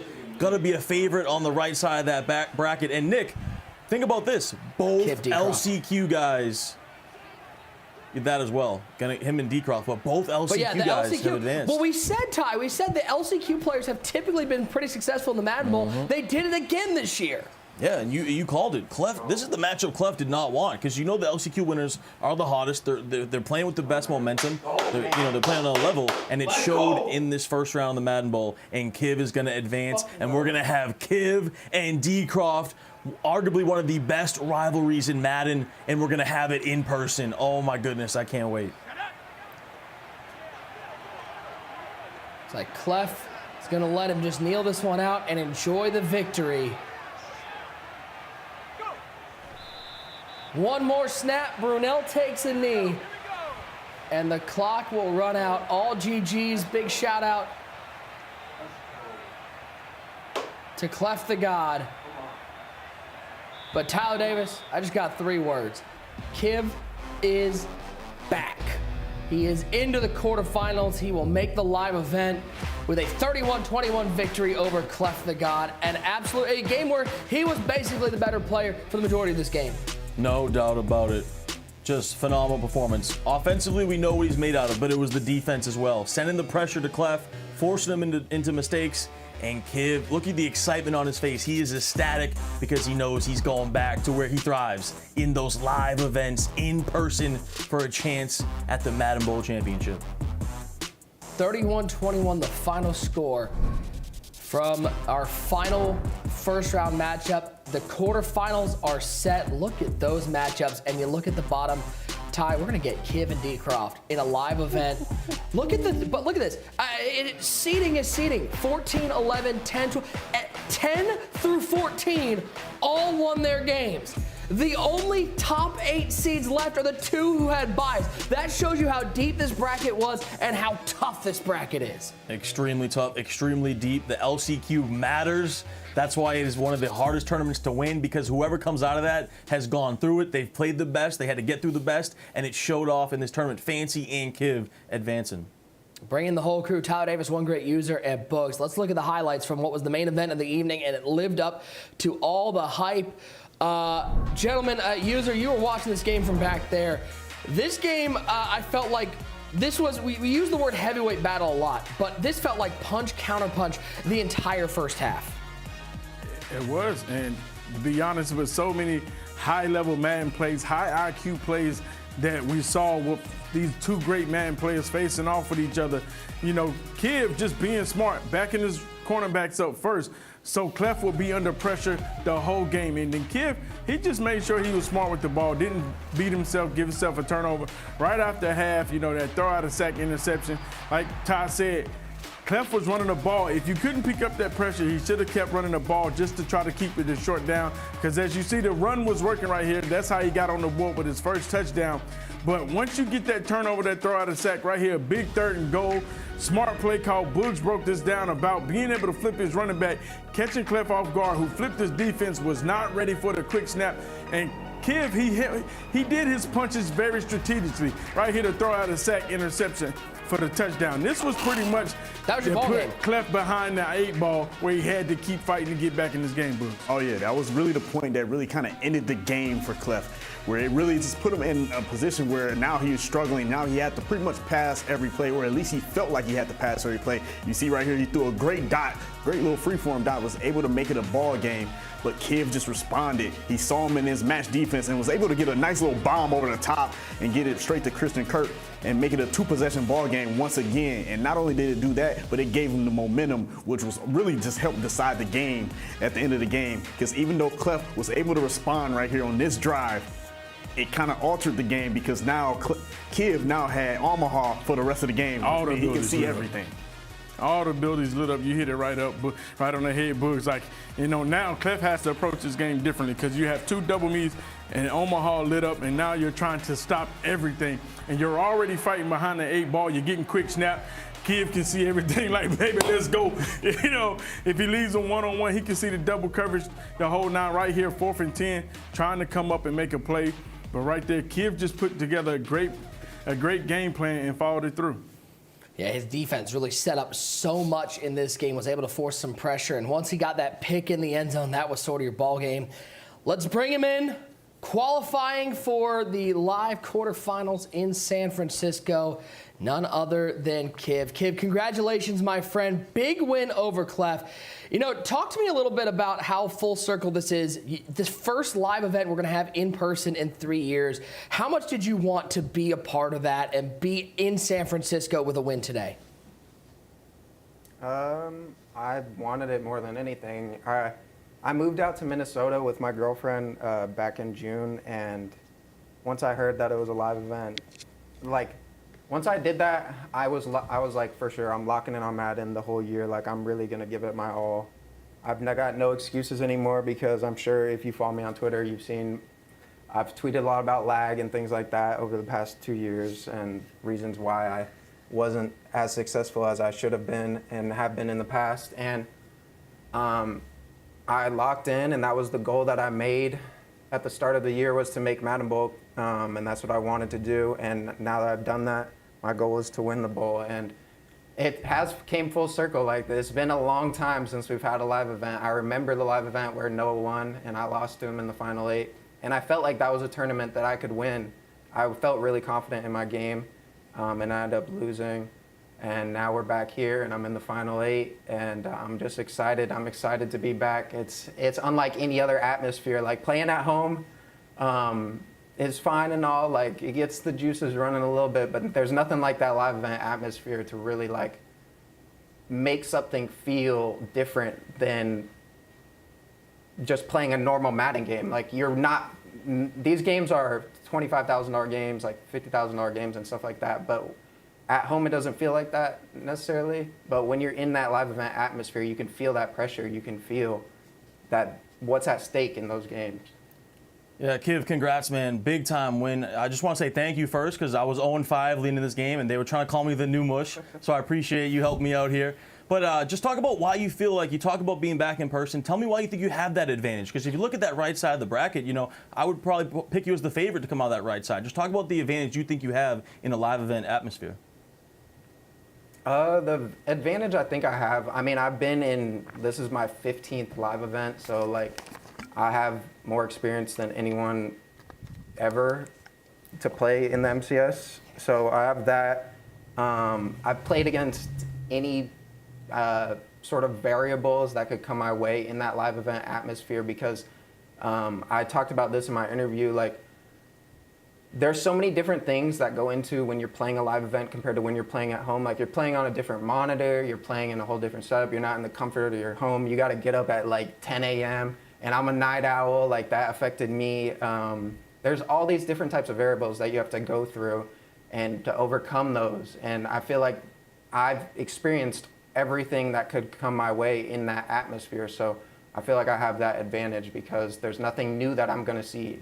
And I'm not going to feel like the nerves of like the first ever live event or first couple live events when you don't have that confidence. I feel like my confidence is only going to get greater as I'm in that atmosphere. Kiv, my boy, man, congrats. And you're moving on to a live event. I hear you yelling, "I'm back." You obviously you've won a belt before, but me personally, from what I've seen of you, I feel like your best game ever that I ever watched you play was the game where you played against Volt in Madden 17. Do you feel like this game was one of your better games that you ever played? Like, where would you rank this or stack this up? Because I feel like you played one of the best games. This game was a really high-level game just watching. I was excited just watching the whole game, watching y'all go back and forth. How do you feel about this particular game?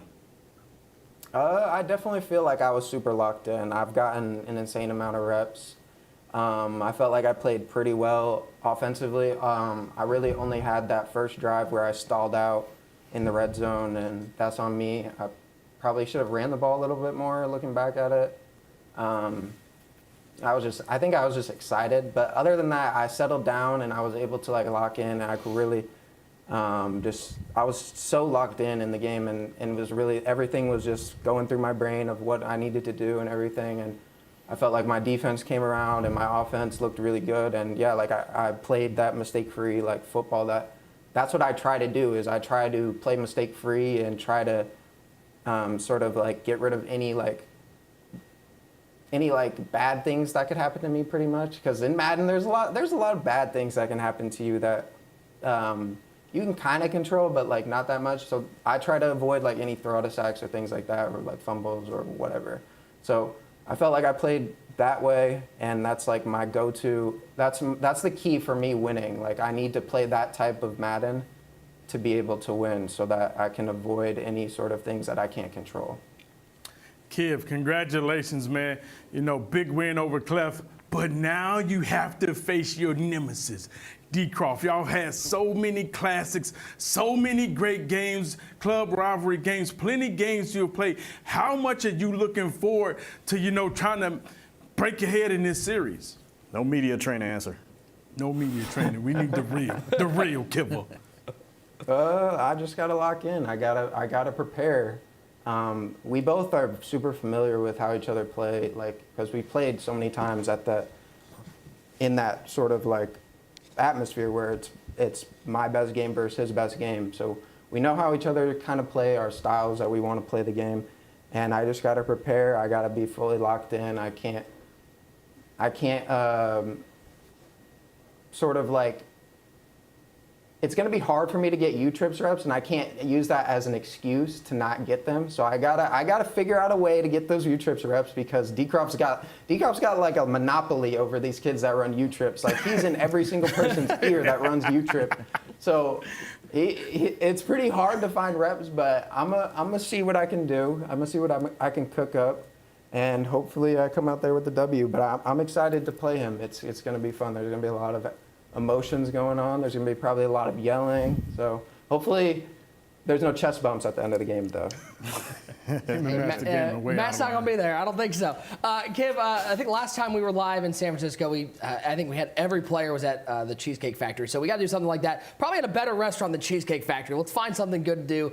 You're 25K retro, and we'll see you in San Francisco, my friend. Have safe travels, and we can't wait to watch that game against DCROFT. Let's prime you for the quarterfinal matchups you will see live from our EA studios in San Francisco. Quarterfinal number 1, the 2-seed Dez got to sit at home and watch who he was going to play. I don't know if he expected to see it, but put some respect on his name. He'll take on Cole, the 29-year-old, looking to continue this magical run. Then quarterfinal number 2 in the Madden Bowl. This might be the one that everybody looks forward to the most. A rematch of multiple Seattle Seahawks club finals. It is the 2 Washingtonians now have moved out of Washington, but they still know each other's offenses. DCROFT battling Kiv. Third, the number 1 overall seed, who also got to sit at home. You know he's itching to get back in this game, but he's going to have to take down a crewmate as Henry takes on 818's Kobo. And the final quarterfinal from San Francisco, we saw Fancy work his way through the LCQ. To get here, we saw David work his way through not making a live final. These guys will face off in the quarterfinals and hope to make their way deeper into the Madden Bowl.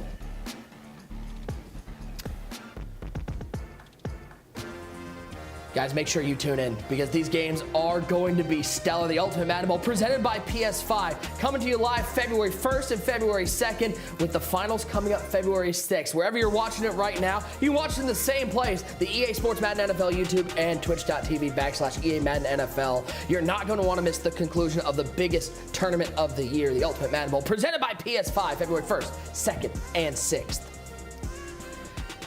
Let's bring the guys in one more time as we close up.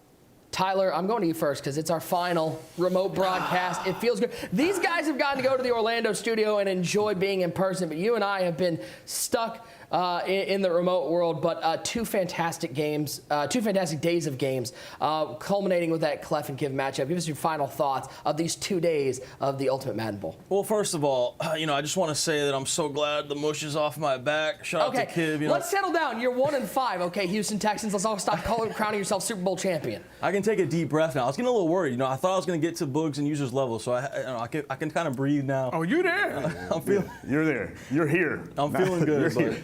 Two great days of action. Even the trash can't get the steak, Ty. Started from the bottom, still here. Yeah, started from the bottom, now we're here. But 2 great days of action. Obviously, we have so many new names in the final that we'll see next week, as well as some big names. Obviously, we just saw Kiv take down Clef, but next week's going to be amazing. And we get Kiv and DCROFT live and in person. Maybe the greatest rivalry in Madden, and we're going to get that in person, man. I'm so excited for next week. I wish it was tomorrow. I cannot wait to be there. User, and not just that, we're going to get to see two players who we haven't even seen play in the Madden Bowl. Henry and Dez got to sit at home. What do you expect from that, and what do you think of these last 2 days of action? I mean, this past week has been great, full of action. But like you said, we're getting to see some of these guys that we have never seen in a live event, like Dez. I believe Dez, his whole demeanor today, I think that boy's going to be ready. I can't wait to see these players interact with everyone on and off the camera, because you know how great the community is, man. I just can't wait to get out there and just see these boys do their thing and lock up. Henry, is he going to continue his dominance? You know, you got Kiv, you got DCROFT. It's so many storylines. This is going to be one of the best Madden Bowls ever. Boogs, a fantastic couple days of action. We've seen a little bit of everything, and the meta has shifted a little bit. What can we expect in San Francisco, and what do you think of these 2 days of action? It was a great 2 days of action. We had a lot of great storylines, a lot of great games. This final game, the DCROFT and WESLEY game, it's just so much great action. I can't wait to see what Cole Bolts and David T, those two guys, I really want to see what they're going to do in the live event action, how they're going to handle it. I feel like they're going to really surprise people, so I really can't wait to see it, because I know they kind of have a demeanor where it's like they're not phased. They're not phased at all. They have that Eli Manning, all shucks kind of personality where it seems like they really are not phased by these moments. So I can't wait to see these matchups. Well, listen, it's been 3 long years where we have been in the remote atmosphere, and going from the remote to the in-person environment, it does mean that the EA broadcast team is losing some special friends. We need to give a big shout out and a huge thank you to Voyager operator Tyler Stocker and video engineers Fausto Darkea and Eli Ventanilla, who have been integral to keeping this virtual world up and running and looking as good as possible in these little boxes. TD, User, you guys have been a big part of this. We've all been at home, but Ty, these are guys who are here each and every morning. We're checking in with them each and every day. And not just that, they're helping us set up. They're making our shots look good. I think it's the entire team here, but especially those guys who have made this somehow virtual set look as good as it has. And Ty, I know that they've worked hard with us, and we're certainly going to miss working with them. Oh, no doubt about it. They've been tremendous. My guy Fausto helping me out every single day. All these guys helping us out, making us look great here on camera. We're going to miss you guys. We appreciate it so much. It's been a blast working with you guys. Yeah, certainly. If you're ever in the Phoenix area, come on by. Dinner is on me. Before we get out of there, we got to do another dump truck. That's right, ladies and gentlemen. You guys have been in a chat all weekend. It's Monday and Tuesday, but it's a weekend for us. All the last 2 days, and we're going to give away another dump truck. All 5 of the weekly wild card items.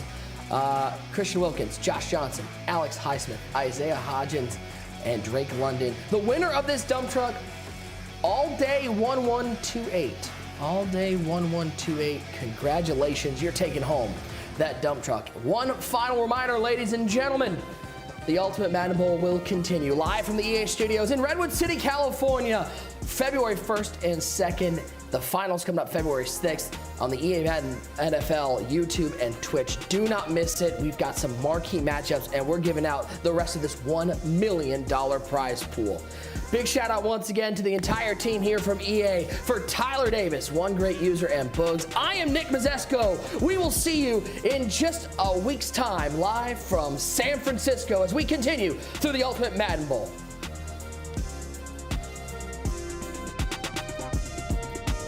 Welcome those of you watching on the EA Madden NFL Twitch and YouTube. Day 2 of the Ultimate Madden Bowl presented by PS5.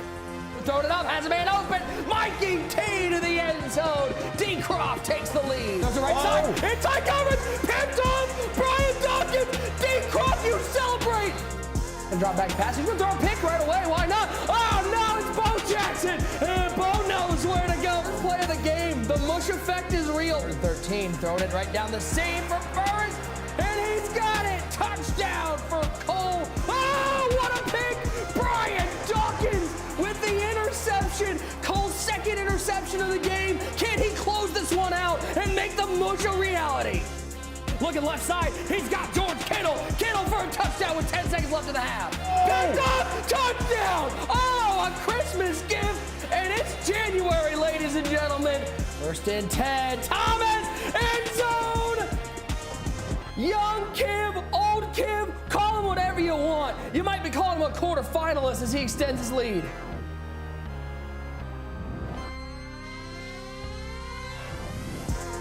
ain't made it till you got stylers go out and shop for you. You ain't made it till they put on top of you. Parading through the city, the whole block come out for you. We just getting started, y'all finna see what we bout to do.